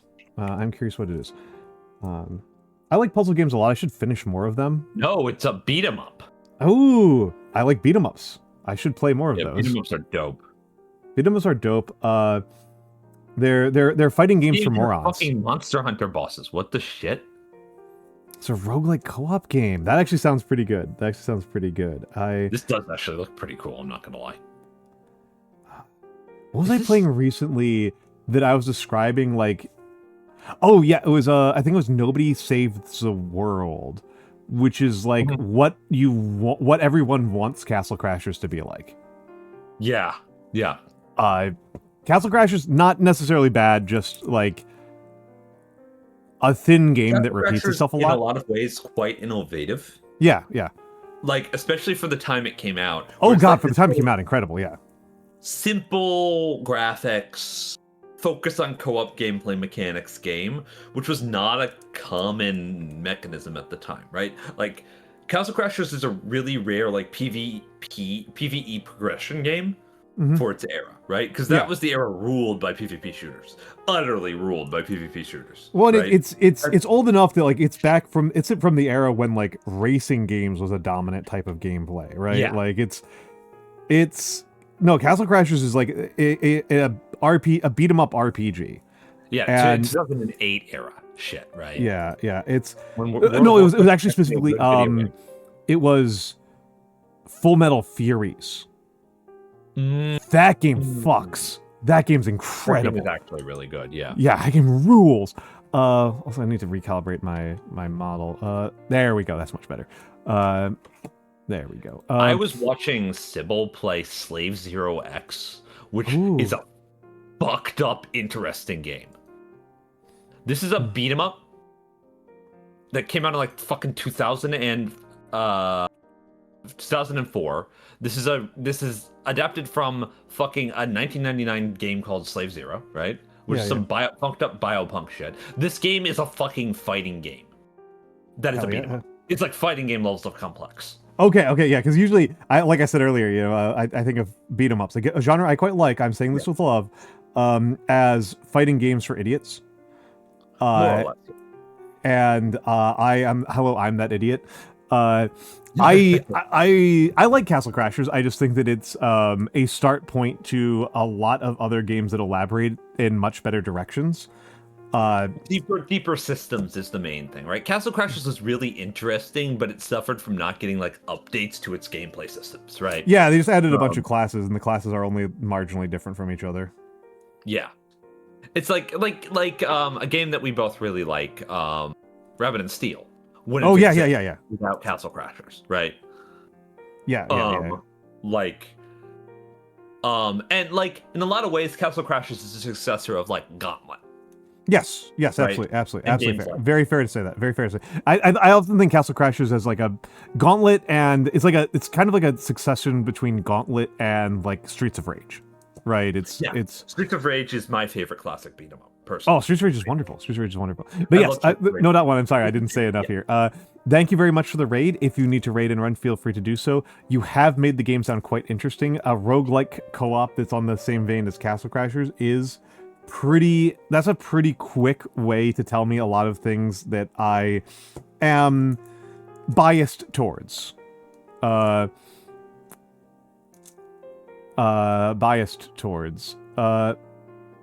Get some weird builds going. Good. Wow. I'm looking at the reviews for this game. All of the negative reviews are some of the most moronic shit I have ever seen in my life. That's how you can tell. That's how I look for reviews. Is I look for the bad reviews, and if the bad reviews are all asinine, I'm like, okay, it's good. I'm going to read you this review, okay? Yeah. And please, I will try my best to make it clear how many exclamation points and question marks this person is using.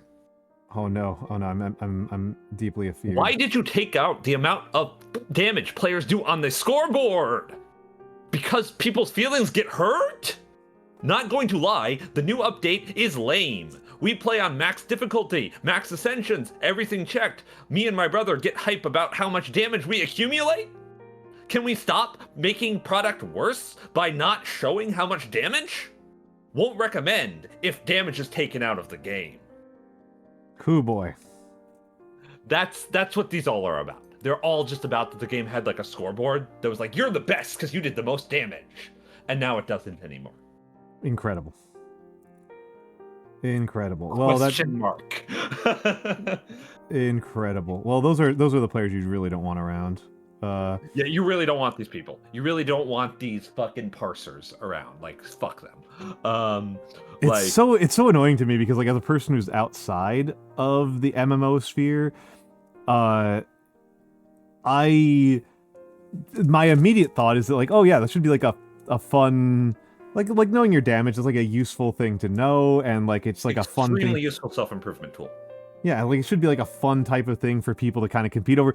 Non-trivially, because the person I know who cares the most about parsing is like actually super chill about it. He's just like, yeah, I want to have the biggest number, but like,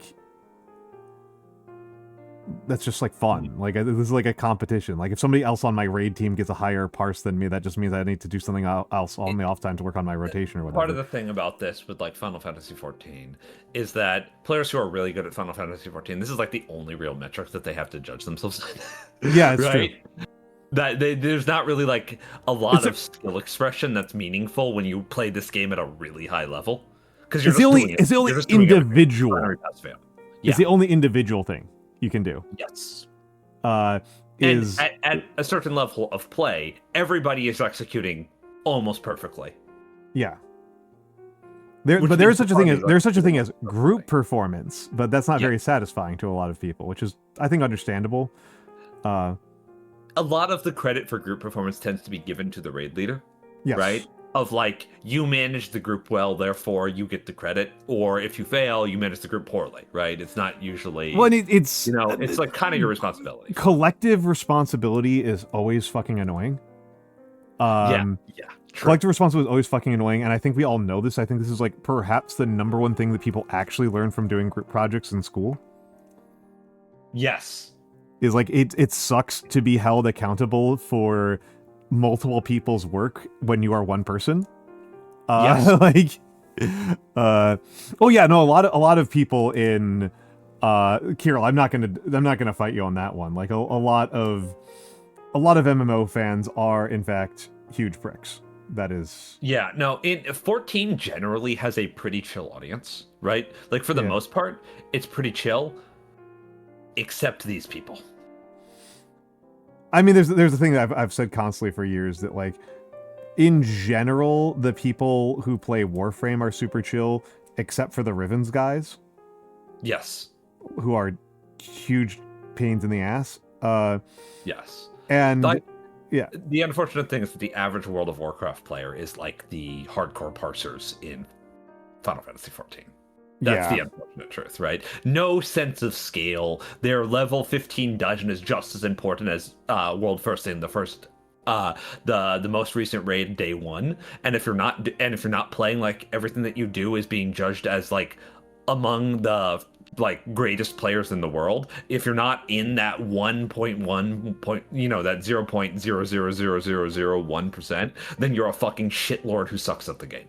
It's so you reminded me that I literally was rewatching because I needed some background music while I was working on something else.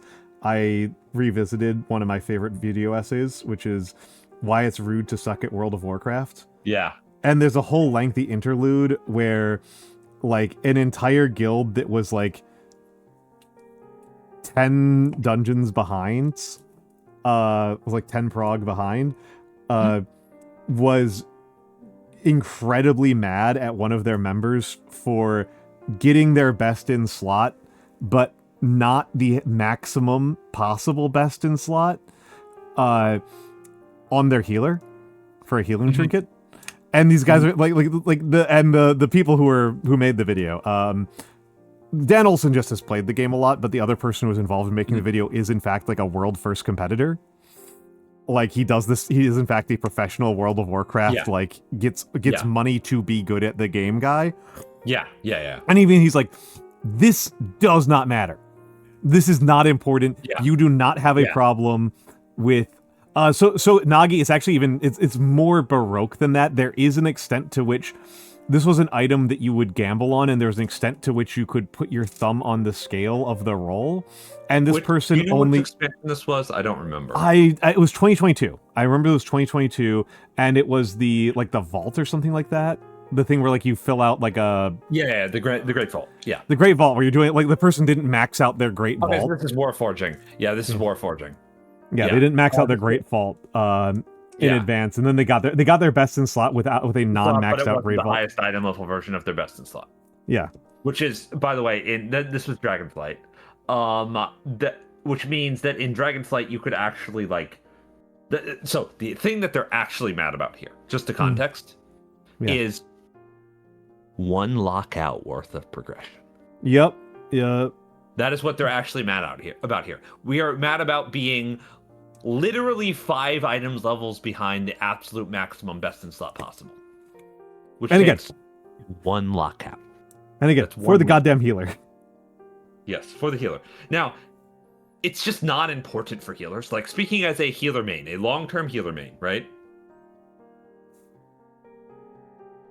Mm-hmm.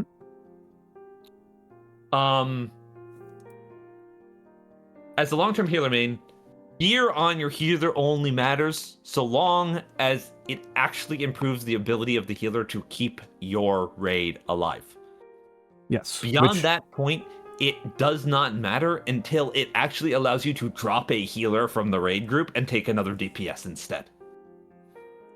Yeah, Right? this is a fun part of WoW strategy that I think is very funny. Is that like you.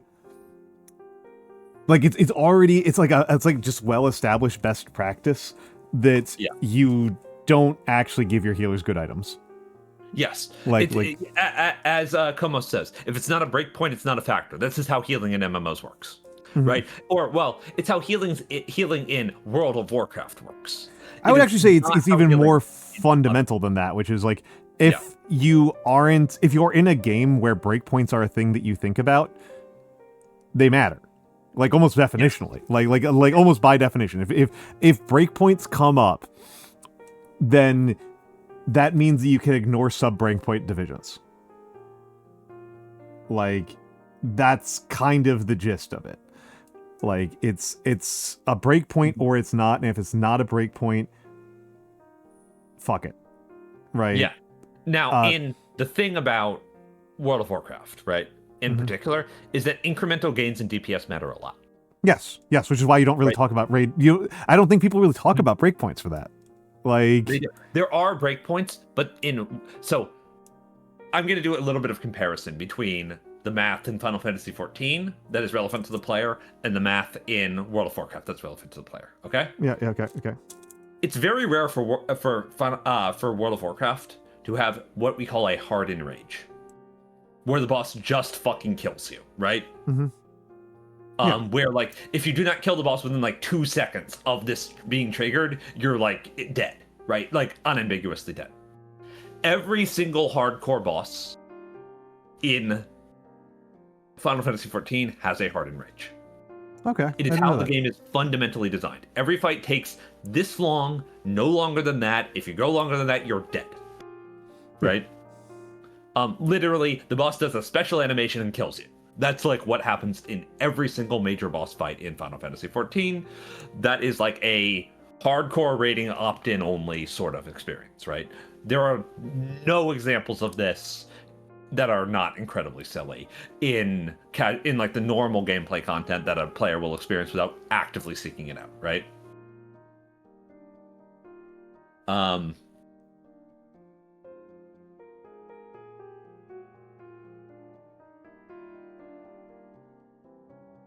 Yeah. But so this makes breakpoints much more important in Final Fantasy XIV than they are in World of Warcraft, right?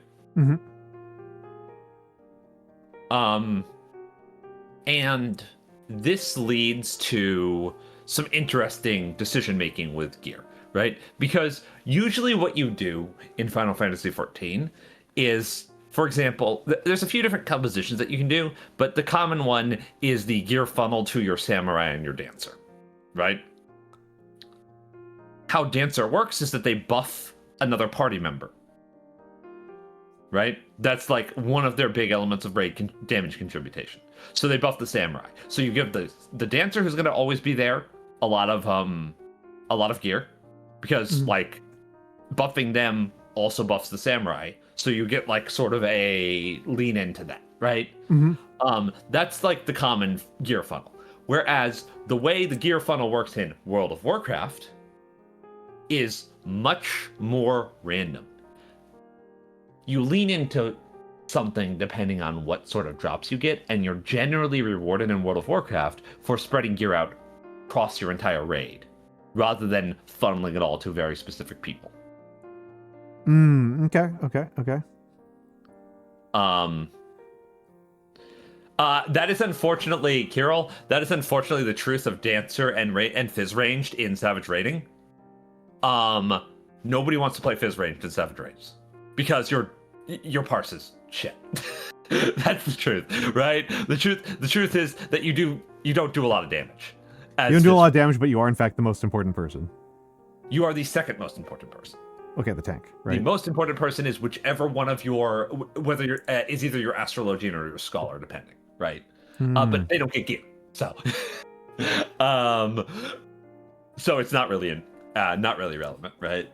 But yeah, no, like Fizz ranged is like hard to find for hardcore content, easy to find everywhere else in the game. But yeah, so like one of the things that happens that I find very fascinating about World of Warcraft's strategy for like high-end rating is, okay, we got this gear, who do we give it to?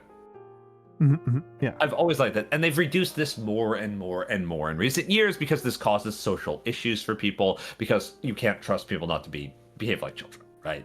yes. But, Yes. I mean, it's a fundamentally interesting thing about MMOs in general, but especially how it's played out in World of Warcraft, where the thing that you need to, like, the entire fantasy of the game in a lot of ways is built around, like, you are going to basically make a workplace. You are basically going to make a workplace that is under your control. Yeah, that is honestly kind of what you're making. You are making a. I know a lot of people who got management positions out of having run big important World of Warcraft guilds. Yeah, so. Yeah, like it is. What if we ran the workplace the way the way the players wanted to, right? Yeah, and this is kind of interesting, right? In that this is one of those things. I mean, one of my big bears one of my big drums I keep on beating as from like my military history side of things.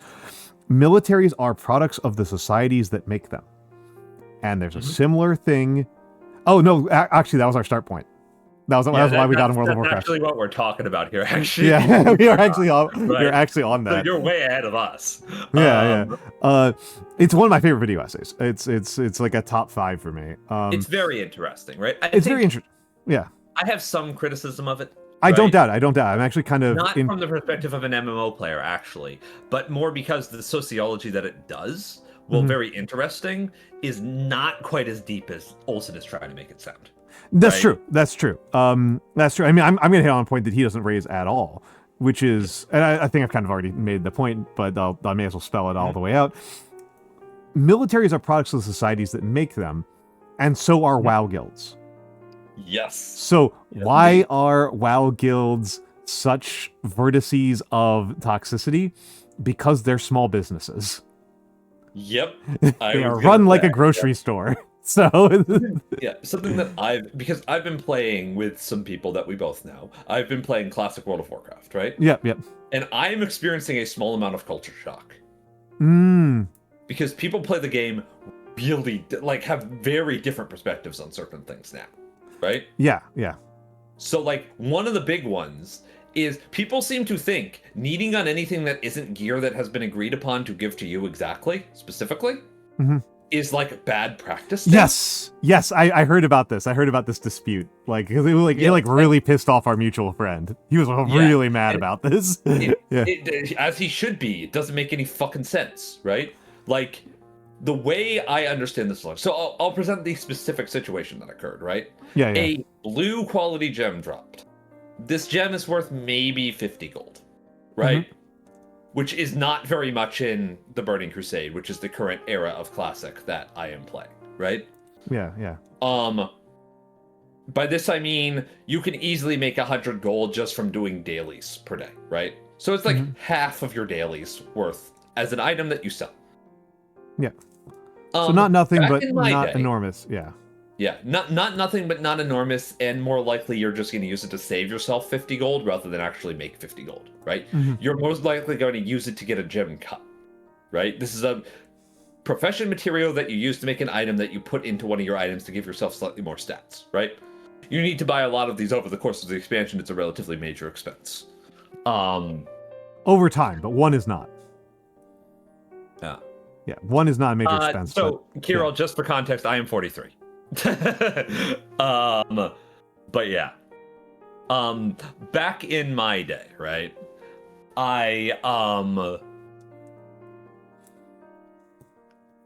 how this worked was if you have the profession and can use the item to craft, roll need on it.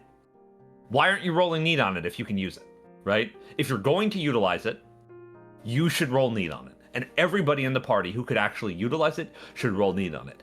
Greed is reserved for items that you don't need but will take if they drop, right?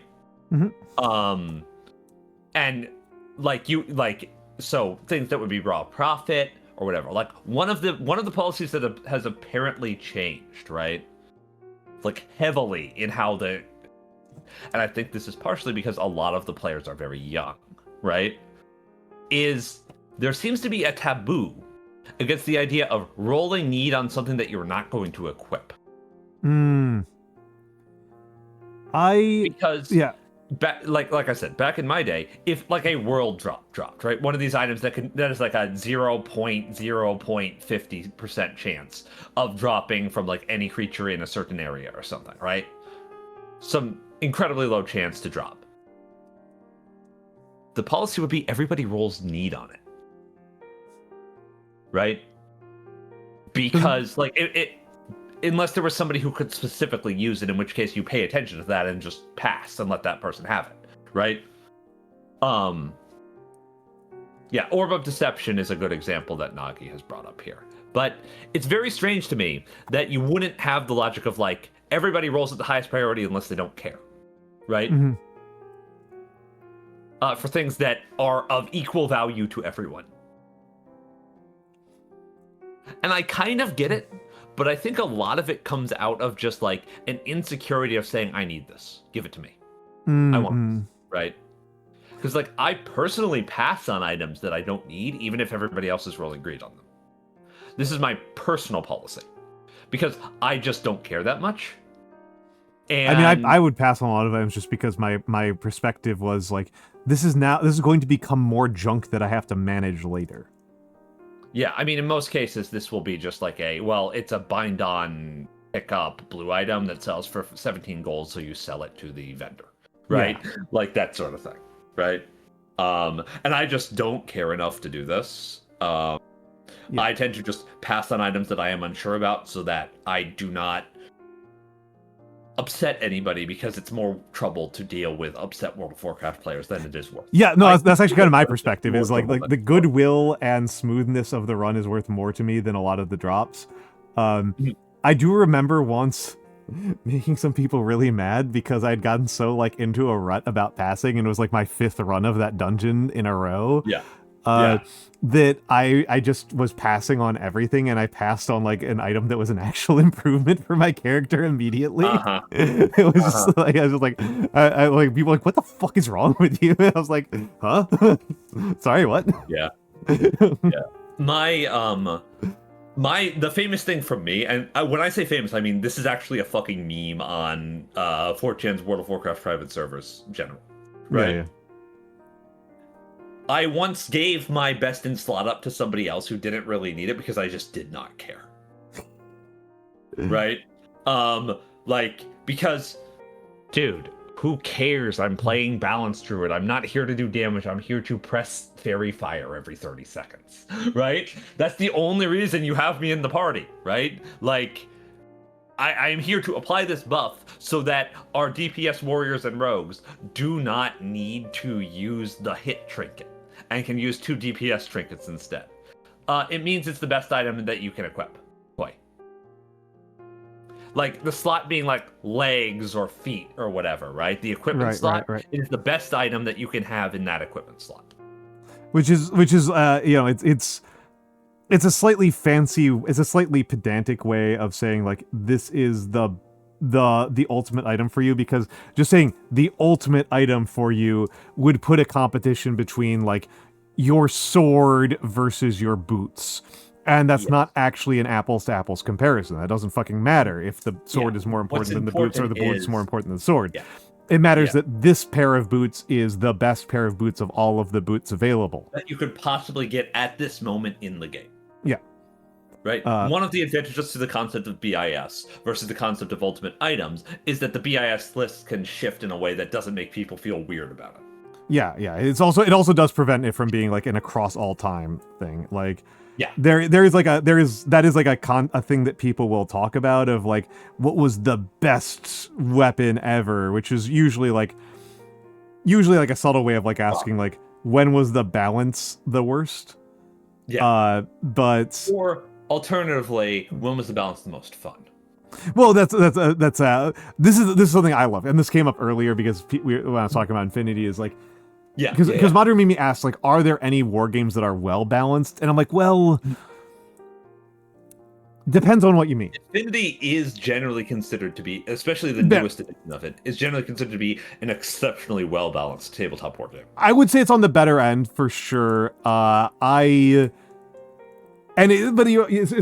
a question like, what are you asking? Right? Is a lot of it because it's in the case of World of Warcraft, when we're talking about PvE rating, a thing that I would think is a reasonable test to ask about the balance at a given moment in time is if you selected a random class, what is the % chance that you will just never ever get taken to raids because you got the bad class? Yeah. I think it's a fair question to ask, right? Like I think that's a fair way of framing that, like the interclass balance, like what interclass balance means is that like not necessarily that they are going to have equal DPS contributions or equal healing per second, but that more or less equal amounts of time in high level rating groups. Absolutely, Quincy. Also, hello, Quincy. Yes, no, it's extremely shaped by what are the goals of the community, because a game is actually played by a community. Games are actually social rules. The idea, like games aren't actually outside of social rules, and this is like. I feel like this becomes much more apparent when you like look at speedrunning, which I don't actually like doing, but I do like talking about. It's sociologically very. It's also very sociologically illustrative. Yes. And it's again, I am come from more like the strategy gaming side of things, and where you get a really interesting question that is very insane is what about games that have different starts? Like, is there this is actually, I will say, like, so the balance in Infinity is generally considered pretty good, but part of that includes a concession that several of the armies are not intended to be seriously competitive. Yes, though that you could argue, like, here's an example here, right? Comparatively for fighting games, and it won't be a very long one. Yeah, right? I think fighting games is actually a good example. I think I know where you're going. Dan Hibiki. Yes, Dan. I knew you were talking about it. It was going to be Dan. I should have said Dan. Yeah. But yeah, Dan. Yeah, Dan. Right? Dan does not make Street Fighter a worse balanced game. Yeah. He does not. Right? Like, not, most Street Fighter games have not been exceptionally well balanced, but let's say like a exceptionally well balanced Street Fighter game still has Dan Hibiki. Dan Hibiki is notably worse than the other characters, just across the board, because the point of Dan Hibiki is that he is a character you can flex upon somebody by being much better than them on, right? Dan's existence in the game is mostly he's there to be funny. Like, he's mostly there as a joke. I'm not joking or like being sarcastic. Like, this is intentional about Dan Hibiki. He is a joke character. That is the point. He's a joke character, and to some extent, like, he is kind of like the Street Fighter equivalent of the Olympics should just have a normal guy. Yeah. Like it's kind of like their thought experiment of like, what if amongst all of these like demigods in Street Fighter, we just have a guy who is really good at martial arts. Yeah. Though, yeah, or who thinks he's really good at martial arts. I want to be clear. Dan is, by the standards of Street Fighters, very bad. By By of an actual human being, he is still capable of throwing a fireball. Ridiculously superhuman. Right? Yeah, he still throws a fireball. Street Fighter Dan is a SNK parody. There's a lot of reasons, right? Yeah. But I would argue that personally, I do not believe armies that are intended to have handicaps or armies that are Yeah. intended to be less effective. The word that Robert Shepard uses, who's a big analyst who I like quite a bit, is challenge. They are challenge armies. Yes, that's a good way to put it. Yeah. They are challenge armies, and I don't think that, like, in particular, it helps that, like, the armies that have been designated as challenge armies are not front-loaded as major factions. Yes, And they're treated as novelty. they're treated as novelty. They're treated as kind of like things for more experienced players to flex into. And they're also in the lore of the universe, like, they are mercenary companies. We're talking about mercenary companies going up against professional militaries. No shit, they're having trouble. Like, it is also just good to have handicaps sometimes. Yeah. Like, for example, if you are a relatively experienced player, playing with your friend who's mostly interested in playing like a pretty damn good army, right? Mm-hmm. But you know that you'll just style on them because you're just like much better at the game, right? yeah. You can play the handicap army to give them a better fighting chance. Yep. And you both get to have fun. Yep. And it's... Right? Blood Bowl is That's a good all- example. The example I think is actually stronger is Paradox games. Yeah. Oh, that's a good example. It is the idea that you would choose a random country to start in a Paradox game and have an equal chance of succeeding is insane to the game design philosophy of the entire thing. Yeah. Like that is madness I to be really believe that the 50% win rate philosophy of game balance is really bad. I think this is an it has incredibly harmful structure for game balance. I think it has a place for certain game designs, but it is something that I think has to be remembered doesn't apply to every game. And in particular, like, it's... And I think it's also a test. And again, I think it applies to some games better than others. I think it's a completely insane way to look at, like, like a Paradox game. I think the way that fighting games are designed and are played, socially speaking, right? I think that for fighting games, it makes sense that you would be somewhat flexible about that. The main thing that's a problem with that is this is an observed problem, right? Mm-hmm. Which is that the game will try to force you, if you play online ladder, towards a 50% win rate. Yep. And that's not great. Like, it's also a problem in like League of Legends design where they've stated that their ideal is 50% win rate for all champions. Mm-hmm. I mean, at least they said it. Right? Yeah. It just doesn't make any sense, right? Mm-hmm. Because the game is composition based. It's team comp. How can you have an equal 50% win rate for all champions while having the actual like comp position that you have matter, right? Mm-hmm. It's like they do not say that anymore. This is true. They have moved away from this. They've generally moved in a less stupid direction. I think we're kind of getting out of this era where people think that this is a good idea. So I think there has been enough of a stink raised by competitive players. So I think that for the game I was thinking of where I think it's very sensible is something like Age of Empires.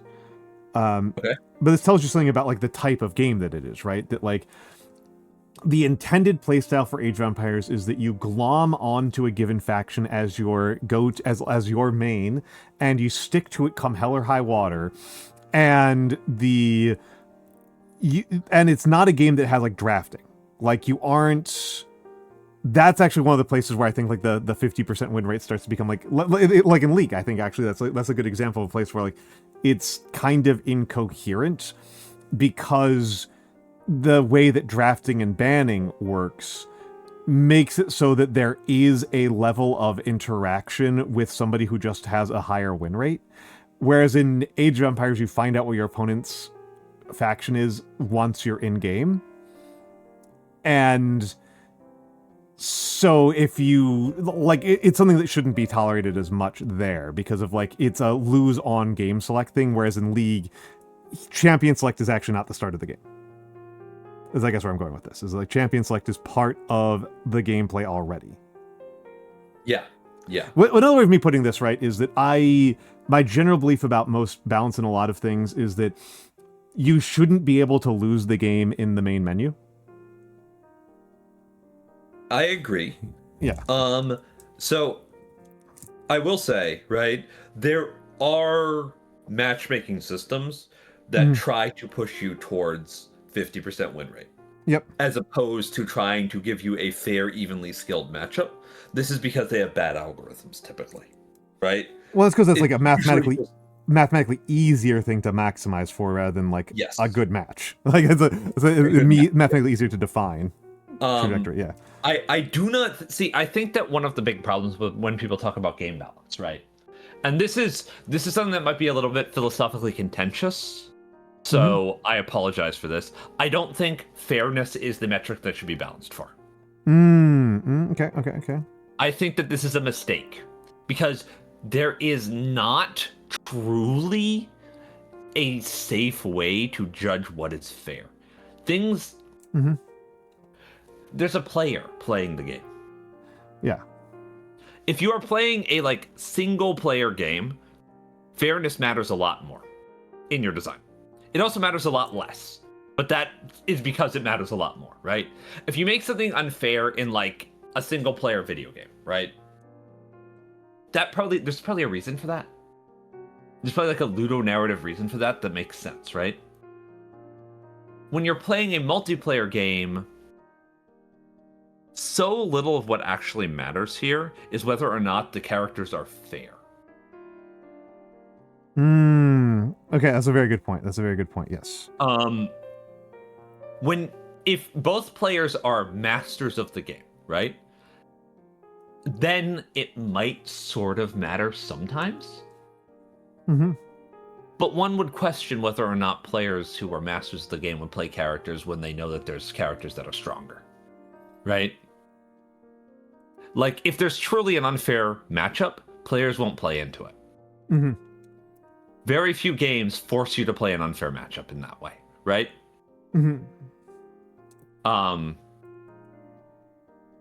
So yeah, perception of fairness is the bigger issue here, as many of the things that we discuss, Al. Yeah. Unsurprisingly, it's more about the way people perceive these things than the actual reality of it, right? Yep. Because the truth is, games that people get really into generally aren't very fair, actually. True. Fairness is not a significant metric to the majority of players. Fun is the metric, and they consider the things that are advantageous towards them having more fun to be fair. Right. Well, and I think one of the bugbears I go back to over and over again about game design, about game balancing, right, is that it's the question of, is this fair to the players playing the game, is not really the responsibility of the designers. What they have a responsibility towards with game balance, right? Like what the game balance actually can really achieve for them is pushing the gameplay towards certain gameplay styles that they think are the ones that they want to encourage. Because most often, what is actually the result of a nerf or a buff is the increase or decrease in playstyle diversity. Yes. And then the question becomes, what is the intended experience of the game from the designer's perspective? What is their intention? And so if you are a fighting game designer and you do not want infinite combos to exist in your game, you don't have any response. Making it so that the infinite combos are fair is stupid. Right? Like that's asinine. If you actively just don't want infinite combos to exist, then why would you try to balance it so that characters can have infinite combos and still be fair? That's insane. You should be trying to kill them with hammers. Yes. Welcome in Nightmare Nexus. Welcome in Nightmare Nexus. How is Hunt Showdown? How is Hunt Showdown? Game that I like, actually, competitive game that I quite like. Hunt Showdown. Yes. We were talking about competitive game design while I'm painting. Somehow the Nexus got eaten. I apologize. I don't know who Nightmare is. Oh no. Well, that's a cool name. Good for them. Yeah. For the Raiders, my name is Almantas VT. I am a former professor of sociology, a current VTuber, and old man who loves old things. I am painting an ancient Roman and testing out some new painting techniques tonight. And I am talking about game design and the concept of fairness and balance from a philosophical perspective with my friend Mikks UAV. That's me. I'm Mikks. Hi. Hello. And you mind if I? Yeah, sorry. I'm just gonna finish off you this. go ahead. Yeah, please. Nightmare Nexus is my VTubing brother, fellow sensational child, fellow son of sensational. I hope that Hunt Showdown was going quite well, but also what were you going to say? Also, hello, lesbian cats. Yeah. I just wanted to field what Komos is talking about here, right? Oh, okay, yes. Let's go. Which is like, I don't want to get too much into Dark Souls or its game logic because Al is still playing through Dark Souls and would rather not be spoiled on game logic, right? Correct. Or solving the game. But what it is specifically about Dark Souls, specifically Dark Souls 1 and like Demon Souls and games like it that are balanced like these games, is that the things that your character in the game are capable of doing are proportionate in some way to the challenges that the game presents to you. This is generally what I would consider good game balance, right? Especially in single player games, when the capacity that your character has is actually measured by the challenges that you face within the game.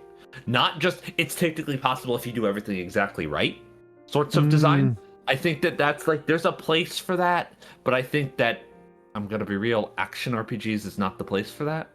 I think that puzzle games is the place for that, in fact. Trick shot simulator. Yeah, or flight simulators, yeah. Yeah. But the thing that I think is really relevant about this sort of thing is that there actually be thought put into, like, what can your character in this game do, right? Like, Mario can jump and he can run, right? So you can't have a mechanic that it requires like precision stealth when there's no mechanics supporting that. That's a bad idea, right? Like, I can think of reasons to do this in your game to make a point, right? I can absolutely think of reasons because there's always exceptions, right? But generally speaking, what you do in the game should be based around what capacity the player actually has, right? So I'm going to talk. So on single player game balance, there's this kind of interesting thing, where there's a school of thought that I really disagree with, which is that if a game asks you to be good at a particular mechanic, it is punishing you. I am I've heard this many times in my life, and I'm deeply unsympathetic to it. It's, I think, actually quite reasonable that a game will have... I keep doing it wrong. The game will have apparently. That a game will have a forced stealth section. Let me go grab it, Nightmare Nexus. It's not... I mostly got it because it looks nice. I will freely admit. The painting handle I was using before was just the cap to a spray bottle. To like a carpet cleaner, I think. Let me go over to Amazon. But like, if Ultra Kill had like a level where you could only use the shotgun, they are not actually punishing you for being a pistols main. That is insane. Yeah. That, and that's how a lot of people talk, right? That's how a lot of people talk about. There is an element that is to be questioned here. I think there is fair criticism to be made of a game in which it gives you options and then disallows you from using those options on the regular, right? And there's design that can work around this. That's fine, right? A level where you can only use the shotgun, but you design a game where you have all these options and then only the shotgun can be used. Like, it's the only thing that actually does anything. Right? Oh, we're an ad break. I didn't even notice that. Issue, right? Yeah. Yeah, there is a yeah, no, and I mean, I would say that that's just a matter of like skillful execution of the thing. I keep on saying this all the time because I end up talking about fiction, about writing all the time. There's basically no bad fiction premise. There's just bad fiction execution. Charisma and stealth builds versus that again in original Deus Ex, that was not really a problem. Yeah, VTM Bloodlines and social. And I mean, I will not go to the mat defending VTMB as a exceptionally well-designed game.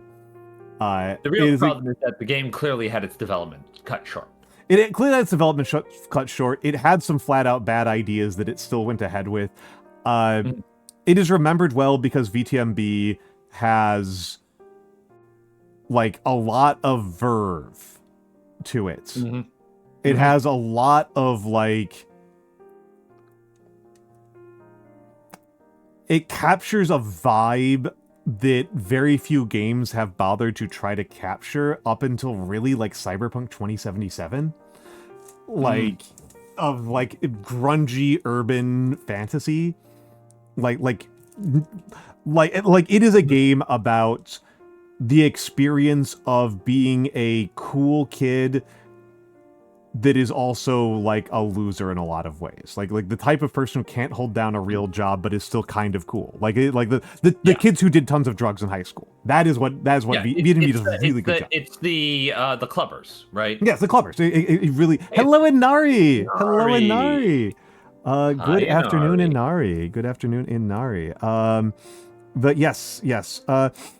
Anyway. I think that there are better and worse executions of goddamn near anything on the planet, and of course. And so an example actually of a game that strips you of your tools, and I don't think it's remotely a problem, is Metal Gear Solid. Always has a sequence where you have to go naked. Because no matter what you do, Metal Gear Solid at its core is a game where you sneak. Yep. Right? This would be really inappropriate for Metal Gear Rising. Even though Metal Gear Rising does have a sequence like this, but it'd be really inappropriate to have a forced stealth segment in Metal Gear Rising, which it just doesn't. It doesn't have one, because it's not stupid.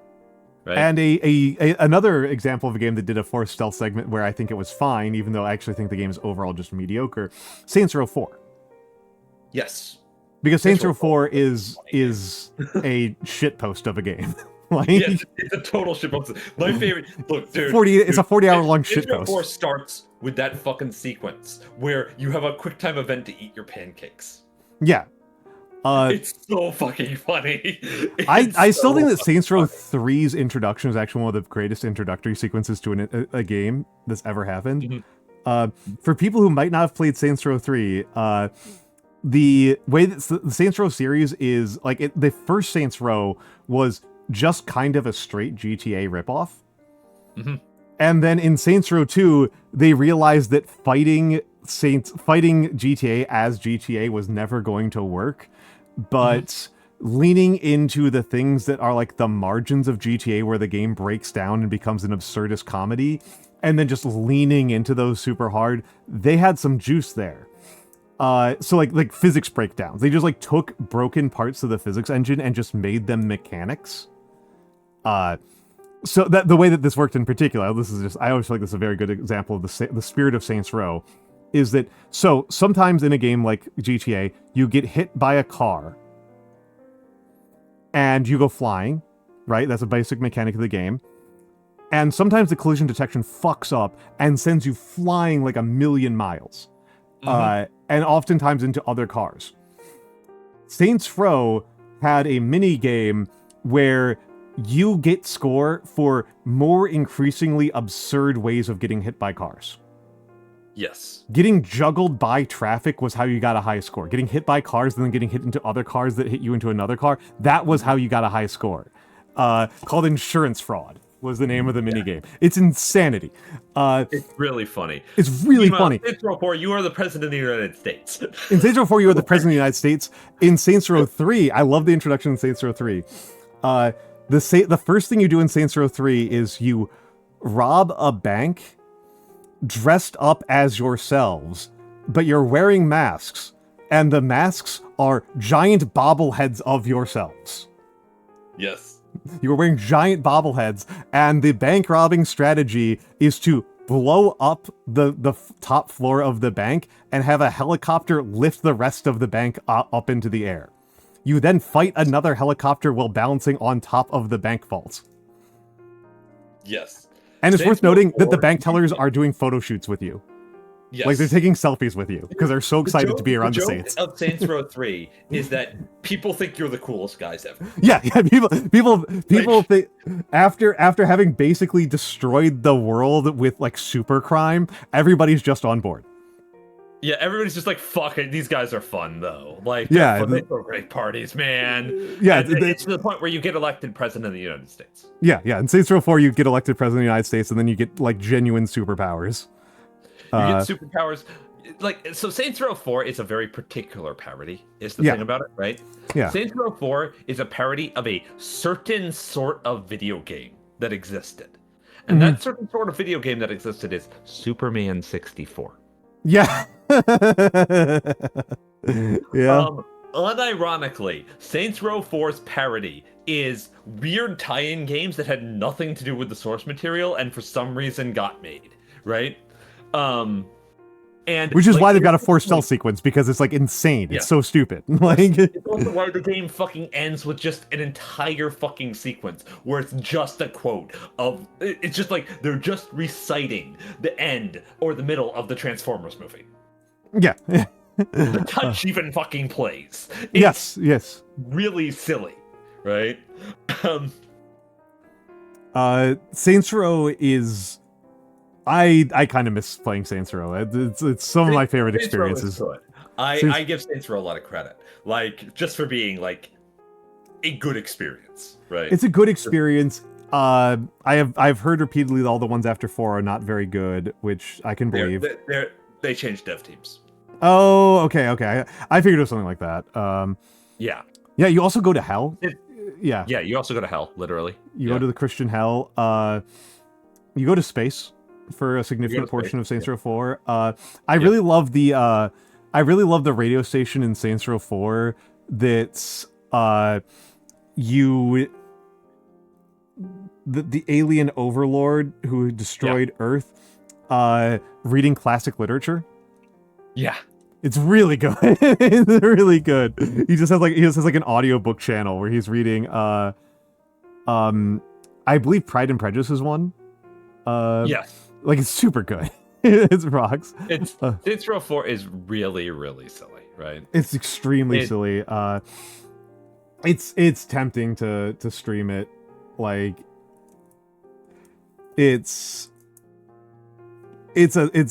I'm actually with you, Shark. I played GTA before I played Saints Row. I played GTA 1. I think if you want to just judge the quality of storytelling, GTA is higher. Yeah. GTA 4 is really, really good. GTA 5 is pretty damn good, right? The main thing is just, but like as a game, GTA is just not as interesting as Saints Row is.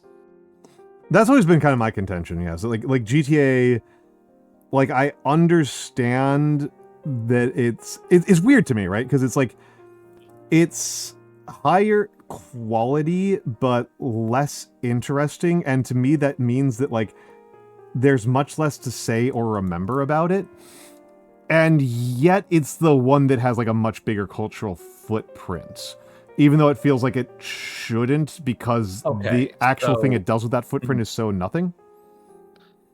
What I will say about GTA, right, is the thing I give GTA credit for is that it is genuinely well written. At least like the games that started putting effort into it, which is like basically starting with 4. Okay, because I only played through San Andreas, and San Andreas is pretty silly. Yeah, it's pretty silly. GTA 4 is like neo-noir.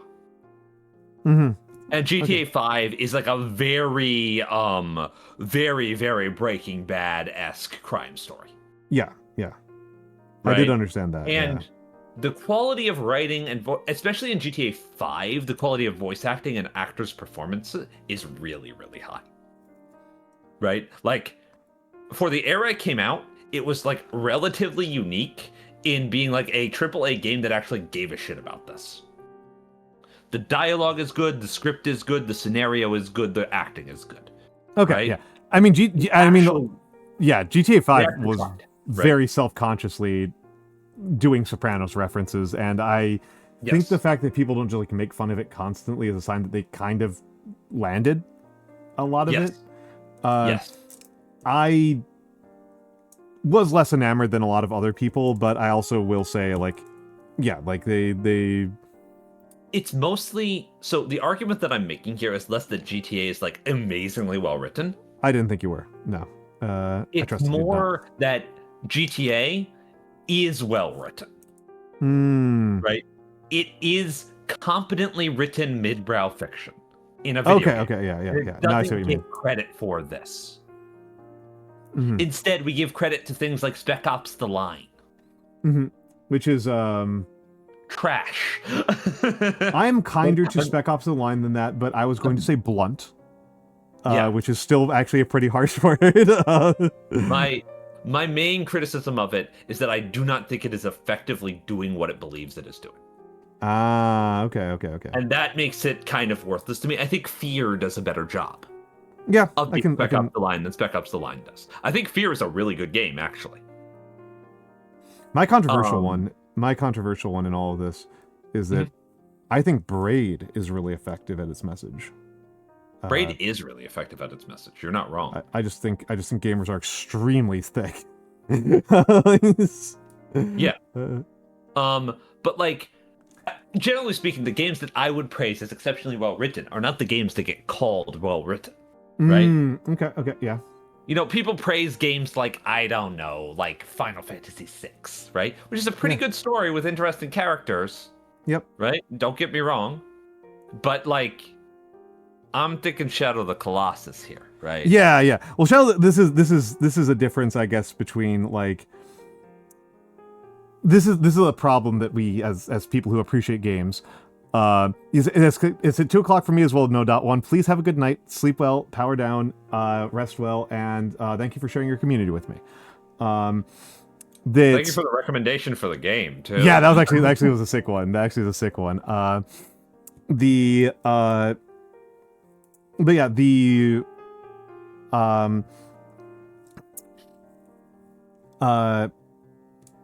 there's a conflict in how people understand game writing, where a lot of people judge game writing as book writing, where something else happens in the background, or by the standards of movie writing. Well, you do QuickTime events, right? It's a movie where buying the popcorn happens to be really hard. And with a really strong bias towards certain parts of how they judge film writing or novel writing, normally characters and plot points. Yes. Did the characters feel distinct? Right? Like, not even necessarily realistic or well made, but distinct. Did the characters have distinctly? Did I like them? I enjoy seeing them on screen. Yeah. Were they likable, and did they have distinctive in-character voices that I could keep track of? I think is really important to a lot of people. Because that is something that 6 does, right? Like, even in translation, even in like the worst versions of the translation, like you can tell when Sabin is speaking, you can tell when Edgar is speaking, etc. It is a fairly successful ensemble cast. I would not actually criticize it under that regard. Yeah. I would, but that's just not the ceiling, right? That's not the ceiling for good writing. Not the ceiling, right? It's just not the ceiling. And especially for a game, right? I would say of the Final Fantasy games, right? The numbered Final Fantasy games, the 2 that I think achieve the highest highs are 6 and 9. Okay. Because 6 has a lot of completely unnecessary gameplay sequences that are just there to illustrate character. As does 9. 9 has a lot of stuff going on, right? Okay. Who goes there? Yeah, we're talking about your game series, yes. Yeah. That's why I'm here. Welcome in, Kat. Hello. I'm eating McDonald's because I'm weak. You are weak. Be What's stronger next McDonald's? time. I'm sorry. uh, Wait, what did you say? I said, what's McDonald's? Oh, Like is the this an up farmer? dog sort of lead in, or what? Like the farmer from the songs? Is this an up dog? No, it's Oh, not. I can't do up dogs. I'm not smart. Yeah, we've circled around, Kirill, into like writing in video games and the standards by which people judge it. Yeah, specifically, Mikks was actually making an interesting contestation point that I don't disagree with. That 6 gets, I think the phrasing the youth would use is unfairly glazed. I think that is, and I actually don't think it's that unfair. Okay. Also, hello, Inari. Hello. It is nice to see you. Hello, Miss Reiju. I'm on my phone. I'm so sorry if my mic is On botched. my iPad. You're just so enthusiastic about talking about the numbered Final Fantasies that you had to come in You here. had to join, yeah. Yeah, it's true. No. Yeah. Well, then you came out the wrong time, woman. This is the conversation the next 35 hours. Oh boy. Uh, I only know Final Fantasy 14, and that's all I know. Well, yeah, that's okay. That's which is basically all of them blended impressive. together. So yeah, Eh. it's impressive. But yeah, I think 6 does get talked up. Now, I will say, yeah. is my opinion that most of the people who complain about 6 There are people are complain about mad that 6. you're not talking about 7, 8, or 10 instead. I actually have never No. heard somebody complain about 6. I've never run into this. I actually have. It's mostly Final Fascinating. Fantasy 10 fans Oh. who don't like people not being impressed by Final Fantasy 10, i.e. me, right? Dude, listen. Final Fantasy X has fantastic visual design. It has great music. It plays really well. It's just that Yoshinori Kitase got to do whatever he wanted again because he did so well with 8. And whenever Yoshinori Kitase gets to do whatever the fuck he wants, he makes it the fucking worst possible fucking narrative that can ever be like shown in front of your eyes. I swear. Katase's problem, Katase's actual problem, is that he is unironically like a Shinto prenatalist, right? Like, unironically, a only natural births are human sort of like philosophy, and he pushes that so hard. That is an That really interesting axe to grind. Yeah. Can't say I'd choose that like- one, Chief. Oh god, it's like what's his name? Hold on a second. Well, Ugh. my experience with the Final Fantasy series is I think 5 and 6 are the only ones I actually beat, other than Tactics. I have Good choices. I have a very strong memory of playing Final Fantasy VIII and having a good time with it, and my disc was scratched, so I couldn't get past the midpoint of the game. And then I talked to people later, and then they explained to me the last half of the game, and it's like, wow, that was a turn. Yeah. Uh, It gets extremely stupid. Like, dude, Kitase does not understand time at all. Just doesn't get it. Okay. And it's not even fucking compelling. Like, what? It's just such a stupid motivation for a villain. It's just, I don't know. I It's actually think not- that she's no, deeply, it's deeply so funny. Stupid. I fucking hate Kitase. I'm sorry. I would deck him. I think it is deeply, deeply, deeply funny that I think it's genuinely one of the funniest world building things that a game has ever done is, okay, for people who haven't played Final Fantasy VIII, which I guess includes Inari here, Yes. a core part of this is that the game takes place several generations after a bunch of evil wizards tried to kill everyone, and they're super powerful, so the winners couldn't just kill them. They put the most powerful sorceress in a giant cube and just chucked it into orbit. Mm-hmm. And she's just in orbit, and she's really fucking mad about it, which is understandable. And because she's a wizard / sorceress / whatever you want to say, when She's a she sorceress. screams, sorceress, yes, when she screams, when she gets mad, she is not stopped by the vacuum of space. Oh. Her shouting gets into the radio waves, and so now nobody can use wireless communication anymore. And whenever you walk across like a TV screen that has like an antenna for picking up wireless signals, it's just her screaming. It's fucking okay. That part is really fucking cool. It's I'll really give you funny. that. It's really great. I love that. It's great. It's great. But it's just that, listen, see, this is the problem. This is the problem that Kitase has, is that he has individual tidbits that are like really fucking cool, but he can't bring them together for the life of him. I swear to God. The only reason, because by the way, he was a co-director on Final Fantasy VI.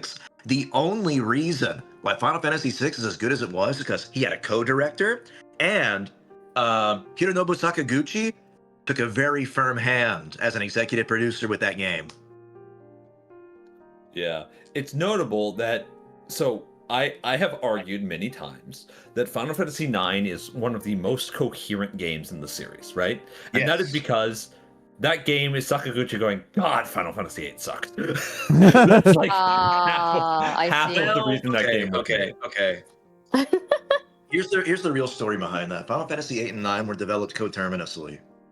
It's just that pretty much after the success of 7, because I think Kitase was also the director of 7, but Sakaguchi was the executive director and sort of had final say on like most things. And so after Final Fantasy 7 went well, the executives at Squaresoft were like, huh, okay, well, this Kitase guy, he makes bangers after bangers, let's give him a game. And then Sakaguchi was like, okay, all right, cool, but I've not directed a game by myself in a while. I want to direct a game too. And they were just like, okay, I mean, you kind of, own a good portion of the company too, so yeah, you can do whatever you want, man. And he was like, great. So then, even though Sakaguchi's listed as like an executive producer on Final Fantasy VIII, he basically had zero involvement whatsoever because he was too busy with Final Fantasy IX. And then, and that's whenever Kitase was just like, what if we have child soldiers and we make it awesome and that they're cool? Yeah, that's basically Kitase's like MO, right? He has this issue where the thing that I like is cool because I like it. Basically, is one of the arguments he often makes with his work. It's very unfortunate. Like it's frustrating because, like I said, my main issue with Kitase is that Kitase will not shut up about, like, basically this theme of, oh, you're not real. You don't have a soul, right? Oh yeah, that's the thing he explores. Actually, he started that in 6. He started that in 6. Yeah, and then 8 also in continues 6, it, but it's more about was, memory, like, continuity right? of memory. Or 8's about like continuity of memory, like the fucking cast being like, oh my god, we're all orphans together. Holy shit, this is a huge reveal. Even though that was very funny and very. That's the part of it like stupid. everybody remembers because it's very funny and very stupid. That like Yeah. everybody simultaneously developing like super amnesia and then like figuring out that they were all actually childhood friends. Oh, my GF made me forget. Yeah. GF stands for Guardian Force for your information. I'm learning this today. Yeah, it's the summons in. It's like the summons in. It's the primals. Right. So that Right. no GF is a very common meme from the game. Right. I will say that I do think Renoa is actually a deeply, deeply funny character. Yes. Oh, she is. Yeah. She's I'm still thinking about Christine Love describing Renoa as like she's a busybody political activist who wears knit sweater vests and cannot leave her dog for more than 5 seconds. Yes. Yeah. What I'm saying is that not only have I'm not saying that I have met girls like Renoa, I'm saying that I have had several of their gluten-free casseroles. Yeah. Yes. So fucked up.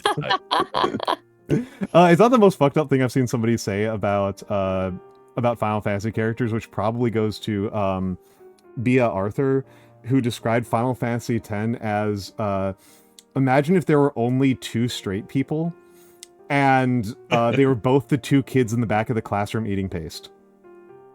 Oh my yeah. god. Yeah, That's a very BR. That sounds scary. I think my Whatever. all-time favorite meme from Final Fantasy X is that meme where it's like Tidus and fucking Bahamut's some reason face his are name is talking to each Tidus. other. Like, Huh? for some reason, his name is pronounced Tidus. Yeah, who fucking cares? I don't care. Fetus. That's what they Yeah, say. for This some city is how I say it. Not Titus? But anyway, Yeah. No, it's Yes, not sir. Titus, despite the fact that he swims a lot and the game has a lot of water. It's not Titus for some reason. It's Tidus. It's weird. it's fucking Kitase doing it to me again. I tell you. Tidus, like, Tidus, What's Tidus is Tidus? short. It's short for But anyway, tetanus. the meme is this. The meme is this. Tidus. Everyone from Xanarkand is gay. I love this. What do you mean? Everyone from Xanarkand is gay. You, your father, everyone. But then why do I like Yuna? Tidus. Bisexuality is gay. And then it switches over the cutscene to, I had forgotten about bisexuality. Oh my god. It's so good. That one kills me. And the person who voiced it did such a good job of sounding like the old Tidus. yeah. Like, I'd forgotten about bisexuality. It sends me every fucking time. I love that. It's definitely like the load bearing. I think it's definitely the best post that Blue Sky has had so far. Oh yeah. The deeply unfortunate thing about Final Fantasy X, from my perspective, is mostly just like that entire era, man. Just produced all these games that just seem to be beloved entirely by people who do not want to actually engage with stories that have actual conflict in them. Yep. Mm. Yep. And it's like fucking Xeno Saga is the same damn way. Like, Hello. Would you like your instant messaging service to run on the collective unconscious? Xenosaga. The game in which Okay. Hold on. main conflict that emerges in the game is that the super smart scientist girl who made a super smart scientist robot to kill a lot of people and aliens is shocked and appalled that her super smart scientist robot kills a lot of people and aliens. Yeah. It's fucking stupid. What are you doing?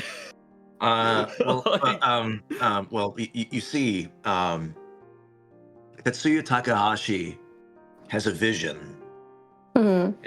and that vision is unfortunately probably contained within numerous volumes of badly translated into Japanese continental European philosophy. So, the truth is that his actual vision, right? I will explain his actual vision to you, right? I know what you're gonna say. Go on. His Oh. actual vision is, what if Kazuma Kiryu got framed for murder and had to be represented in court in hell by Phoenix Wright. Okay, this is actually kind That's of his actual Oh. vision. Okay, I Brief did not. reminder, he developed, Okay. he directed the Project X Zone games. And Tetsuya Namco Takahashi? Cross Capcom, which is why Cosmos is in all of them. Interesting. He directed them? Yeah. Really? What the? No way! I don't believe this. you've hurt Nyanomancer's feelings. No, you've not hurt my feelings. I'm just like, what the fuck? Yeah. Namco Cross Capcom is one of the most interesting games ever made because it is so totally unhinged at every level, right? This is a game perfect. that decides that, like, well, you know what we really need to do? We need to reinvent Dig Dug as a badass action hero. I regret to inform you that you are wrong. I might be wrong. I No. know Uh-oh. it was involved in the development of. Is he the producer? He is Maybe not I'm involved. only. Really? Huh? That's weird. Not at all. I could've Uh-oh. sworn. Am I crazy? Uh-oh. Hold on. See, I knew he couldn't make something that fun and like with that lack of preaching. in it. Damn, yeah, no. Okay, listen. I think Takahashi has like can combine a vision for an interesting setting, but he cannot deliver a good story. The exception, the exception. Oh, there's the. Xenogears. It's the producer. It's Ishitani, who I'm thinking of. Oh, Different person. Yeah, Wow. it's Ishitani who's involved in all these games, who apparently just has the rights to use Cosmos wherever the fuck he wants. I mean, why not? I don't know, like, but it's Ishitani who I was thinking of. That's where I went wrong. Yeah. Okay. Yeah, that makes Okay. sense. I was thinking that one, right? It's like Project X Zone would be a hell of a lot more preachy if Takahashi was the director on that. Yeah, no. Project X Zone is instead mostly concerned with making a lot of jokes. Phenomenal.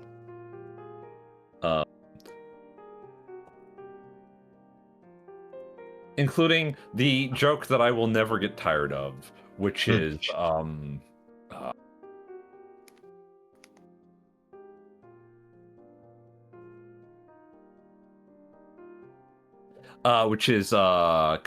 Inouye yelling "wait."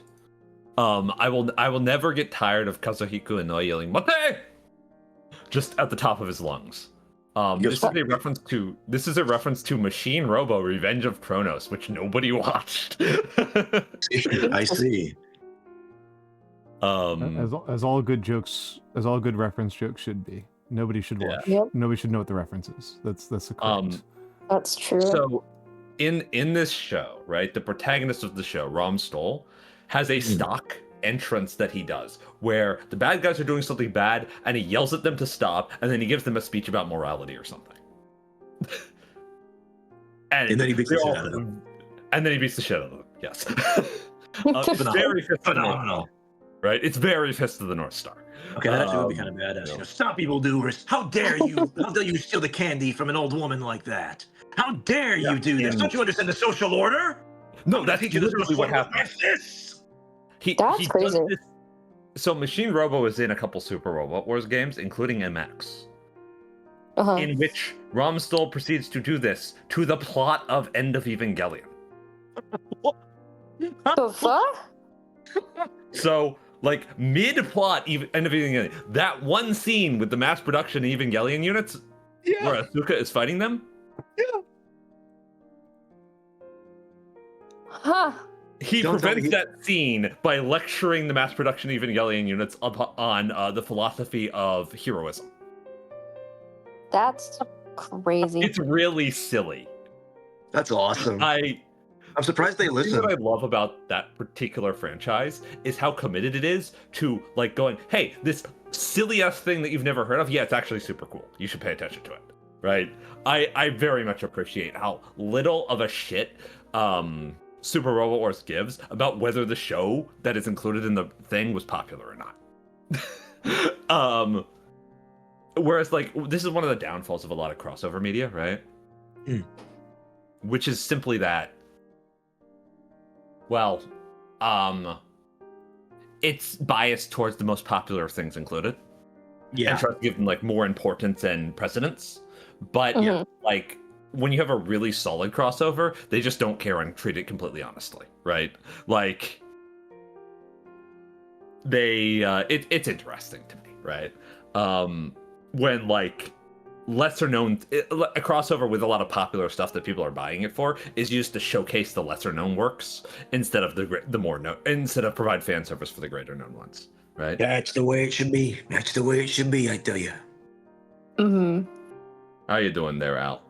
I'm doing all right. I just was finding the particular video that I was thinking of to send it to Nyanomancer. Oh, the Titus one? Yeah, the Titus.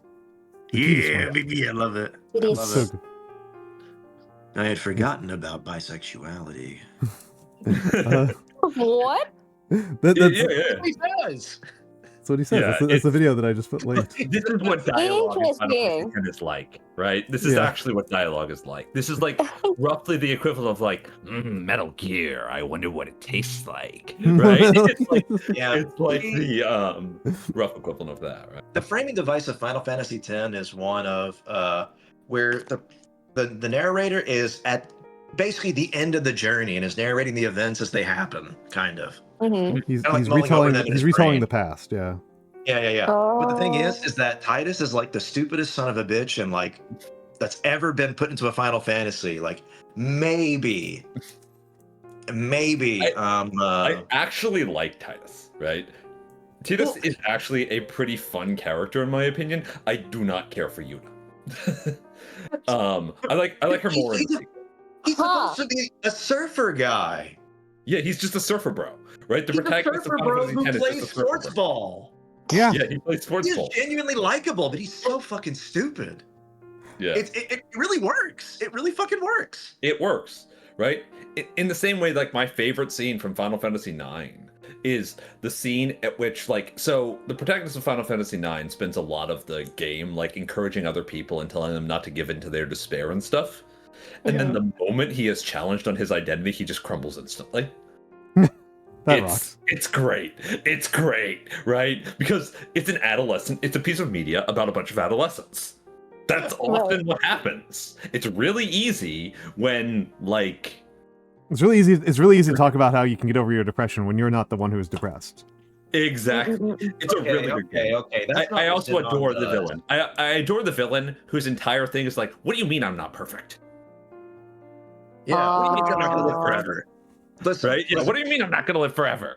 Which entire thing is that, like, I'm gonna die one day, and the world's gonna be left without me, and the world will be lesser for it. So I'm gonna kill everybody. Yeah, like the way I often explain Final Fantasy IX is that it's like existentialism for 9-year-olds, right? Positive, but positive. It works positive, yes. Huh. It's like the Brothers Lionheart or Pippi Longstocking. It's like actually just really good children's media.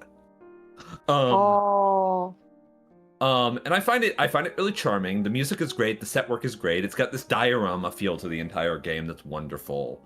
Yes. Got a lot of really interesting gameplay mechanics. It's one of the most worthwhile Final Fantasy games in my opinion. Up there with like Absolutely. Tactics. And it's also not very long. It's only like 40 hours.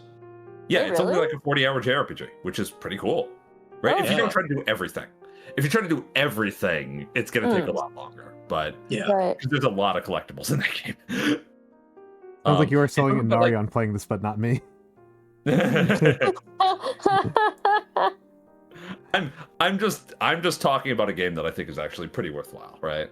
Mhm. No, I'm yeah, trusting no, you on that. Yeah. It's Yeah. just funny No, that like I don't Inari think sounds you'd get far that more much out of intrigued, it. and I'm just like This seems like a game that you'd enjoy watching somebody play, but probably not play yourself. that's a yeah. I can believe that. I can absolutely believe that. I can absolutely believe Al? that. Story, but Al? like, yeah. Al, here's what's gonna happen. Here's what's gonna happen. Okay. Oh no. You're gonna be at Offkai. I'm gonna be I'm so gonna bring busy. over my Steam. No. I'm gonna bring over my Steam Deck, and we're gonna slip under the covers, and you're gonna watch me play Final Fantasy IX. I'm going to be so busy, and you know that No, I'm you're going not. to be No, so you're busy. not. No, you're and not. No, you're not. I think that what this means is that you need to hijack a panel at Offkai. Oh? I can try this. I can try. Okay. Wait, hold on. Wait. Are you doing? You're gonna you hijack know- the panel? You know some big VTubers. You're a popular guy, Nyanomancer. You're a popular guy. Allegedly. You're a popular guy. People like you, and So you what? I should you need hijack to a panel convince. You need Force to them to play convince. Final Fantasy IX. No, you need to Yes. convince one of your big deal friends, one of your big shot friends, that it would be really funny that if instead of doing their actual panel, you just play Final Fantasy IX. That would be awesome, actually. That would be funny. You know what? We'll make that. Actually, you know what? Just do it at the Joshiko party. We'll do. That would be so funny. Yeah. That would be extremely Alright. funny. You know what? Let me contact Josh. This is why you guys need to understand that Final Fantasy IX is good and you should stop ignoring it. Yes, exactly. Speaking of which, I'll be right back. Yeah, no problem, man. I do think that it's getting less ignored. Like the Final Fantasy games in general Mm-hmm. have Always become significantly less like outside of like 4, 6, 7, 10 have become less Mhm. ignored. Right? Become less what? You cut out. Final Fantasy as a whole, more people have played more of the games now and have more appreciation for more of the games now. Yes. I think this goes for games in general, honestly, right? To move the topic slightly off of Final Fantasy, right? Mhm. Oh, I should just leave then. Shut up, Niano. Stay. Jesus Christ. You weren't even streaming not Final even- Fantasy tonight. I'm don't I even know I was. all I of the regret it. Final Fantasies, and I'm here. Yeah. No, like Nano did say, there are so many references in 14 that you probably just recognize half of the plots of most of these games. I mean, a lot of the plots are pretty simple. Yeah. Like honestly, the default. some of the best games are the ones with simple plots. Oh yeah, no, complex plotting is actually not particularly necessary. In general in fiction, folks, if you as the writer are having trouble keeping track of your own plot, that's probably a sign that you mostly just need to pare it down. That's not a sign that like you're really cooking. That's a sign that like you might need to rethink some things. Unless. I just said probably. There's gonna be exceptions. I was gonna say unless you're like Terry Pratchett or something, okay? Yeah. Like, well, if you're Terry Pratchett, you're not. If you're Terry Pratchett, you're not listening to me for advice, right? Like you're not here. Like, exactly. Hello, Kango. Yeah, if you're Terry Pratchett, you're not listening to me. Like, why would you do that? Like, Yoko Taro plots aren't even that hard to follow, right? I don't think of Taro as like the. Yeah, I agree. He makes them easy to follow. Yeah. The thing that you don't do I that Taro agree. does, the thing that you don't do that Taro does is start adding plot points that are not part of the game as like paratext. That's fucking annoying. No, please do that. Please do that. Please do the that. two genders. Me and Mikks here being the two Please genders. make it incredibly important to read some comic that Yoko Taro released exclusively through an online blog to understand the plot of the game. Please do that. I mean, the best one was definitely the making it so that it like there were plot points that only appear in a live 2D in like a 2.5D play in Japan. Yeah, no, like that's the funniest one. Like the live theater parts. Reminder that to fully understand the cosmology of Yoko Taro's Drakengard and Nier universe, you must have played both Soul Calibur 4 or 5, whichever one had 2B in it, and Final Fantasy 14. Oh yeah, that's right. True. I think the second player color is actually incredibly important cosmologically, it turns out. It's actually I think it is deeply funny but also stupid that he does this kind of shit, and I support it insofar as I think, as a person who likes Nier Automata, which I know makes me a basic bitch, I like Nier Automata, but I also realize that people talk about it as if it's something that's just not what it is. Yeah. My thing with Taro is that I don't have a tremendous amount of respect. I have a tremendous amount of respect for his audacity. Okay. I do not have a tremendous amount of respect for his skill as a writer, but I have a tremendous amount of respect for his audacity. The audacity in the decisions that he makes, such as intentionally making the platforming in Drakengard 3 suck ass so that you hate it as much as the protagonist does. That's good. That's Right. called ludonarrative consonance. Exactly, it's ludonarrative consonance. I also respect the fact that literally the ending of Drakengard 1, of the endings of Drakengard 1 involves the protagonist being shot down by the protagonist of Ace Combat 2 specifically. And that he has been questioned on this and says, yes, that's intentional. Which is really funny. Oh, we a biscuit. WA Biscuit gifted 10 subscriptions to the community. Oh my goodness. Very kind of you. Oh my goodness. Thank you. Very kind of you. Very kind of you. As I say, this is a viewer supported channel. This is a viewer supported channel like PBS. It is just the only support we've got here for keeping me on the air are your donations, your subscriptions, and of course the commissions I get. But the subscriptions are the most important part, and they are very important for keeping me alive in a pretty literal sense. And so I'm very grateful. And oh my god, you hit Spin Snake in there! Holy crap! My god. Let's go. It's Spin Snake. It's Spin Snake. But no, thank you very, very much. It really means a lot to me. It's a huge vote of confidence that I am putting on good content. And Are my friend. back to the show. Yeah. There's stuff like this that I'm really appreciative of in general, right? Mhm. Of just authors who just are willing to just not give a shit to the point where it's actually entertaining rather than like they just don't have any respect for their medium, right?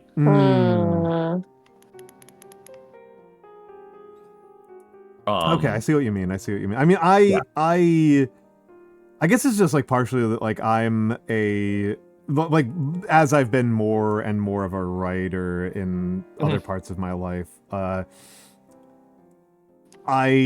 am pretty tired of people trying to get too clever.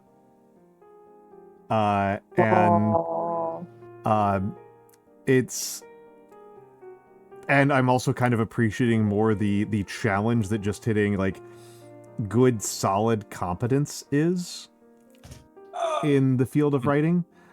I mean, and so I guess it's kind of, I get you. Yeah, it's kind of it's also a big difference between a fiction writer and a non-fiction writer there. Right? True. And I mean, again, like I am primarily focused on non-fiction. Non-fiction writer, get the fuck out. That's not what I was saying, Nyano. Do not mischaracterize. Also, I mean, I would also not take Nyano seriously for even 1 second on that one. I know where the stakes are. I know what the balance of power is between the non-fiction and the fiction writers. Yes. That is like a British person criticizing other countries' cuisine. It is. Or colonial practices. It is. It bounces right off of me. Yeah. Local politician writes a memoir, sells 100,000 copies, makes a mysterious amount of money, and vanishes on an island somewhere. We know the story. That is not the type of stuff that I'm involved in, but that's very funny. No, it's. I mean, the stuff that I work with, like, the limiting factor on the writing is just like the topic is incredibly complicated and intense, and just not losing the audience while you are explaining, a majorly complicated topic. Like, how are spaceships paid for? Yes. Just if you can do that without losing the audience, and assuming that audience is just like has a college degree and speaks English, as opposed to like, or even not a college degree, but has like some level of education and speaks English, and versus read English and has some level of interest in the subject. Yeah, versus like a person who like already has a PhD on the subject. If you can get that to happen, that's actually very tough. Itsy Bitsy Bones, thank you for the 500 bits. That helps so much. Please enjoy your night. Please rest well, my dear. Thank you for stopping by, and thank you for the 500 bits as an enormous, very helpful contribution. Very, very kind. Very kind. Oh, now we get the hype train. Interesting. I have no idea what triggers hype trains anymore. They've changed something about the hype train rules, and now I'm very confused. It's kind of slow. It's honestly slow, but also like they sometimes do it for like one sub, and I'm like, yeah, it's weird. Which is weird. I think it's more like if X amount of like dollars donated or whatever within a given time frame, go get it. Go crazy. Yeah.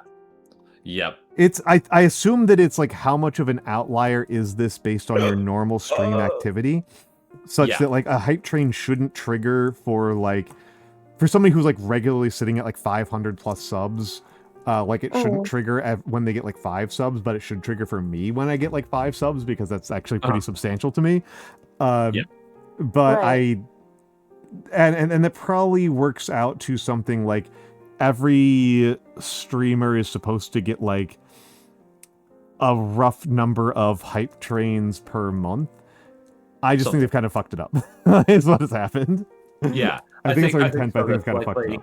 I also think it's probably proportionate to the size of your actual audience, not your CCV, but like the average viewers per stream, unique viewers per stream, right? It's probably something to do with the, like, I don't know for certain, so do not take me at face value on this, right?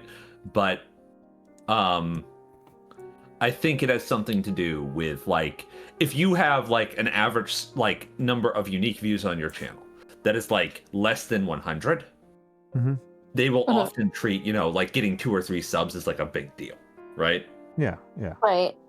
Listen, I have thousands of unique views. Okay. Yeah. I could take more powerful than the last. No. Do you know? Yeah. But I did want to say, Al, right, as somebody who has some experience with like both creative writing and like I have like the synthesis here of some degree, right? One of the major differences between fiction writing and nonfiction writing here is simply that exactly what you explained. Getting people to understand and engage with the writing on a subject, right? Yep. Which means there is an actual like important key information that is non-subjective to some degree that is being conveyed. Yes. How spaceships work in this case, right? How they get paid for. Yeah. Right? What's the underlying financial system of like? What is it? Yeah. There's. If you talk about fiction writing, even fiction writing that is heavily thematic or didactic. Mm-hmm.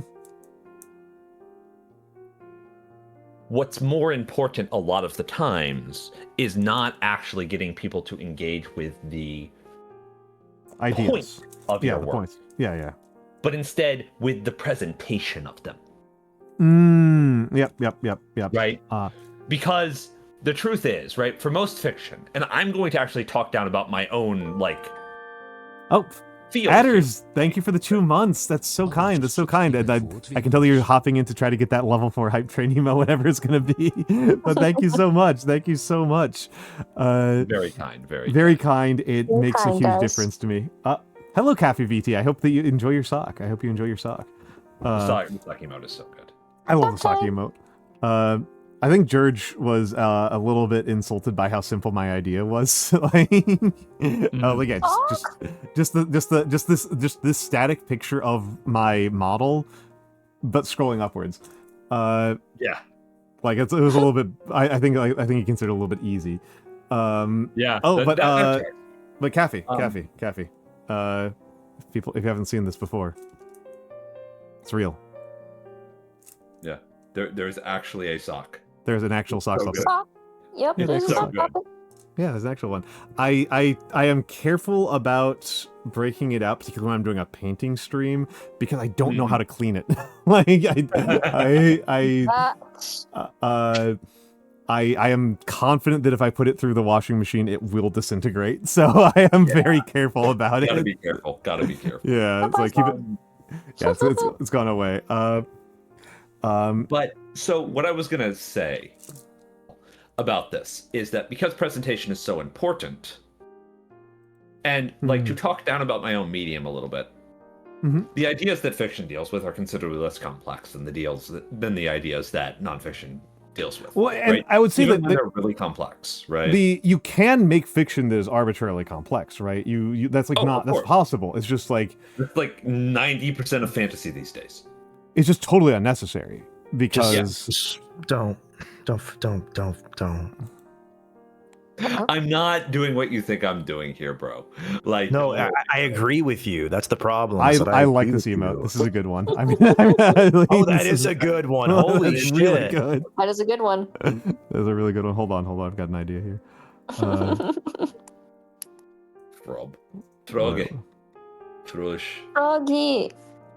Froggy. Oh, you little beastie. Yeah. Let's see, does this work? No, I did it wrong. No. What am I considering, Theo? I see nothing. There we go. Yeah, I see. Yeah, that's pretty good. That's pretty good. It's also pretty good because the tank is almost exactly the right size. I know, right? This is good. This is a good one. So I here's the appreciate real it. question about this. Mhm. Are you in a frog-sized tank, or are those tank-sized frogs? I'm imagining tank-sized frogs. I'm imagining like some of those I Final Fantasy genuinely could not 14, like consider those giant anything toads. terrifying. You know, there was a dude I knew in high school who was absolutely terrified of frogs, and I would rib it in class sometimes, and he'd freak out. Dick.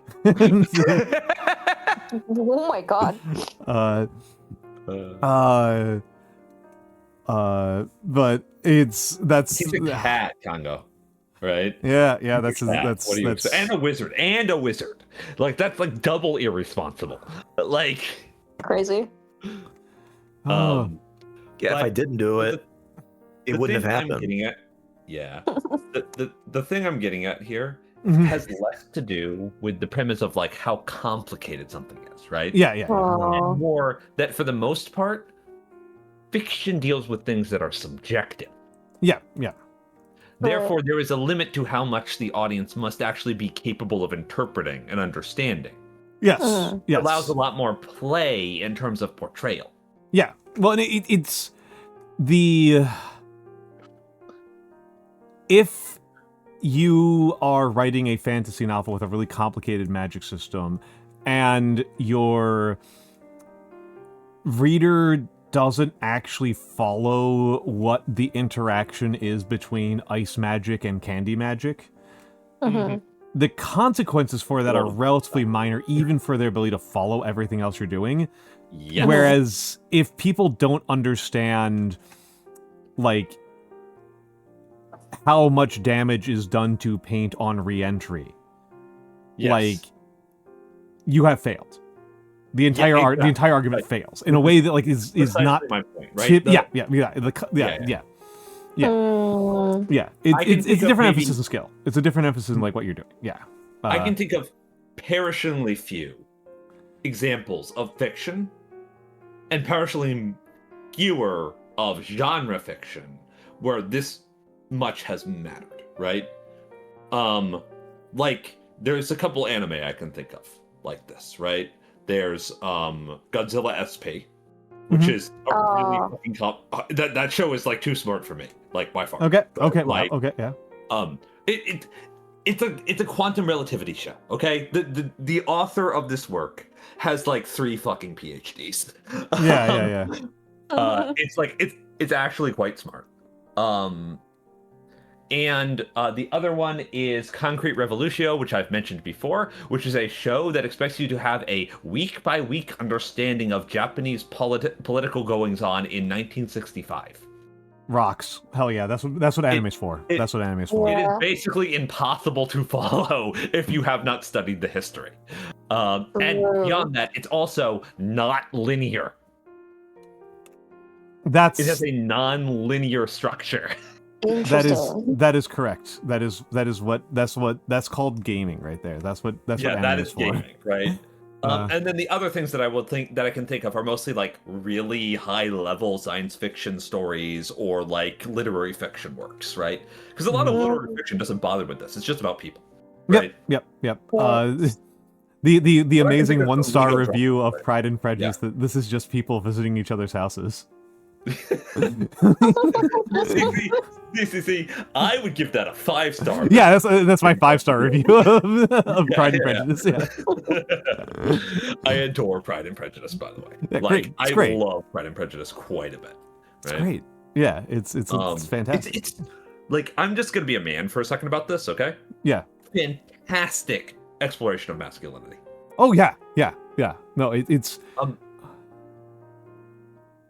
because that's what this is actually about.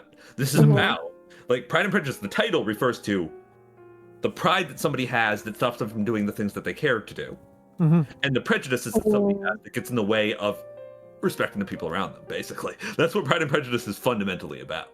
It is about being so aristocratically up your own ass that you get in your own way. That is what it is about. And how you have to let go of that to be happy. And that's awesome. The most fundamental thesis is, like, what... Yeah, like you said, how am I standing in the way of my own happiness? Like, I made an assumption, and that assumption is harming me.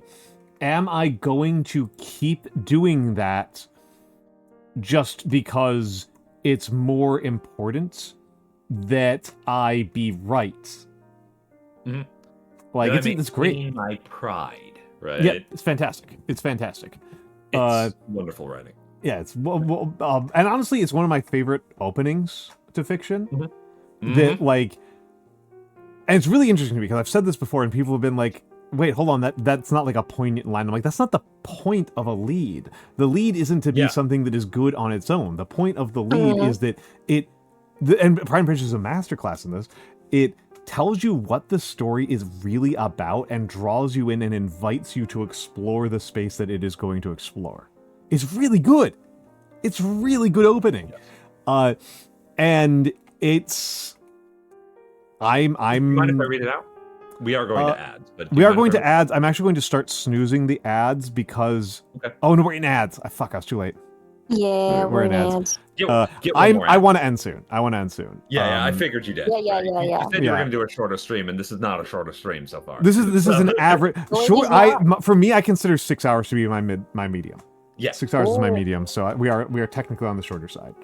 Hello, Chocolate, and hello, Rashi Sengoku. Hello. Hi, Chocolate. Yeah, no, no, my tooth problem isn't that it's like. it's just distracting you, right? It's distracting me quite a bit. It's a tooth that like, it's a chip that they've like added some material on to make it like even with the rest of my mouth. And this was chipped a long time ago, so this had like a lot of work done on it. And so the amount that they added this time, it felt fine when I was numb. But now that I've not been numb, and for a couple of days, I'm hitting with my other teeth, and I'm biting my own lip a lot, because it's like 1 millimeter longer than my brain thinks it is. Oh, that's really annoying. Yeah, I know exactly. So I've bitten my lower lip like 8 times during this stream. Just with that specific tooth. It's annoying the crap out of me. Stop doing that. That's not good. It's a very small change. It's all fake, so he can just Dremel it without anything else. So it no shouldn't be a nerves big or anything, so nothing to worry about. Yeah, but it is, and I'm trying to figure out if it's just like a psychological thing where like maybe if I just like learn to get used to it, it'll stop. But for like right now, like it is distracting and annoying the crap out of me. So especially if you're trying to talk a lot, right? Like I have this problem where sometimes I will like slice the side of my mouth with something or another, right? And then that just like makes it really hard for me to speak for like a week. Yeah, right? No, it's actually one of those things that's super funny about being a VTuber, right? Is that like I can stream with a lot of things wrong with my health, but any mouth injury, like even minor mouth problems, and I'm just like, I'm canceling stream. Yeah, like, no, I get it. Like, this is something that I have to be a little careful with because my teeth are bad, right? Yeah. So, because I got hit in the face by a car door, right? My teeth are bad, my jaw is bad, and I have to make sure I'm not in a position where I'm going to be slurring all of my words, because when I have jaw pain, that's what happens, right? I also have to be a little bit careful when I'm particularly allergized because my stutter acts up. Yeah. And it's much harder for me to be comprehended when I speak when my stutter is acting up. And I'm already hard enough to understand as it goes. So I can't. You are, however, your model is going berserk, by the way. Nice. Wonder what's going on there. Workout time. Okay. I think that now that we're back from ads, workout time. I'll do a set of push-ups. Thank you for do a set of push-ups and then end the fucking stream. Yeah, then we're ending the stream. Then we're done. Let me do that, and I'll be back. Just a second. I can't say much about the mouth thing. I streamed when I had when I got one of my teeth taken out anyways. 1, 2, 3, 4, 10, 5, 4, 6, 4, 7, 4, 8, 2, 9, 3, 2, 10. 2. Yes, this just doesn't work on Al. Also, he can't even hear you. No, you can't hear us. No, hear me out. Nice set of This is push-ups. for the Thank you, Adders. Al, you miscounted. Thank you, Adders. Hold on a second. My You cannot headphones hear throwing us. Al, you miscounted. What? You miscounted. He did not miscount because I He was. didn't miscount.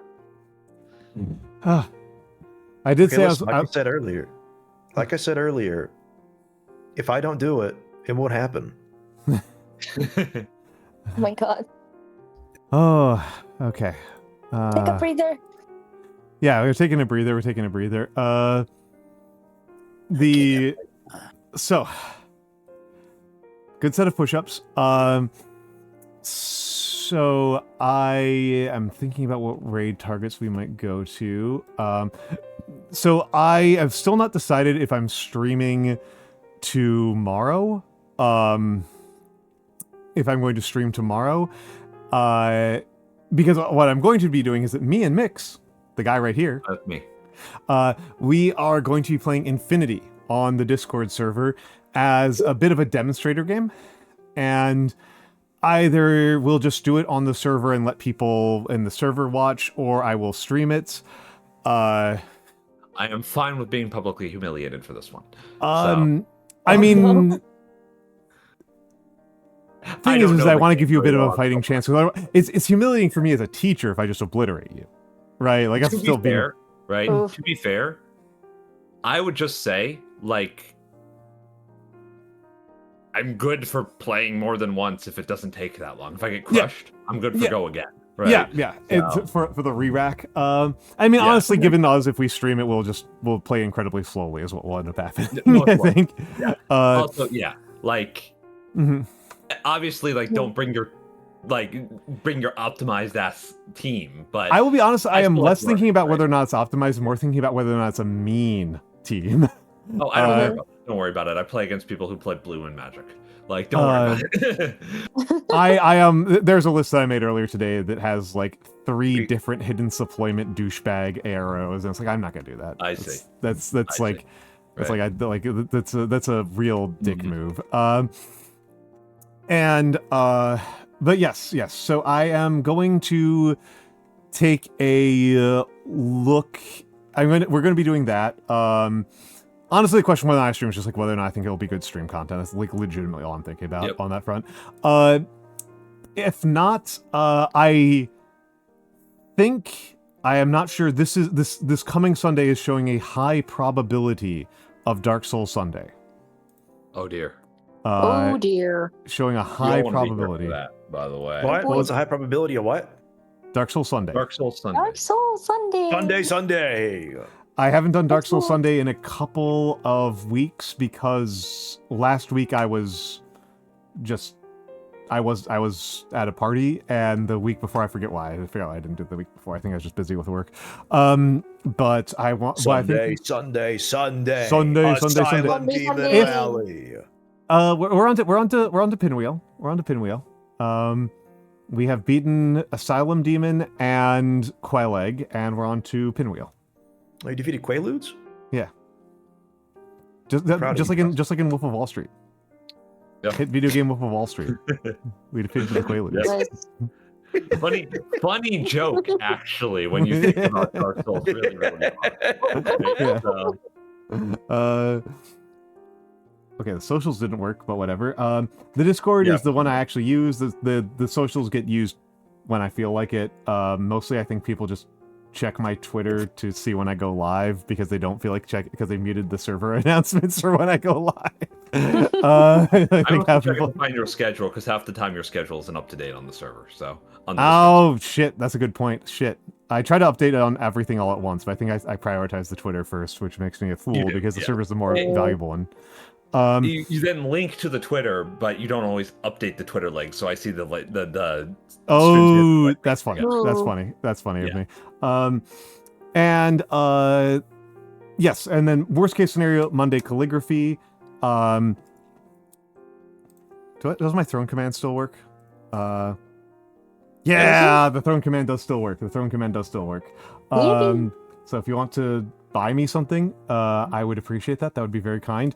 I'm very Throne keeps on delisting stuff that I want. The Sesame Hellball hasn't been on Throne for forever. I want the Sesame Hellball. And dude, that briefcase is nice. Yeah, I did that. That one I finally decided on a messenger bag that I actually like. Yeah, that's a really nice briefcase. Yeah, that one I like. I should probably enable crowdfunding for that one. Now I'm thinking about it. Should. It's like $200. What the hell is a Sesame Hellball? Kango. It is a model. It is a miniature of a sesame ball where you glue on each individual sesame seed. It's literally crazy. It's like 500 sesame seeds.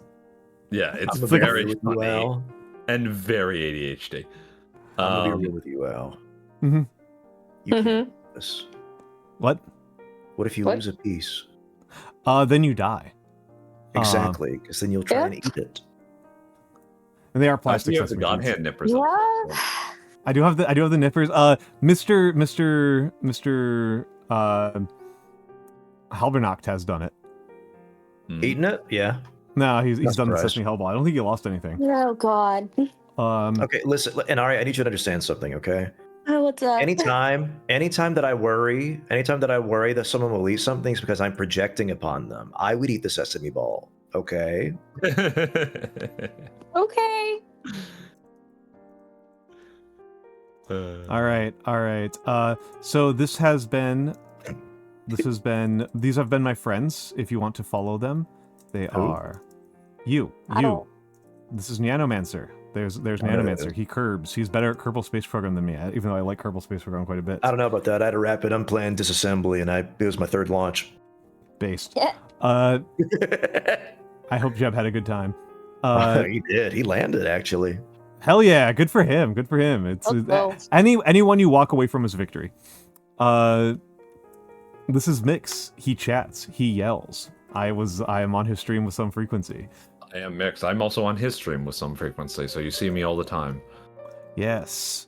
And this is Inari. Inari is one of my best friends. She just finished birthday-a-thon. Birthday. She has finished her mega birthday. The birthday to end all birthdays. A birthday where she had a birthday every day for an entire month. It was That was madness. crazy. It was madness. It was madness. She is good at voices. She is extremely intelligent. She is somebody that you all should be paying attention to all the time. Wow, I didn't get that. I will crack. That's because you're here all the time, Nyanomancer, and you're a wizard. You can make people pay attention to you. No, I can't. Yes, you can. Yes, No, you I can. can't. We Shut are up, going Daniel. to go over to an ASMR streamer because I like her, and I think that a lot of you people will like her. She's doing an ASMR stream. Hopefully that you are the ASMR enjoying type. I know some people are divided on this one. Guards, hit him with the. What do you mean? What are you doing, Nyanomancer? What are you doing, Exactly Nyanomancer? what I'm doing. You know what I'm doing. Oh, I know what you're I'm- doing. But you I'm know what I'm reading out. doing.